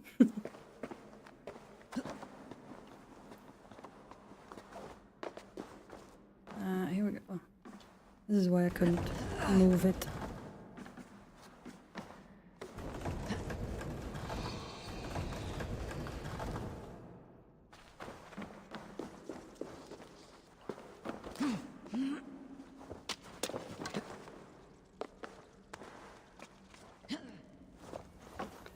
Right, so I got that. Good men, the ruins cannot be accessed by normal means. Thanks to Baldwin's fall in the pond, a few of us have discovered another entrance below the body of water. Arm yourselves before making your way there, for there have been Norsemen around those parts. Keep your wits about you. Right, bitch, that's what we found. Oop! Wolf! Sorry, nope, nope. Horse.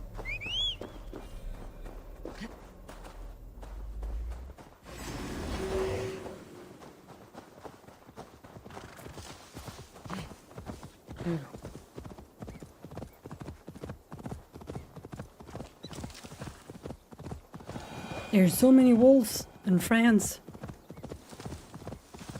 Feels like there's more wolves in France than in England.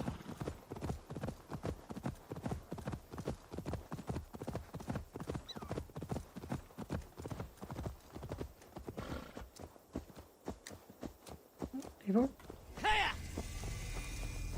Ah, new territory.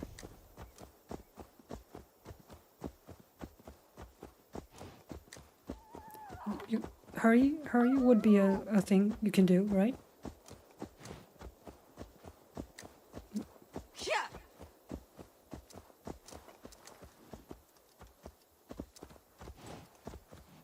Apparently not.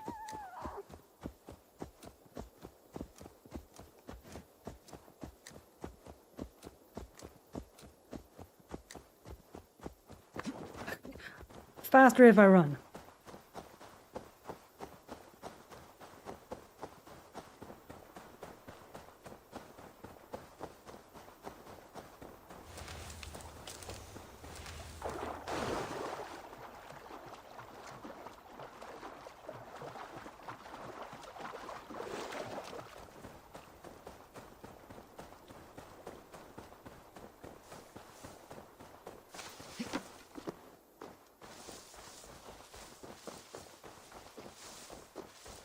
Hello, little donkey. Or mule. Is it a mule or a donkey? Probably a donkey.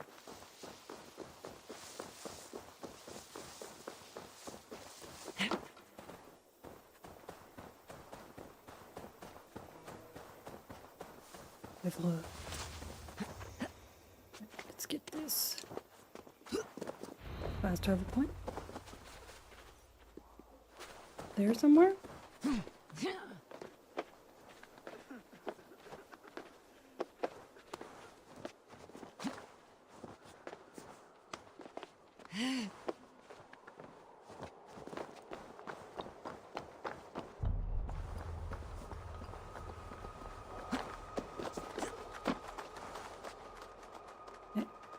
Eivor, today, please. Thank you.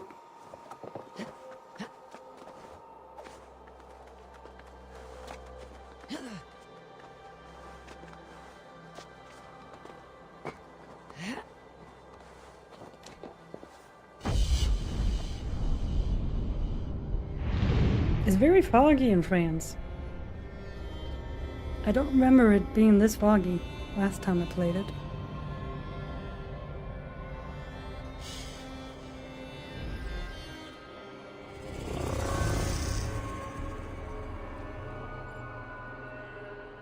Now let's see, is there a... Oh yeah, there it is.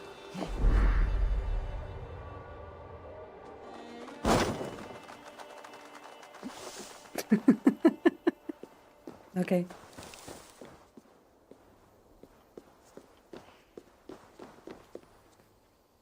Or ever for information about Queen Ishade. Go, my eyes.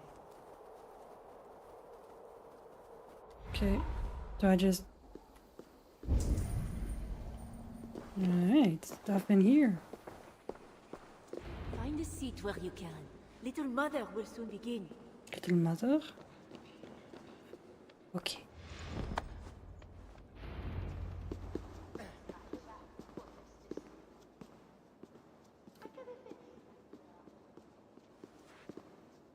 The dark waters covered me. Then his holy light came and oh, the glory of his brightness. You will recall the miracle of Saint Orinus, how he raised the burned girl back to life. As a child, I too was burned and near to death. At his altar the saint appeared, touched me, and I was healed. Time could not corrupt the saint's holy body. He touched me so that now I might touch you. Loki himself could not tell a better story. There's way too much touching going on. Light. But what have you done in his light? All are turned to their own way and gone astray into darkness. The devil has hold of your thoughts, your hearts, your very bodies. No one is safe, whether you are pauper, king, or queen. Choose this day queen, whom you will serve, for judgment is coming, and with it comes either deliverance or damnation. Spoken like a true zealot. Pray.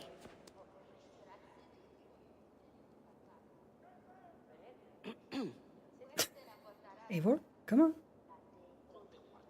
Blend in. Nope. She's having none of it. Gone. This little mother knows something about the queen. I need to find her. Have you seen my husband? He should have been back from the ritual by now, shouldn't he?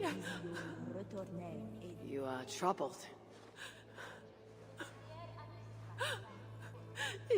It's my husband. He went for deliverance and hasn't come back. It's been days. Oh, it's all my fault. Tell me about deliverance. My husband was going to leave me, but he loves me. The devil got into him somehow. We sent him to Aquila for a deliverance ritual. Little Mother said it would rid him of the devil. The rituals happen at Aquila. Yes. Little Mother has a sanctum there. Oh, my poor husband. Do you think he's okay? No, I think he's dead. Prepare for the worst, and pray to your God for the best.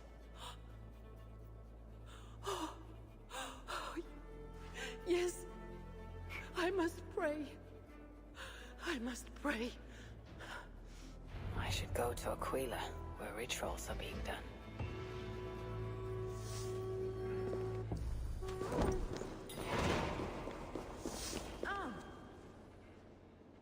Alright. Let's go to Aquila then. Tavern. I should see if anyone there knows where to find little mother. Okay, well, maybe we should just go to a tavern. It's painful enough dealing with these zealots, but it's even worse since that nun got her fancy prisoner. We are not supposed to talk about it. Do you not fear God?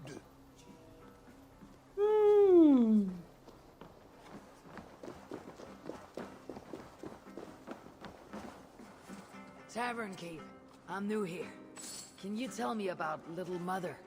Oh, deliverance rituals are all these drunkards talk about. Isn't that right, Bastien? You loudmouth sot. That's probably one of the fakest French accents I've ever Take a heard. seat, Northerner. Bastien's buying, and he'll tell you all about it. Right, Bastien? That's me, all right. Bastien's a loudmouth. Bastien's a drunk. And let's not forget, Bastien's a drink buyer, eh, barkeep? Sit down, Northerner. I'll buy you a drink, too. Alright. You have us at an advantage, Northerner. Where do you hail from? I just got in from Milan. Milan? You're not one of Siegfried's, are you? I'm just passing through, friend. Do not go through Aquila. That's where they take the poor fools for deliverance. They might take you too.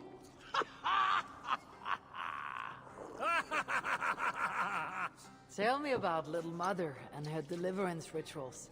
I can tell you it's a That lot of cat. extra work Hey, for us. cutie. Since she got her special prisoner, it's worse. Shh, Bastien. We can't speak of God's business. A special prisoner. Someone close to the king, they say. A woman, no less. Mon Dieu, Bastien! Ah, but we cannot speak of that, lest God hears us. Drink up, my friends! Bastien is buying!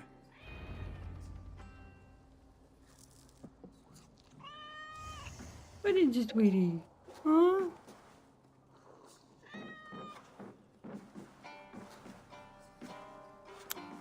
Look.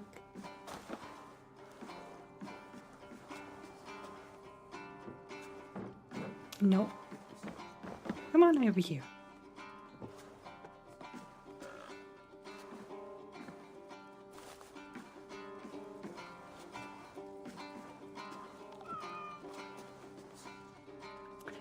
Guess I can't pet the cat inside, huh?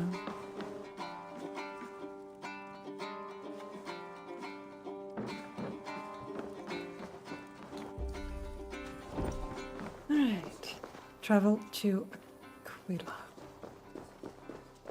Pet the cat now? Pet the cat? Yes, pet the cat. Oh.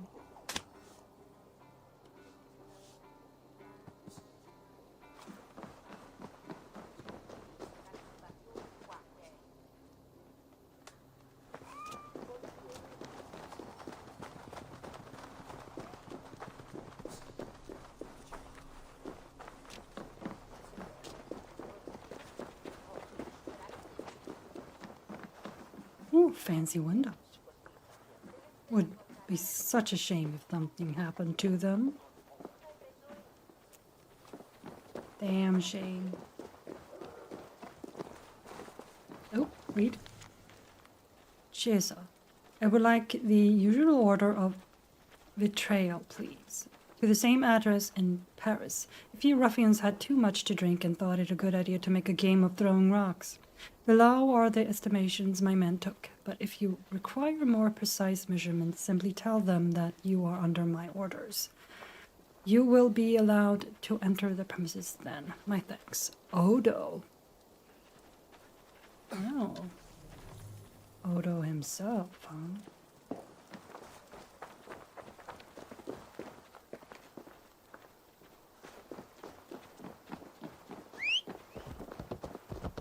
Come on, horse.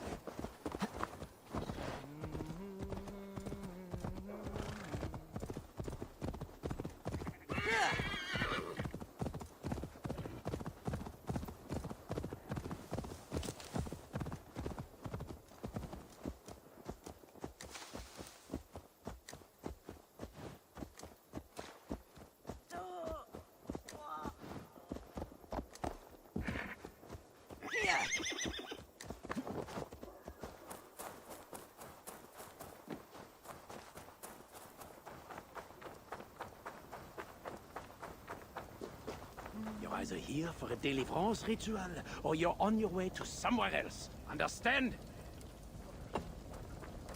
Okay, wait. Do I need to put on the robe again? So let's do that.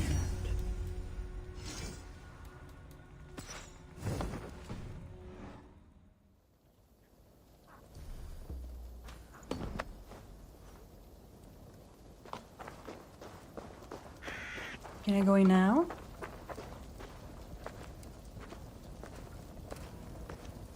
I did need to put on the robe again.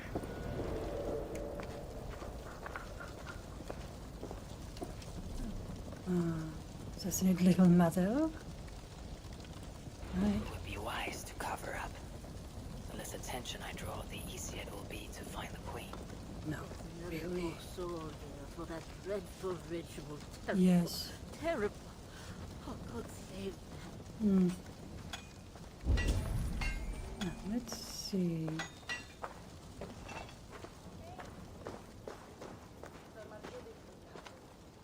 Aquila is no place for your kind. Leave.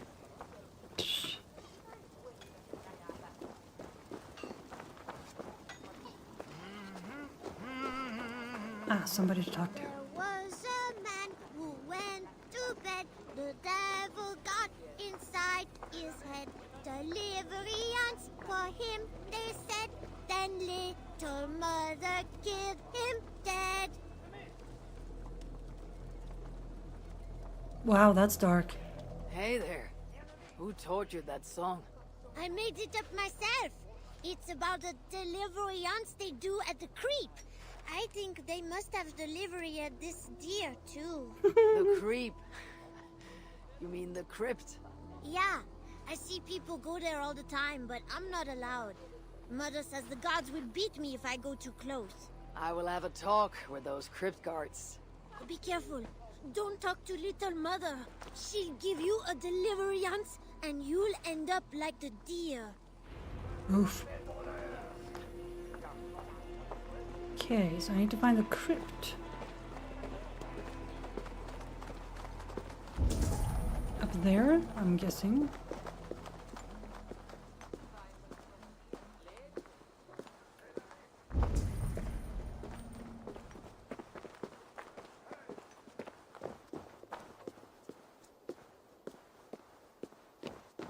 I've lost my family, my future, and now the key to the crypt as well. The only thing I have left is wine. So, something. Keep your voice down. You've made enough trouble tonight. If the captain finds you drinking, you're done. If he finds out we've lost the key, we're both done. Keep quiet and help me look for it.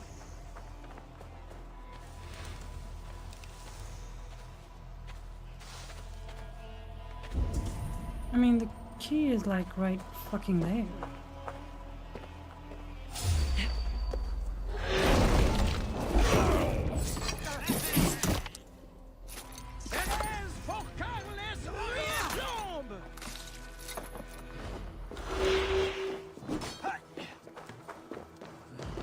Oh, camera, please cooperate with me. Thank you. God's key. It must unlock something nearby. Whoa, little man.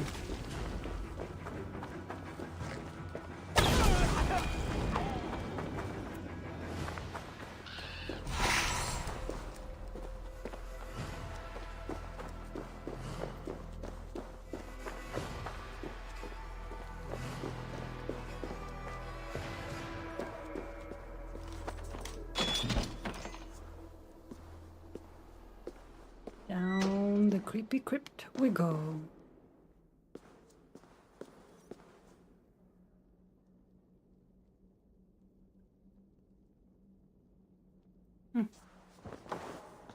Poor woman.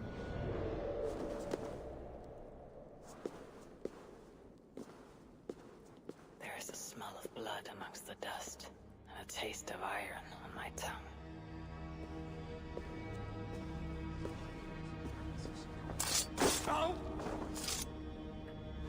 He dead now.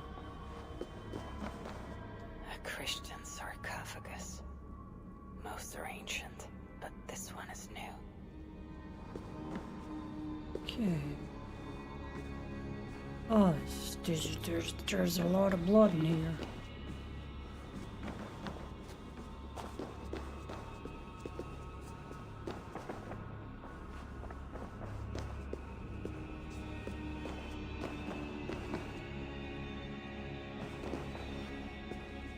Okay, what's in here?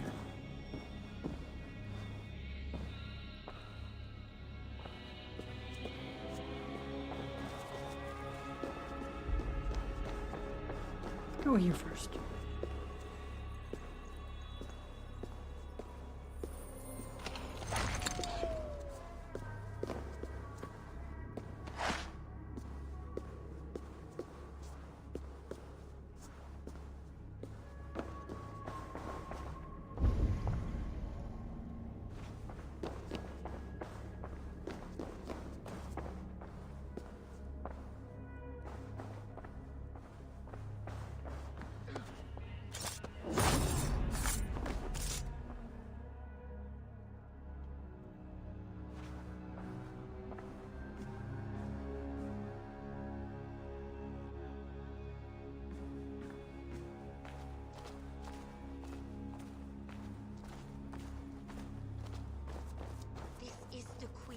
Matter what the Bellatores say.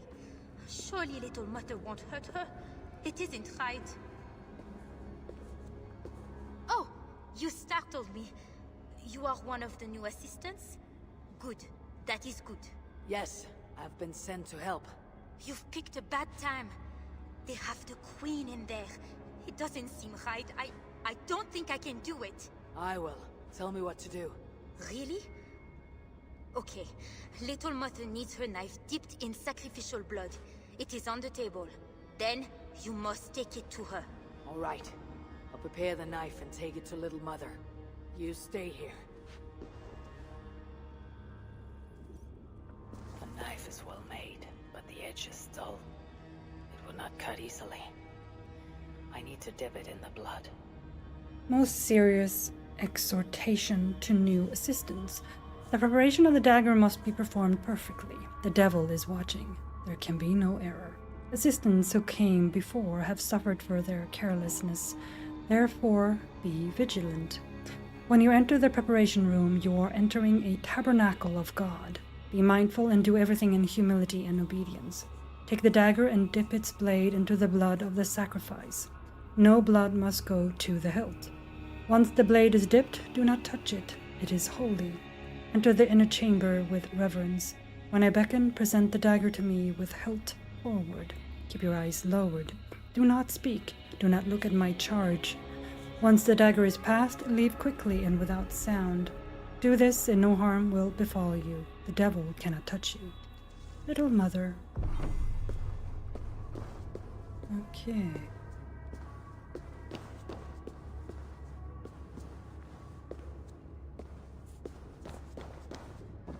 Oh my god, it's a lot of bodies. Deliverance seems to come at a high price. Yeah, of other people.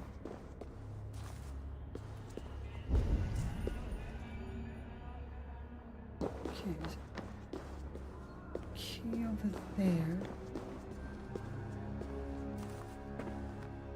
The knife is covered with the blood. I can use it to get close to Little Mother while keeping the Queen safe. What's here? If I attack openly, they could kill the Queen. I need to find a way to get close to her without raising suspicion. Glacia. Once the Queen is secured, you must move quickly. We cannot expect her abduction to remain undiscovered long. The Queen, above all others, is key to Francia's deliverance. Do not wait for her consent. Do not attempt to reason with her. God himself has delivered her into our hands, and we must fulfill the duty before us. Purge the devil from her completely. If you are interrupted before the task is accomplished, she must die at your hand. We cannot let her live under the power of evil to influence the king further. Do not be concerned by the severity of your task. This is the moment for which you were created, and to which God saved you. He has endowed you with unique gifts. Use them now with absolute certainty. Certainty? Or surety? surety. Let's just say that that it is his will for Francia and for his kingdom. Doli Deo Gloria, Isidore.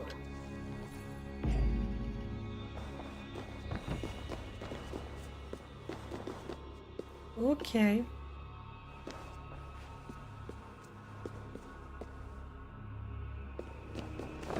Zealots are weird.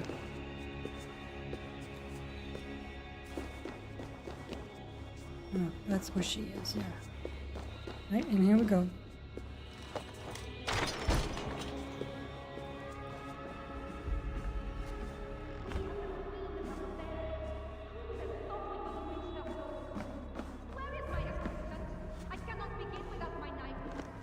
Sorry.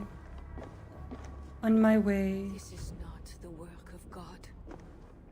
You know the scriptures, Euphrasia.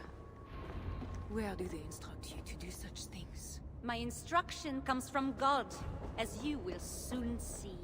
That is the Queen, and she's being held by a little mother.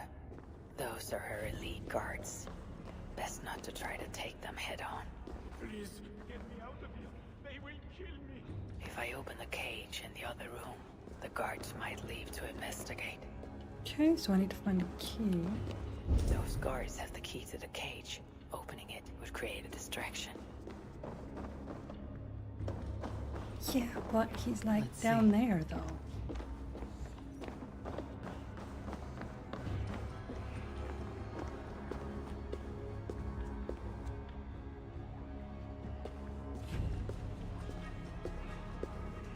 We have the Queen herself.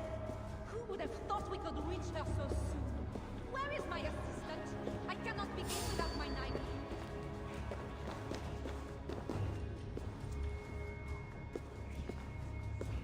Yes, yeah, I could do that. I could do all of that. I'm not gonna.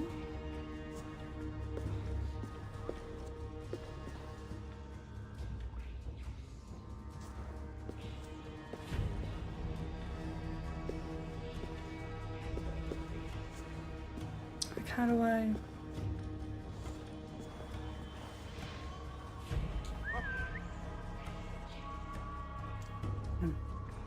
You stay there. You come over here. Come on. Dang it. When my sister was found with my knife. Dang it. Why did I do that? That was so dumb.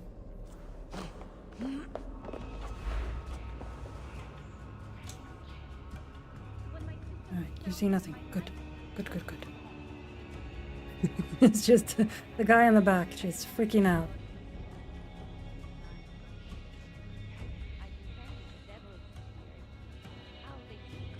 Okay, the little guy. Is that the devil's fear I see in your eyes now? You mistake faith for fear. You are lost, Euphrasia. We have the Queen herself. Okay, where is he? Who would have thought we could reach her so soon?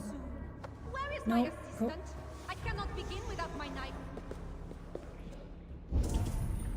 Yeah, he's running around. Right there.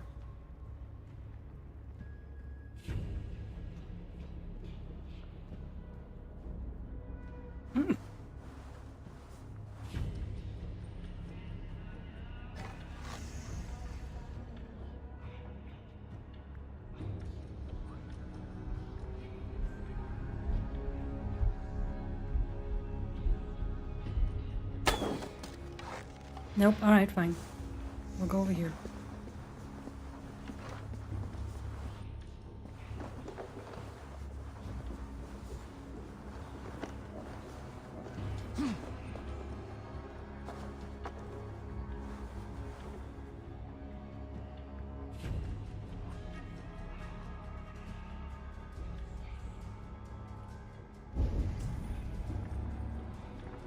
We have the Queen herself.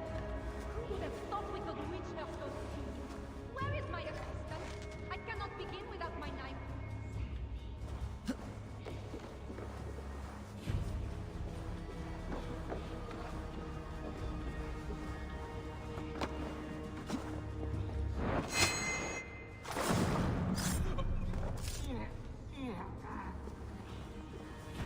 Alright, that worked.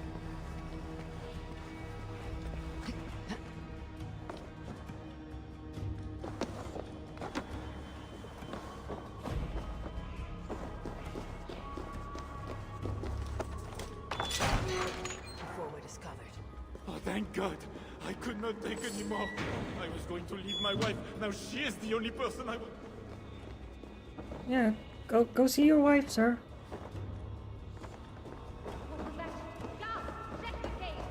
I should not be seen.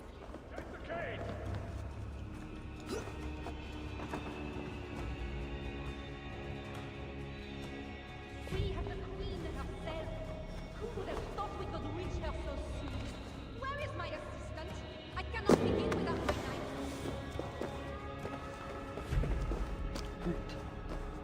Here we go.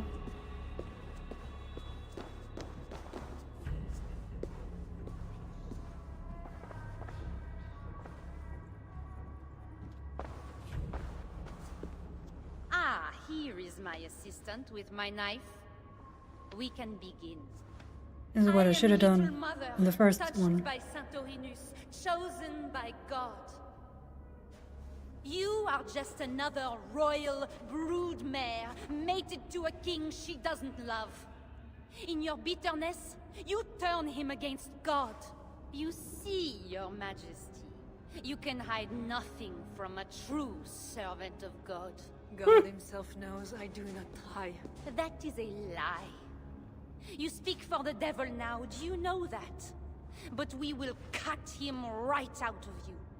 I have a feeling it's the other way Then we will around, get but to okay. the truth, you and God and I. Put your faith in that. Assistant, my knife.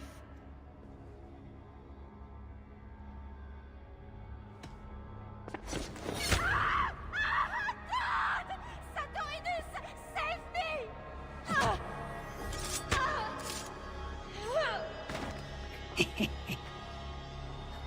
Aye.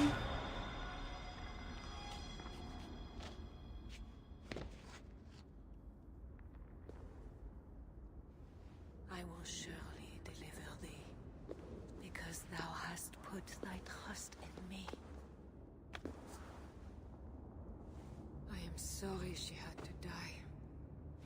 She was not always like this, and too young for such bitterness.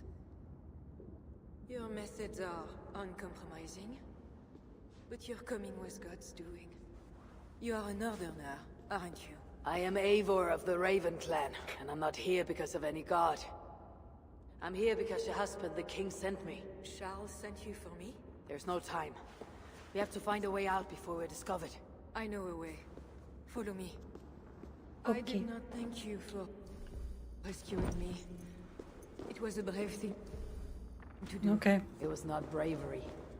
I'm only here because I have an agreement with Charles to return you to him.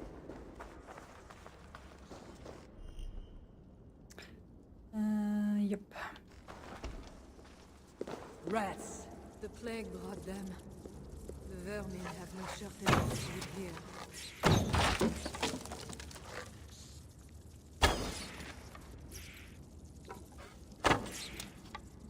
Go in there.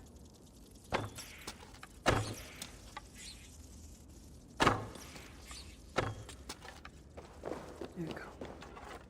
Let's block this off as quickly as possible.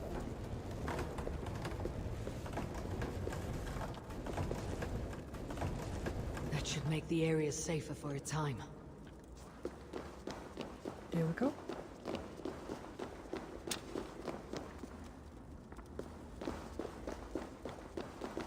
Yeah.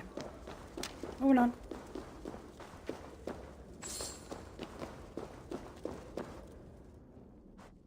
Best go hooded here. Okay. Oh, we are blocked in. The wall is weak.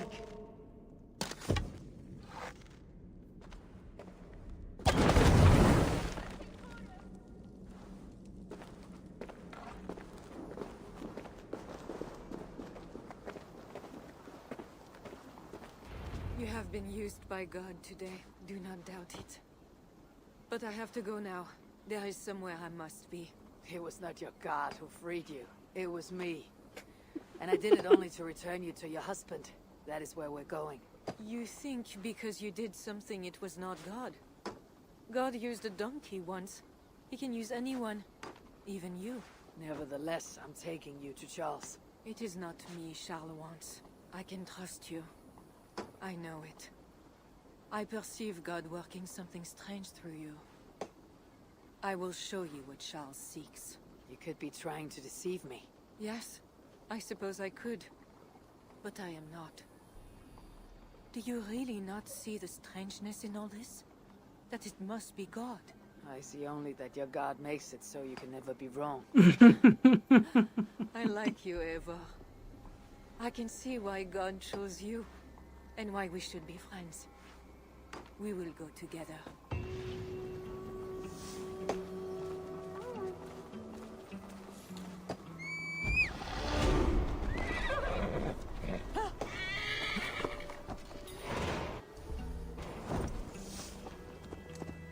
Alright, now that I don't need to wear that.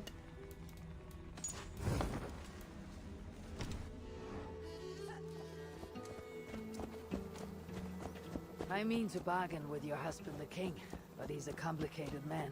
You're being diplomatic. Charles was not always as he is now. When he was a boy, he fell into fits of madness. His keepers believed him possessed. Put him through a ritual. His conversion afterwards was sincere, though he gained a terrible fear of fire. When we met, he was honorable and pious. You sound proud of Charles. You loved him. Do I? Yes, in a way.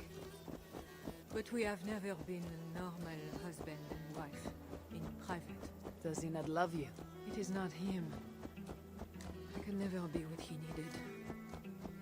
But he is a man and found solace elsewhere. Often. The nun little mother was going to kill you. Perhaps. Her deliverance rituals were brutal and cruel. Few survived. Euphrasia belonged to a secret group that believes Francia has fallen into apostasy. She thought me possessed. The Bishop Engelwin was part of this group, I think. You know of Engelwin? Yes. They call themselves Bellatores Dei, God's warriors. And there are more of them.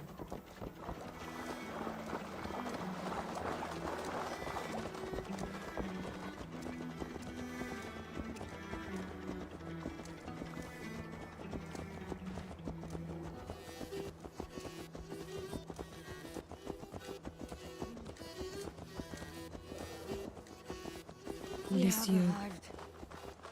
There is Bernard. You've brought me all this way to see a child. Oh, he's a special child. Charles has a son. Little bear. Oops. Richardis, you're safe. God protects me. Never doubt that, child. Bernard, this is Eivor, a friend. Go now and wash yourself. You've got more color on your shirt than on the canvas. He paints beautifully for a child, don't you think?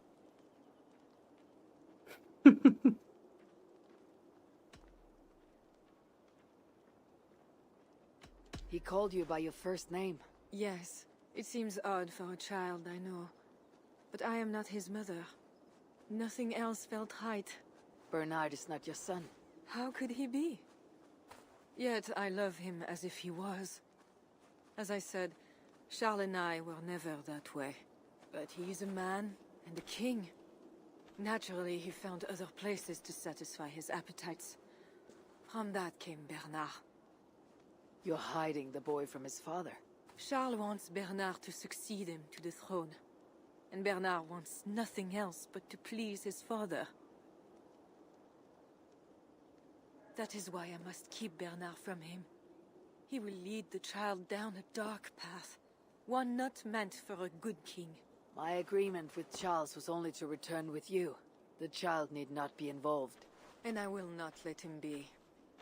Bernard knows to find a church if he needs help and I am not there. I must leave again for a while. When I return, I want to hear your Latin verbs. I know you're going to see Father without me. I'm not stupid, you know. By keeping Bernard from Charles, you hope to prevent him becoming king. You misunderstand me, Eivor. Bernard must assume the throne for the good of Francia. You see what Charles has become. Bernard is young, but will make a good ruler. One that will be more sympathetic to your people also. If Charles wants the child, he'll not be pleased to see you without him. I hope that is not true. Charles knows the Bellatores took me. He would be concerned. We have not been on good terms lately. But he sent you to free me. Perhaps he wishes to be reconciled.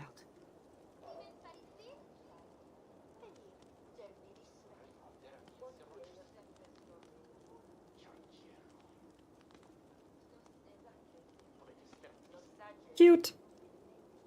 A picture of Daddy. Yeah, so she wants to make sure Bernard isn't influenced by people he shouldn't be.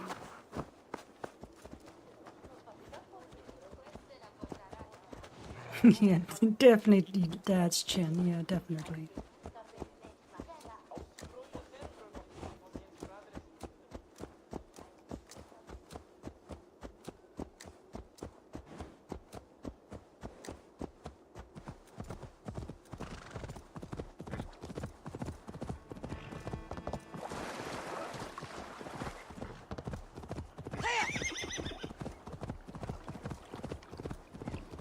That bear is wounded. Wait. If it is wounded, it is dangerous. It is She has a thing for bears. What have you done to yourself? There. God is with you. Be more careful now. Off you go. They are noble animals. She had given up. She is all right now. Thanks to God. Bye-bye. Are all bears so tame in Francia? All of God's beasts respond to love, Eivor. Even more so when they are hurt. In that they are not so different to people. You have the gift with beasts. But you're speaking of Charles now. You think the same is true even of him? Especially of him.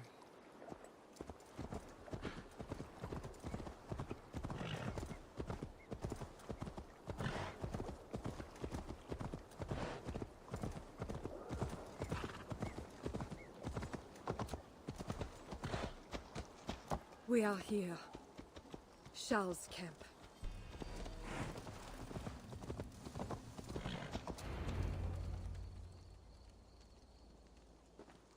There he is. I fulfilled our agreement. Here is your wife, the Queen. She is unharmed. Charles.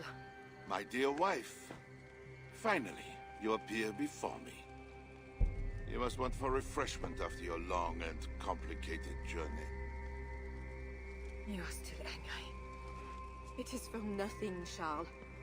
I have been as faithful to you as I have been to God. I am sorry for taking Bernard, but... Ah yes, my son.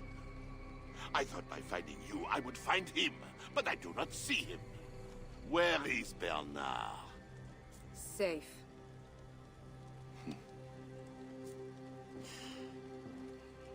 Do you remember the night we met?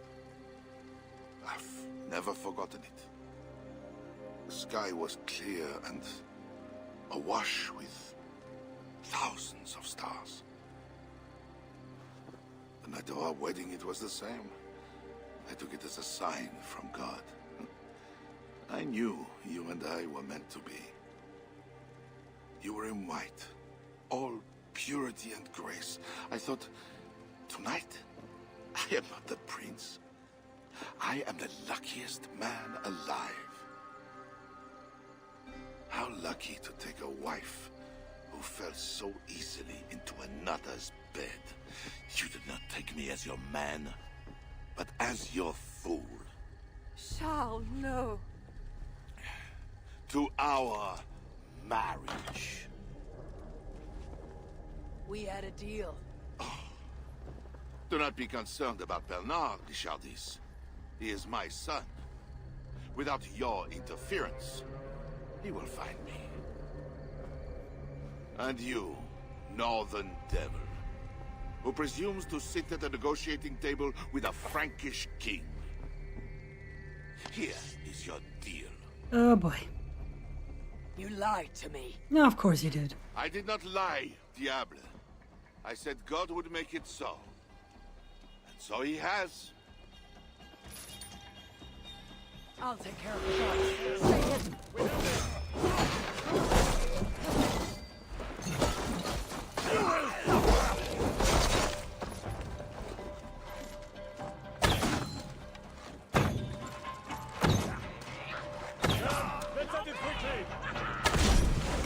Whoa! Dude!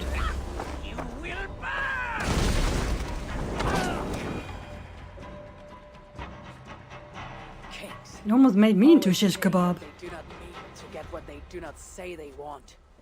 I failed to mention everything about Charles. I'm sorry.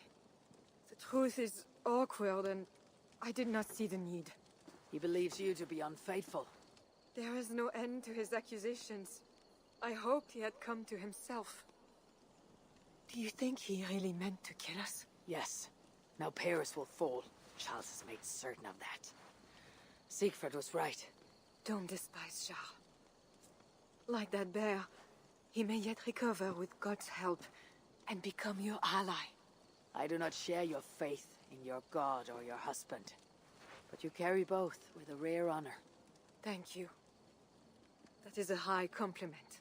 I like her. For my part, I don't think God has finished with you yet. We were meant to meet. Now, I must find Bernard. We will go to the Paris slums and aid the sick. Charles will not look for us there. I must go meet Siegfried at the forward camp in Paris. I have a siege to prepare and pride to swallow. God exalts the humble, ever of Ravenclan. You will see. Farewell for now. Shouldn't be seen. Better be hooded. I think we're fine. Eivor, I think we're fine.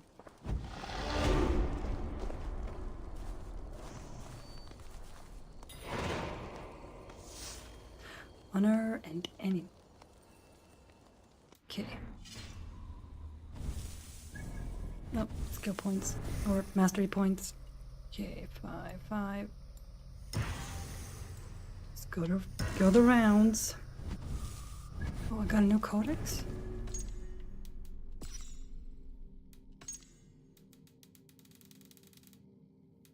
Evresin. Many Norse eventually moved northward after taking Paris, given the area its modern name of Normandy. So that's what Evresin is. It's modern-day Normandy. But in the 9th century, the north of Francia was called Evresin, and its people suffered beneath the oppression of particularly nasty religious fanaticism. Odd how those things so often appear together in history. So we did go to Normandy after all. I forgot about that. Evreux. The village of Evreux took the religious fanaticism afflicting wider Evresin and rolled it into a tight little hamlet of acute existential anxiety. Home to an unusual concentration of clergy, dark rumors proliferated of mutilated corpses, bodies strung from trees, and macabre exorcisms. On a brighter note, the flora was quite lovely. I agree, it was. Aquila. If Evresin was a tinder and Evreux the flame, then the 9th century Aquila was a searing pan of zealotry upon which all flesh was burned. Hidden beneath the catacombs of Aquila's crypt, a macabre religious chamber promised deliverance to the faithful while delivering torture and death. All this at the whim of an angry little nun.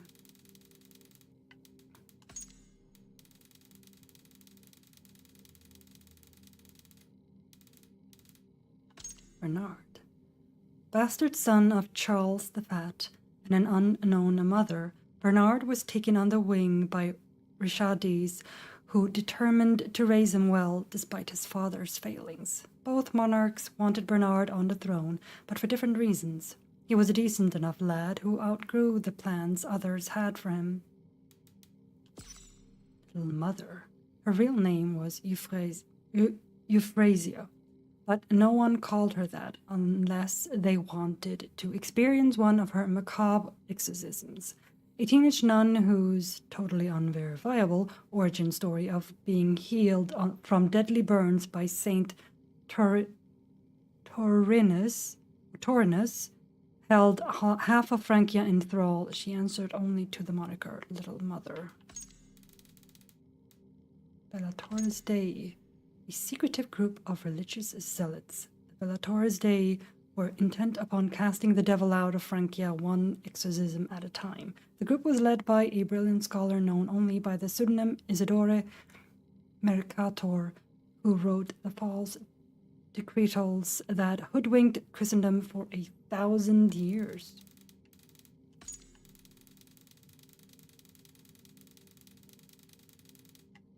And there's a lot of people in this game.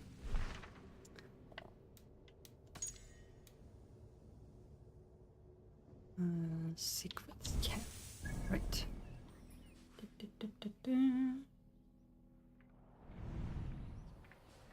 Oh, no. Secrets camp is over here. Okay. Okay.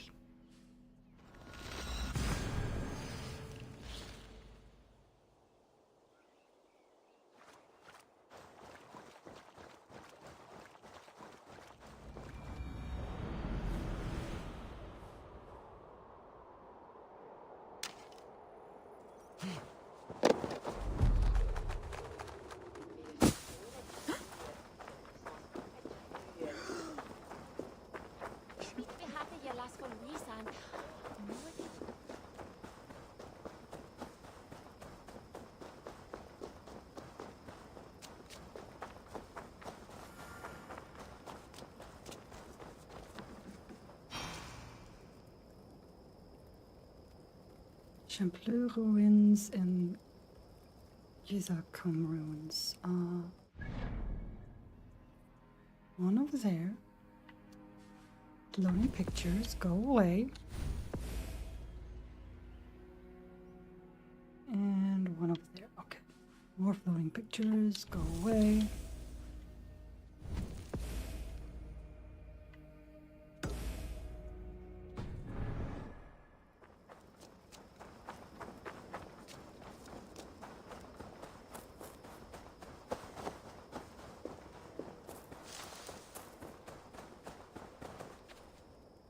Policia Bureau.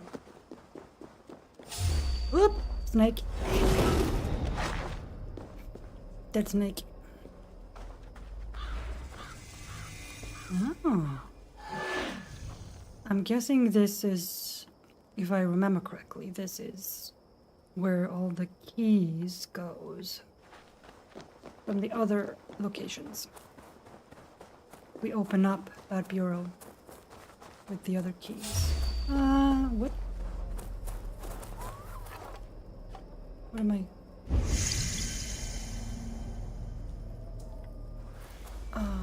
Okay. I don't know what that was.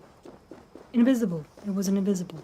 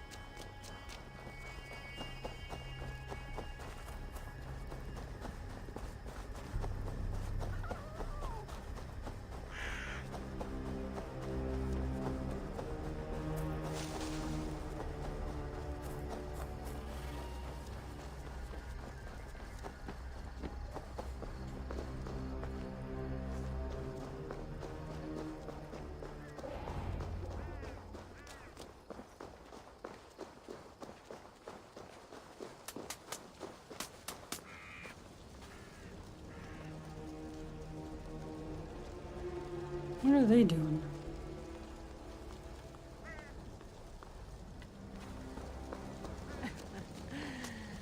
You're late to the feast.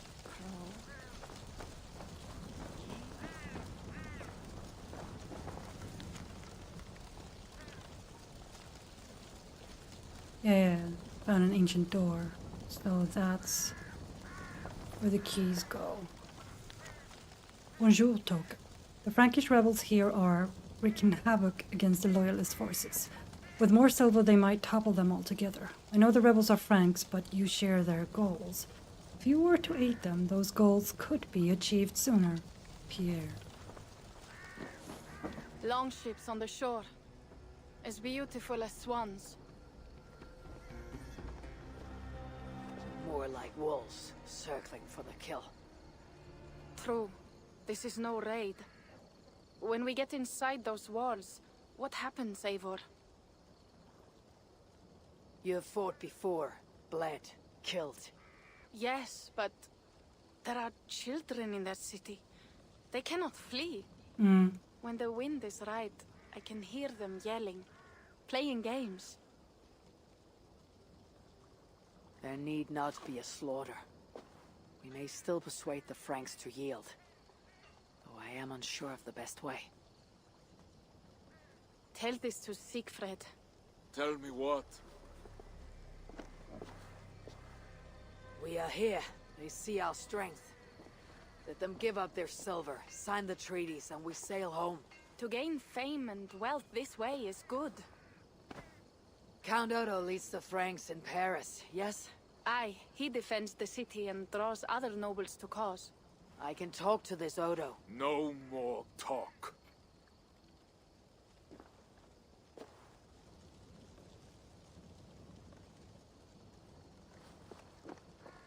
The High One says, 'tis better to live than to die.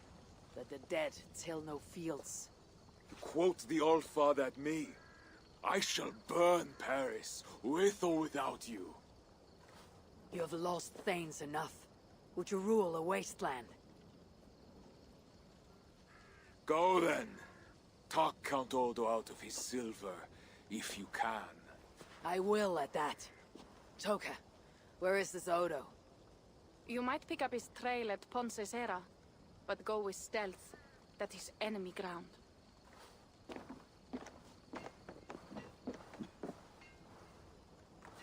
And Eivor, this Odo is no willow reed. He does not bend in the wind. Alright, good to know.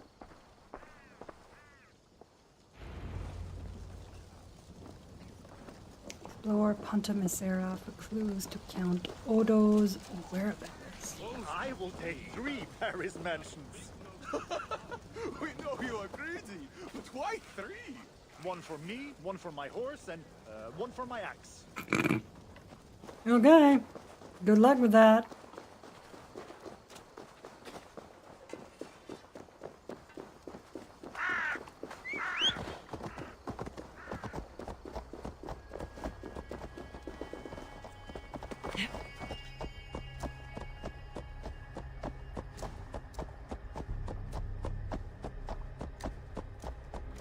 I just couldn't be that slow to ride. I might as well run the entire way. Jeez. I must be careful now. I mean, what?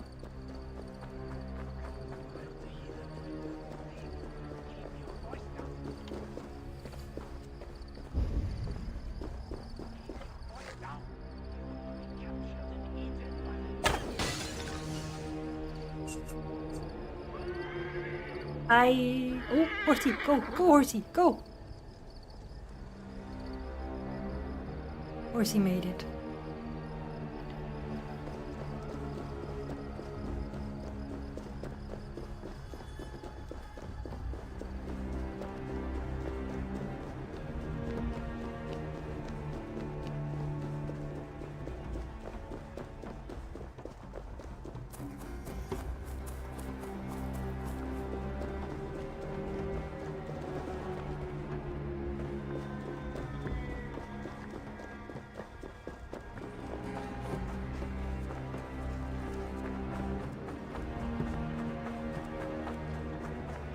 This must be the fort Toka mentioned. I need clues to Odo's whereabouts. Okay. Find a way in then.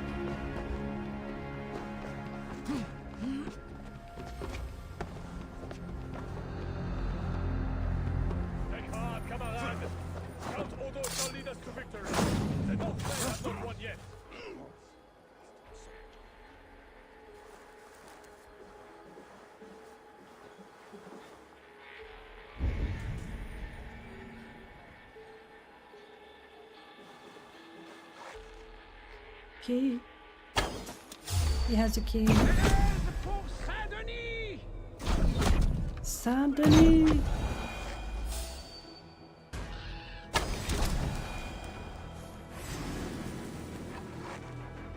Come on. Come on, you little bastard. Come on! Oh, hello.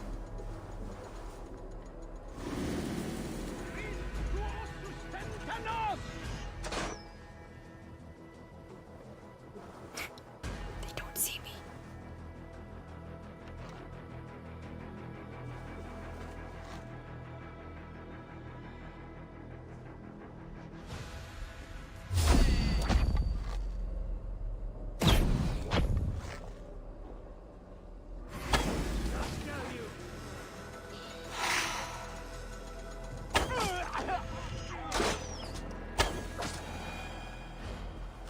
Nailed it.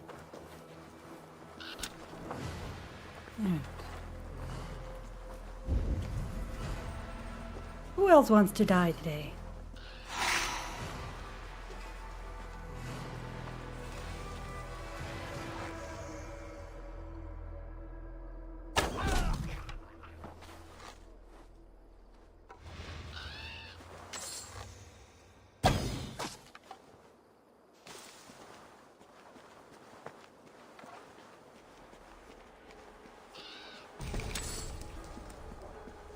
Another mistake. Hey!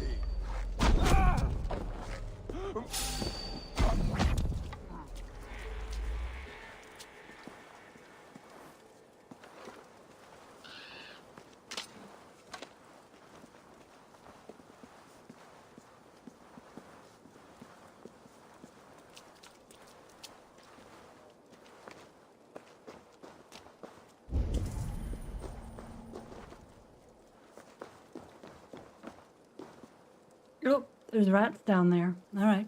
Good to know.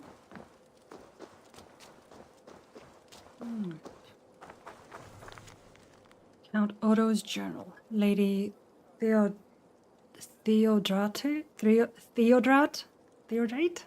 is greeting all our guests from the far reaches of the Empire. My wife makes an excellent hostess. With God's will, our guests will see reason and send arms to defend Paris. We must stand together, or the heathen horde will pick us apart one by one. Yet I fear the influence of Charles's timidity in the face of this unbridled monstrosity will sway these distant lords from offering their swords.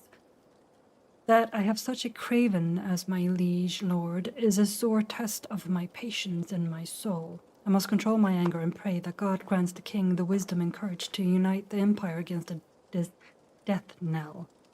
Odo, Count of Paris. Okay, how do we get in here? Oh, never mind, I have the key, I forgot.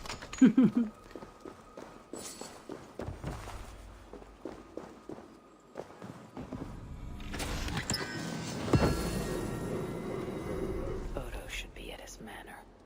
The one with red flowers. Dearest Odo, our guests are arriving at the Manoir des Fleurs Rouges. Rouge. A few became lost, arriving south of Paris instead of north. I dispatched messengers to the rest, telling to them to look for our abundant fields of gorgeous red poppies. To make haste, my love, our guests are eager to parley with you about the war. While waiting, they are taste-testing our prized mulled wine. Your faithful wife, Lady.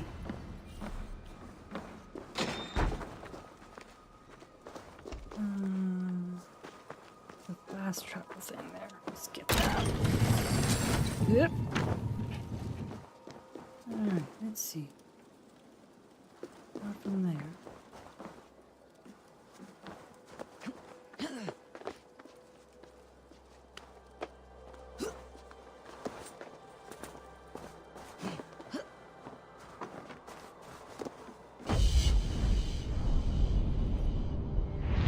Look at all them fields.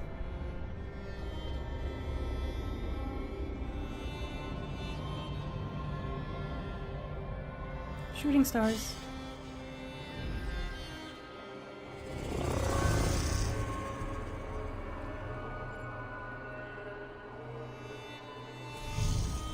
Travel to the north of Paris.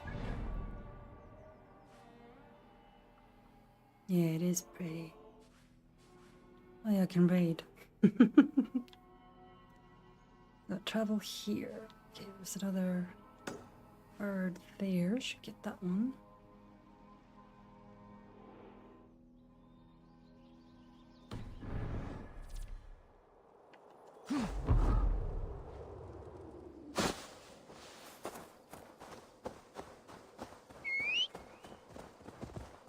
Yeah, will you stop trotting and gallop when I want you to gallop? Please? Thank you. Otherwise, we're gonna be here all day. And ain't nobody got time for that.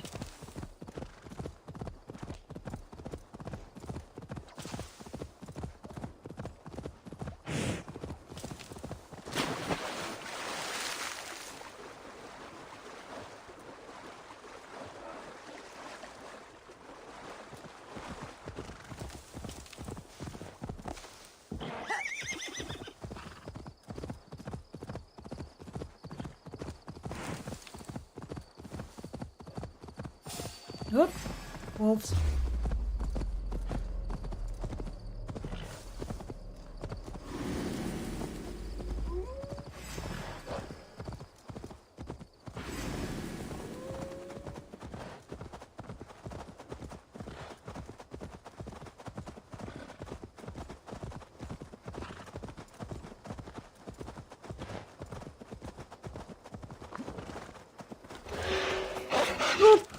It followed me.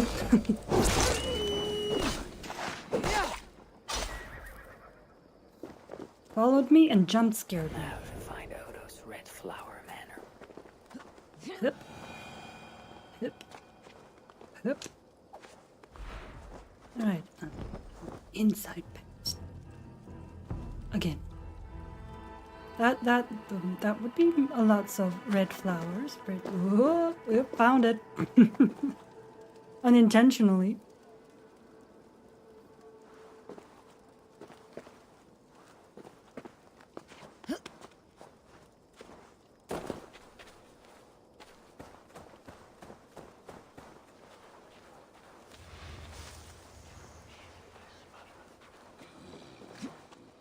Red flowers in front of a country manor. This must be Odo's place.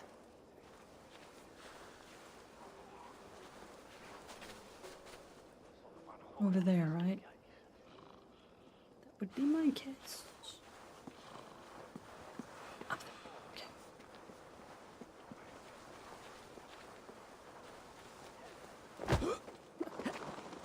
Okay. Good work. Good work. See moving.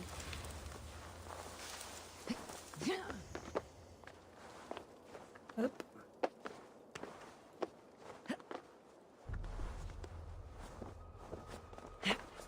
Everywhere is grips of steel.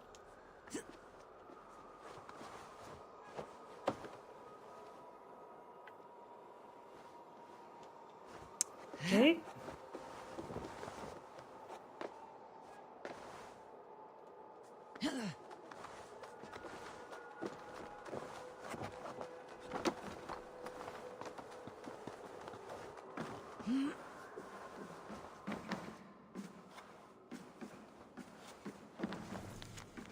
Bells.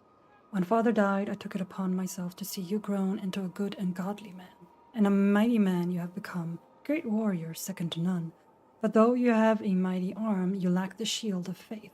I pray for you, brother. The next time you feel the urge to visit a brothel, say confession instead. The righteous path is the road to eternal victory. Your brother, Goslan. Right, we met him at some point early on. He's not a good person. Get up, get up. Please get up. Please, Eivor. There we go.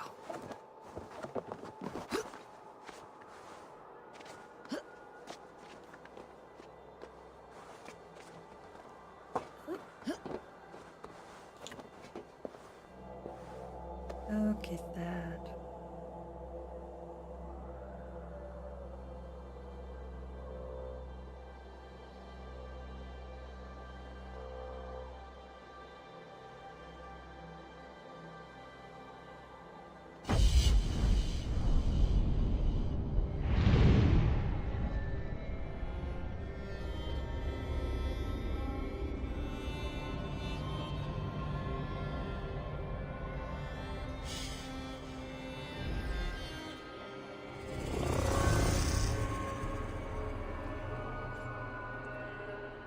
Right, now, where was...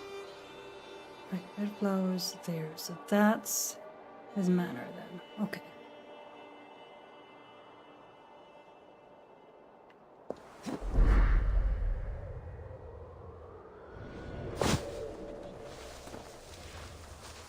So that is where we need to go.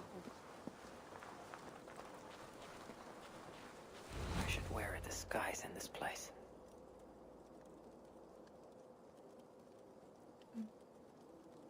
What kind of disguise are we supposed to wear? Eivor? Hmm? Is it the damn cape again?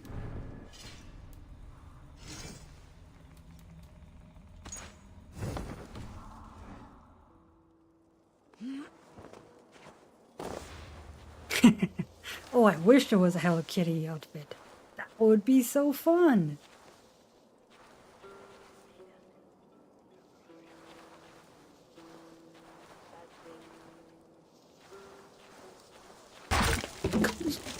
Sorry. Scared myself.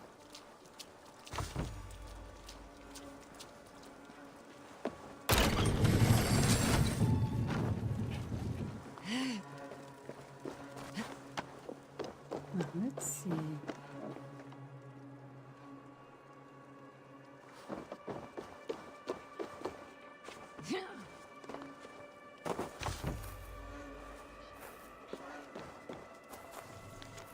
Seigneur. The rats swarmed through the tunnels connecting the farmhouse and the manor. They devoured our grain stores and are biting the field hands. We've killed many, but their festering corpses remain. I have ordered the farmhouse boarded up to stem the tide. Do the same at the manor. Your faithful Reeve, Henri.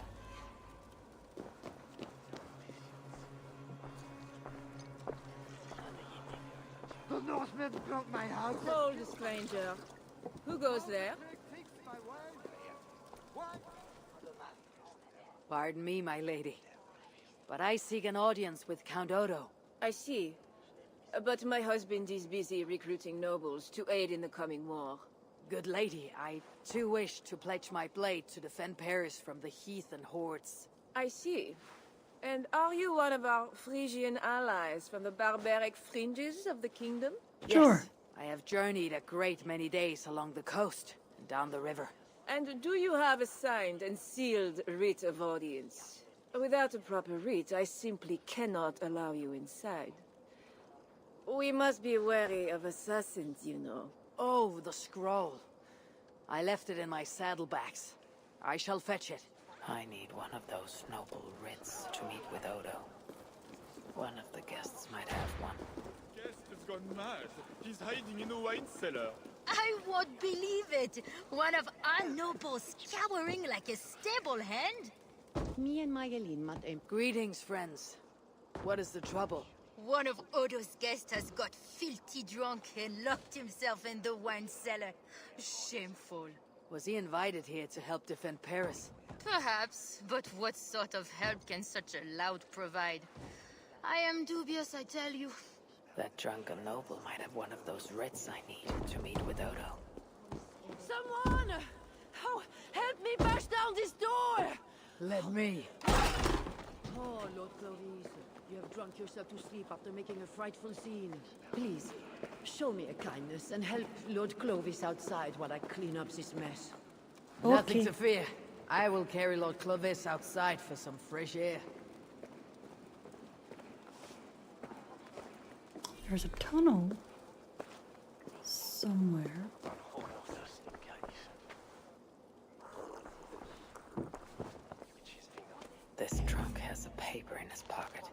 looks like the writ I need to meet with Count Odo. Right. Works for me. I have returned with the writ, permitting me to speak to Count Odo. Excellent. You may enter.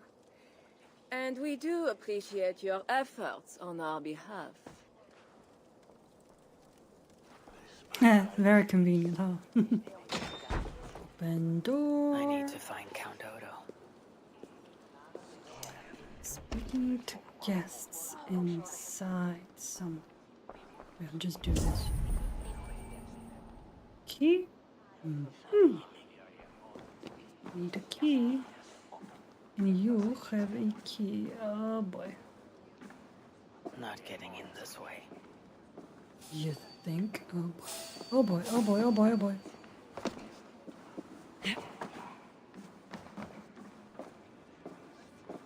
You see, dear Lothar, Odo has trusted me and me alone with the key to his study.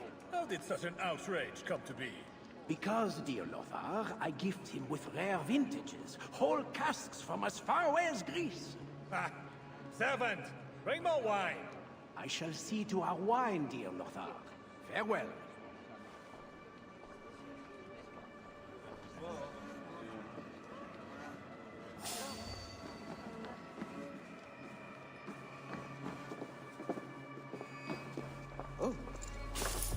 Thank you.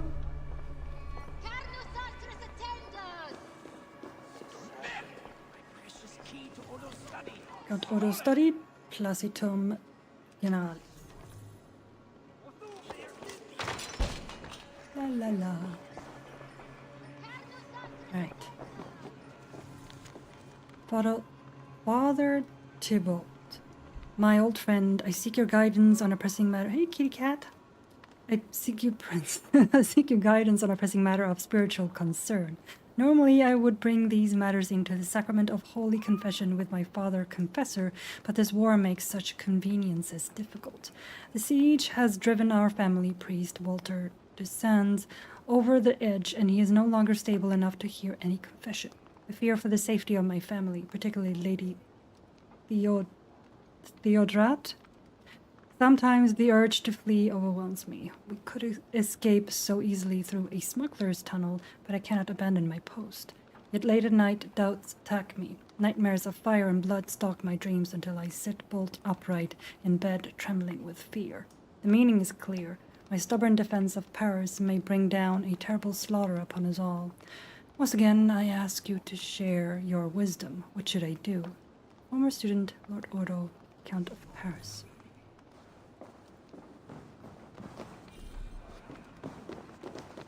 Okay.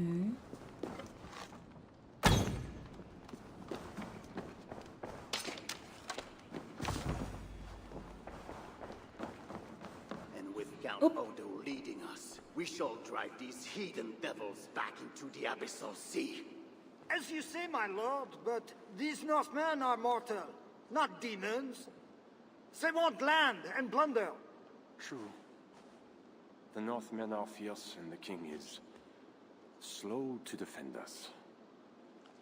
Yet every one of you swore an oath, before God, to defend this realm. We will overcome this evil, as we always have. I cannot compel you to do your duty. Your hearts must guide you. Gosselin, kindly show our guests out.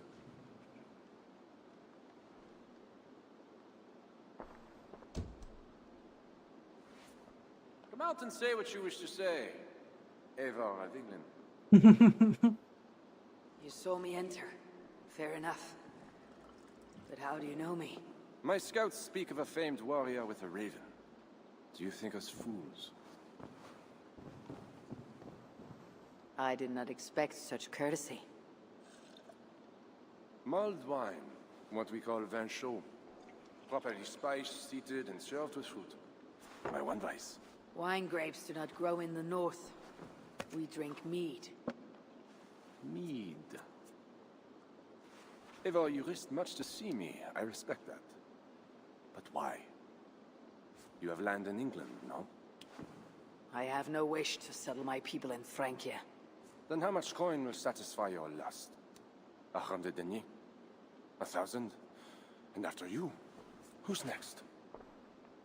Ragnar and his sons came here years ago. We bought them off with silver. And they bound Paris anyway. I do not want silver. I want England free of Frankish meddling. We're not a part of your kingdom.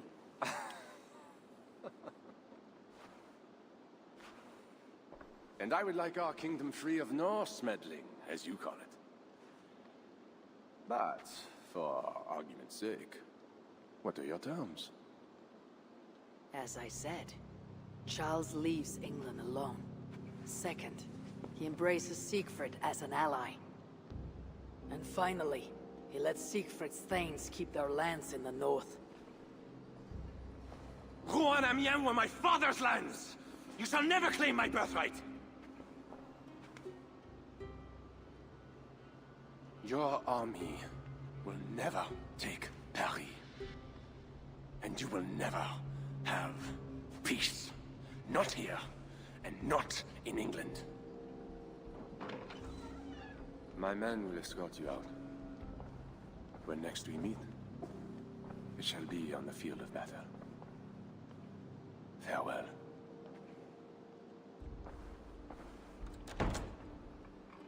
I must return to camp and tell the others what Odo said.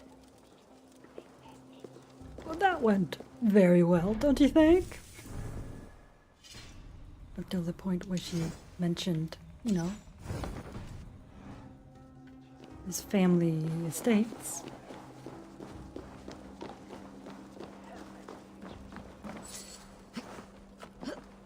Yep.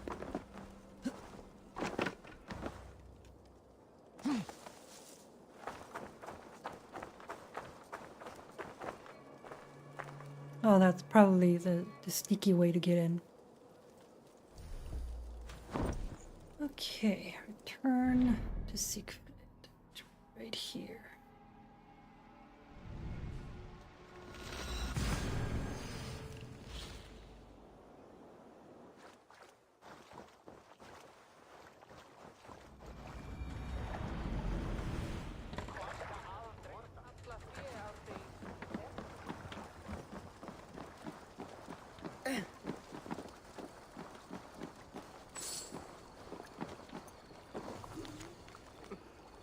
Warriors, take what you need to ready yourselves for the siege. There are more supplies in the chest, but Olaf lost the key down the old well.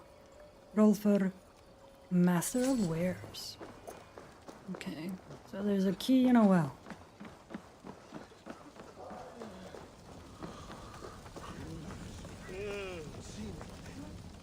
You arrive in time to drink. What will you take? Wine. Much wine. It was a long journey. The hero of Ravensthorpe, the Skalds call this one. Gifted at war and at words, they say. But I see no treasure.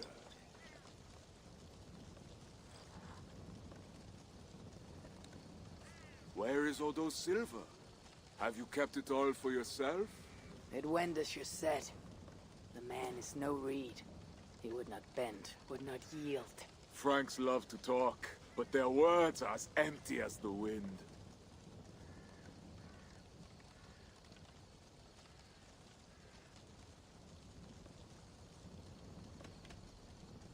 A fierce wind can snap a tree, even one as strong as Odo. Is Charles the wind, or will he break like a reed? Now, two things we must do to carry this siege. First, we shall take some ground for catapults. I will help with this. Somewhere near Paris, I guess. But is it guarded? The Franks lack the men to hold the whole city. Only the walled island, the Ile de la Cité. Still, go with care. Good. And the second thing? Find a flaw in their defenses. A place where our warriors can breach their walls. Or a way for our ships to encircle the island. Some weakness we can exploit. Hey, that's my ship. How? Might be that I know a way, but it carries risk. Speak, Toga. In the slums south of the walls, there is a smuggler. A woman. A Breton lover. She's not my lover, just a campfire fling. Oh. But if anyone knows the city's weak points, she does. I would go myself, but Nolwenn, she... They quarreled. The smuggler stole Toka's necklace before she stole her heart. Now Toka misses her necklace. I will talk to the smuggler and find a weakness in the Franks' defenses. You have my word. Good. All is settled then. No, Uncle, there is another thing. Odo will not see reason, but Charles might. We should speak to him again. You wish for more talking? We should speak to the Fat King. Gain a truce. What? He tried to kill me. Why talk to him again? Those stone walls will not yield. Not without a bloody fight. He may give us silver without half our clan dying on those walls. Perhaps Toka's right. Charles may still yield. Go, niece. Talk to every king and bishop in the land. Just like Eivor the Talker. Too much talking, not enough killing. Comes the end of talk. Soon That is not the way of Vikings. Be ready to fight. We kill first, talk then. My word once given is never broken. I will fight at your side, Siegfried. Never doubt. Enough. Friends, uncle. We are of one heart here. I will seek the king at the Clever Fox, a tavern on the north bank. Pierre says he carouses there. Toka is a good thing. Someday she might stand in front of an army like you, Siegfried. I hope so. But for now, she stands with me. Meet me at the bell tower, Eivor, when you are ready to fight some Franks. Instead of talk to them. Why'd you laugh at, Thane? They say you stink of crow shit, hero. Oh. But you smell like Frankish piss wine to me. Oh, she's asking for it.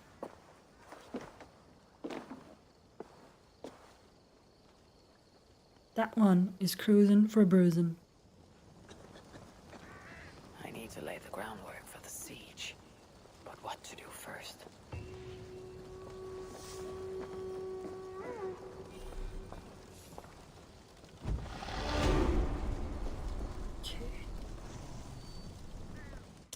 Mastery point. This one. Oh. Locations. Amiens, wedged between Paris and Evauxin, 9th century Amiens contained the disputed ancestral lands of Count Odo's family and was famed for its colored textiles. The area also held the township of Amiens, home to an amphitheater offering entertainment both whimsical and banal. Not surprisingly, Charles the Fat loved the place.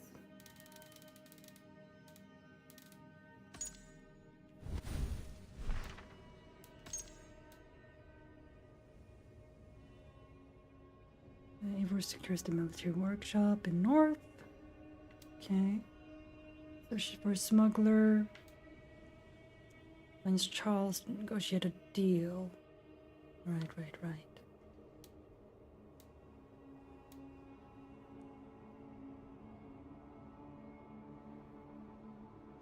Okay, do that.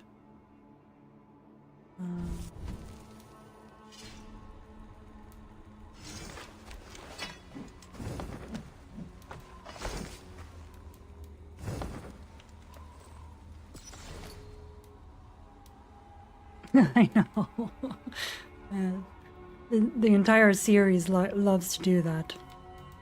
Loves to cram as many historical people as they possibly can.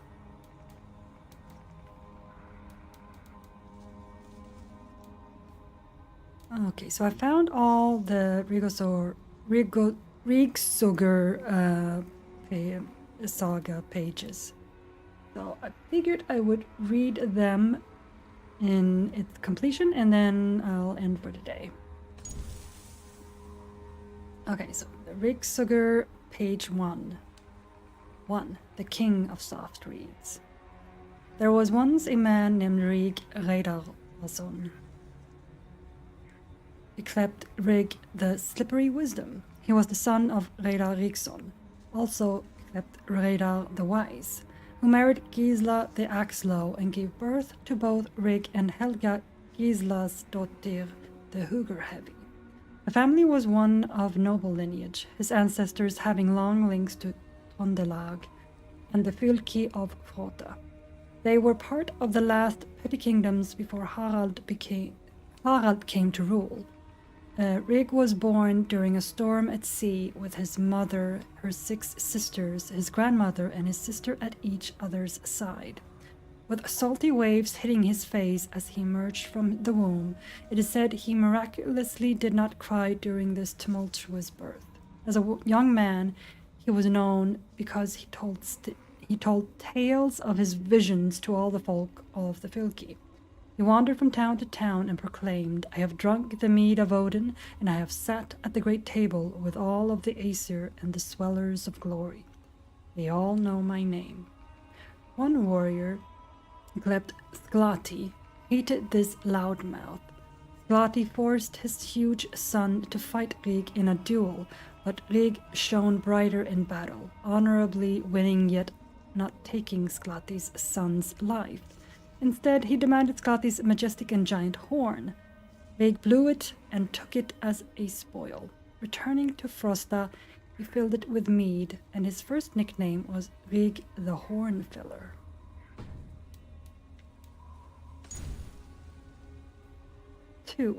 The tricking of Ergon Blade Tongue.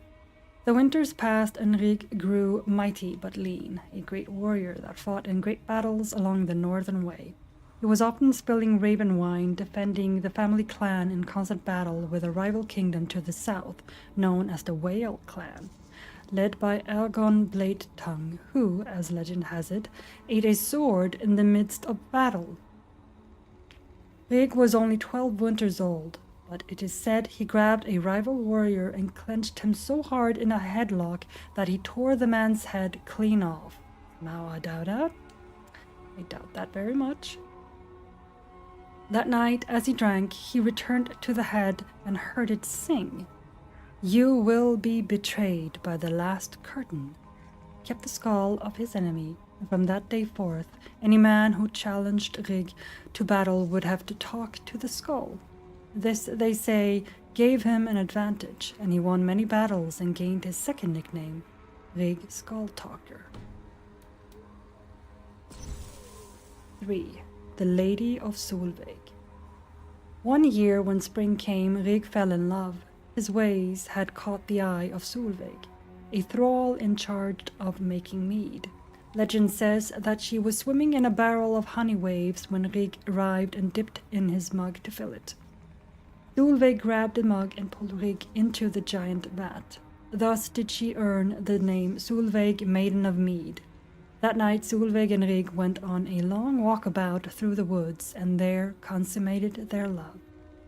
Upon their return, however, they found that Rig's family had been captured and burnt alive at an old thing in Trondheim, having been accused by Ergon Blade Tongue of using black sather, Rig's talking skull being the proof. Rig was appalled by this act of violence against his family, a miscarriage of justice and a perversion of honor so vile that Rig vowed revenge. But it would not come that day, for King Hadon, at Aegon's urging, had issued an order of exile against the lovers. Rig and Solveig packed their belongings and made as if to leave Trondheim, as King Hadon had ordered. At dusk they set sail with many great and loyal warriors, while Aegon sneered at their departure. But that evening Rig and Solveig returned under cover of dark, cloaked like One-Eye. They snuck into the village to finish the job with Aragorn, killing him and removing his leg as a trophy, which they stood outside for all to see. This earned Rig a new nickname, the Ghost of Trondheim. The following morning King Hadon was forced to put a bounty on their heads, and Aegon's son, Bolli Aegonson, vowed revenge. The two lovers escaped for England, sailing with their most loyal Drengir, as King Hadon's hunters followed in close pursuit. Heavily outnumbered, Rig and Solveig hatched a cunning plan. They hid inside a beached whale carcass with several warriors and remained there for 10 nights. On the first night, Rig and Solveig made love in front of their fellow warriors, who cheered them on until the 9th day, when their first child, Eric Whaleborn, was born. What the fuck? That evening, as she held her child, Solveig heard Rig talking and shouting in his sleep, a thing he had never done before. "I will drink of the elixir, father," he screamed from a dream. "I will find you again on the other side of doom." Through these fits, Solveig held her lover's hand long into the night, kissing his wet brow.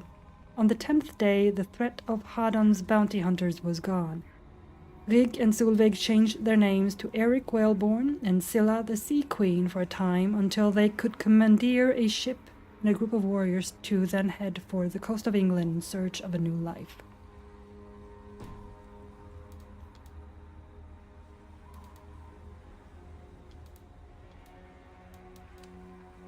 Find the right page. 4.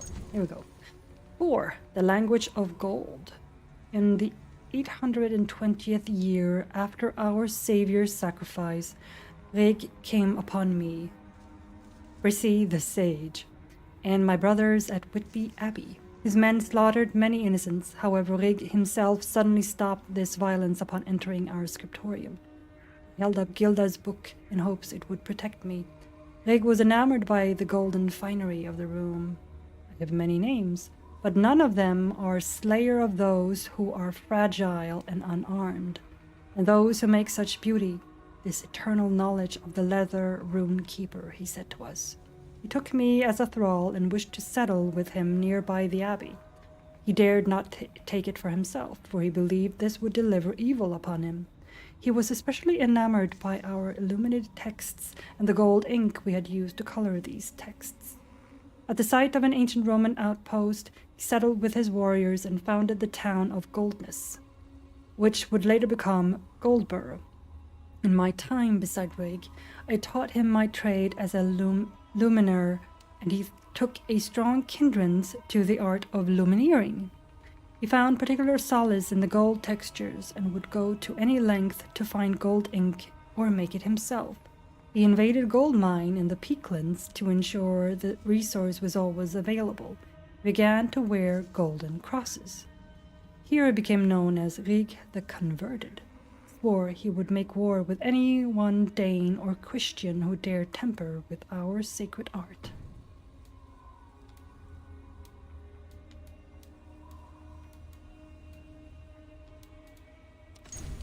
"5.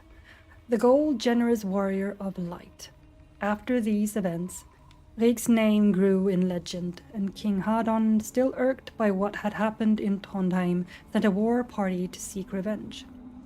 Rig was riding on his horse when he saw Hadon's black ships landing. They were many battle-ready warriors. He quickly rode back to Goldness and looked at his scared citizens. He smiled from the walls of Goldness. "We will lose this battle if we fight it, but some battles can be won without fighting." He ordered his men to use all of the gold ink for books and paint the horses of the clan gold. This was done quickly, and he ordered his best horsemen to ride with him. They rode until at earshot of Hadon's marching army. He waited for the sun to be low and instructed his men to strike hard and fast following his lead. Hadon's warriors were blinded as the sun reflected off the horse, and even his golden tooth smile sent blinding rays at the warriors. The golden horse of Rig led a fierce, iridescent, lightning-strike slaughter. Fear had entered the souls of these warriors. "We cannot fight an enemy who burns our eyes," they told their captain. They retreated and only found out later that Rig had ridden with no more than 10 brave men. Goldness celebrated, and so his legacy grew. The golden horse of Rig was Goldrasil, and it grew famous within the kingdom of the north. When it died, it was burned on a pyre with 8 human sacrifices and 200 cows. It was this time he was known as Rig the Goldskin. 6. the golden dragon who climbed mountains. News of Rig's wealth and war-savvy made rival kingdoms angry, and the ancient lords of Elmet were especially angry and sought allies to overthrow him. Bolli had ventured to England and allied with this bitter kingdom and kidnapped Solveig, planning a great torture of her, whom was now mother of 6 boys and 4 girls. Damn. With Solveig captured, Rig set out along the river with 12 ships, but was pushed back in the Vale of Woden, which was the only path that led to their castle within the mountains. Their golden ships were no match for the well-defended fortress of the Elmetians and Bolli and the thick brush.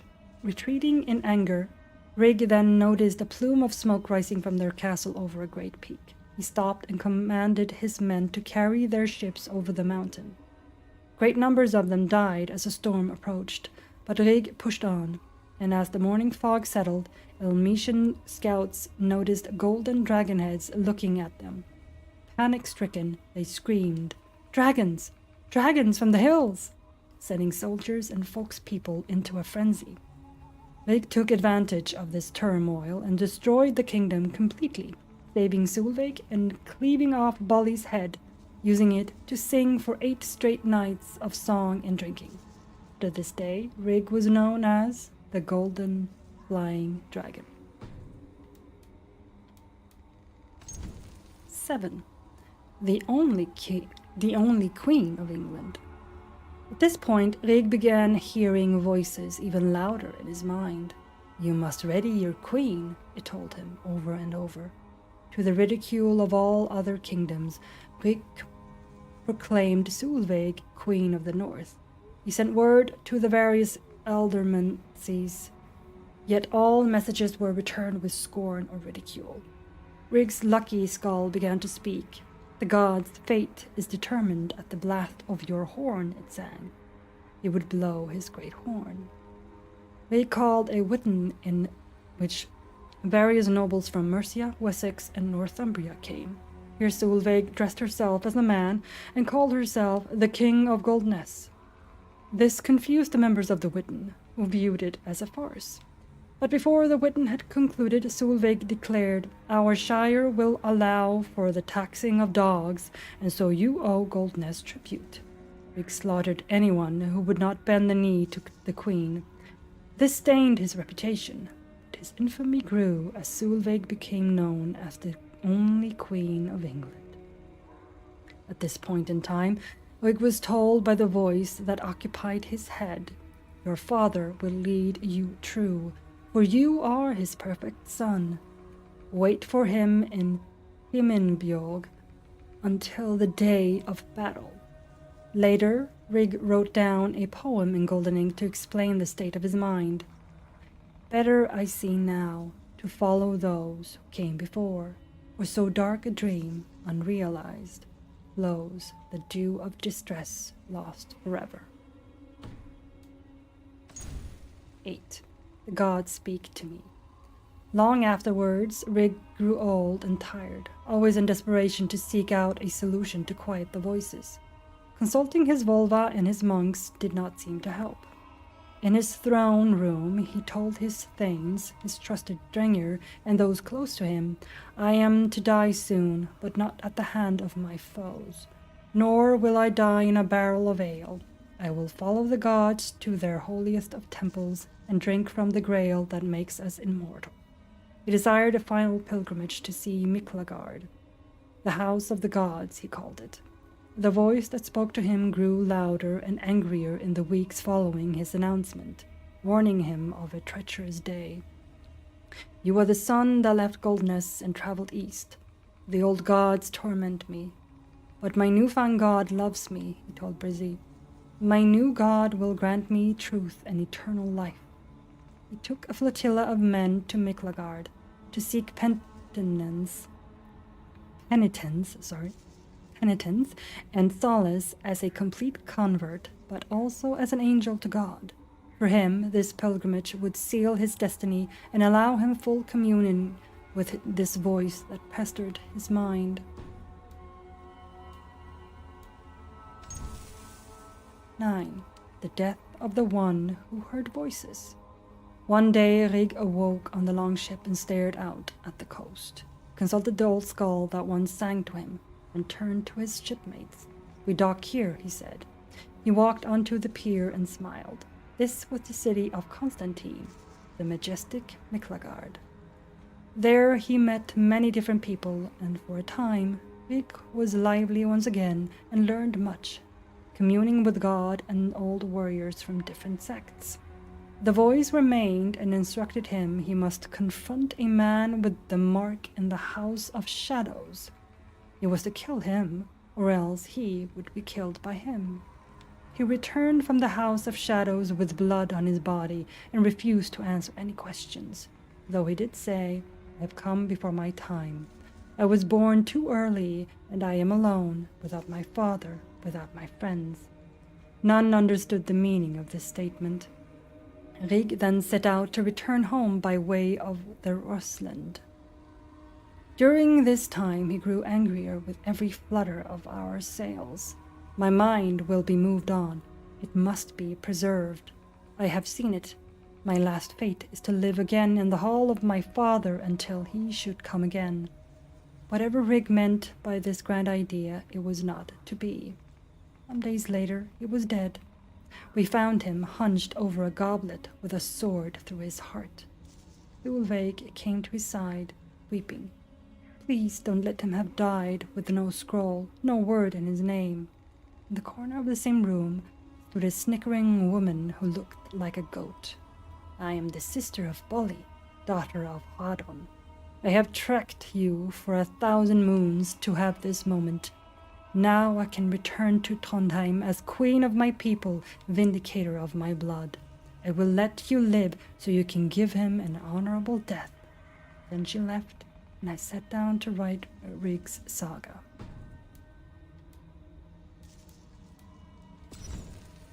The Shimmering Creek. After his death, the body of Lord Rig, ruler of Goldness, was returned home on a perilous journey up the Volga through Rusland. Thulveig fought off various tribes to secure his body's passage back home. He was brought to the Shimmering Creek, where he had painted gold a statue of Odin and a cross. His body was buried beneath the creek with axe and cross in hand. There is a rune stone there with his many names upon it. In his death he became known as the keeper of the shimmer of rivers unseen to the eye.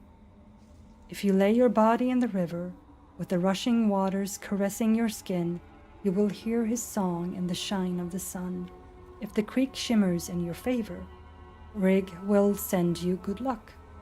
He is the skull beneath the waters, the skald of lost rivers. His song is simple, and a melody Bragi is jealous of. And it is said he will return one day, but only as a wave, his bones made of mead marrow, and only when the tree of life is rotten away and hewn by waves into tiny chips. Some skalds refer to the chips of Yggdrasil, which is a kenning of Rig, he who was mighty and forgotten, he who outlives the Valkyries, he who knocked on thrones. I know he was wronged by someone, and the voices that spoke in him are real. They are the ancient threads that tangle and tie until someone can make the world right again. Right, so from what I'm able to figure out from that is that Rig was probably a sage as well, just like Eivor is. And the voices, or the voice inside his head, was the Isu in him that was trying to take over. That's my guess.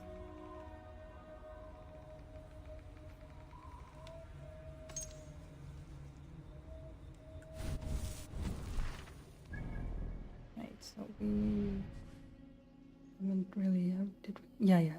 Flock sound. Right. Anyway, I've done that. This one.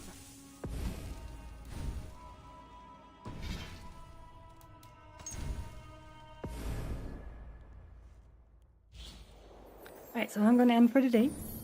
Thank you for hanging out with me. I hope you have a wonderful rest of your day. And we will continue our adventure in France tomorrow. Bye.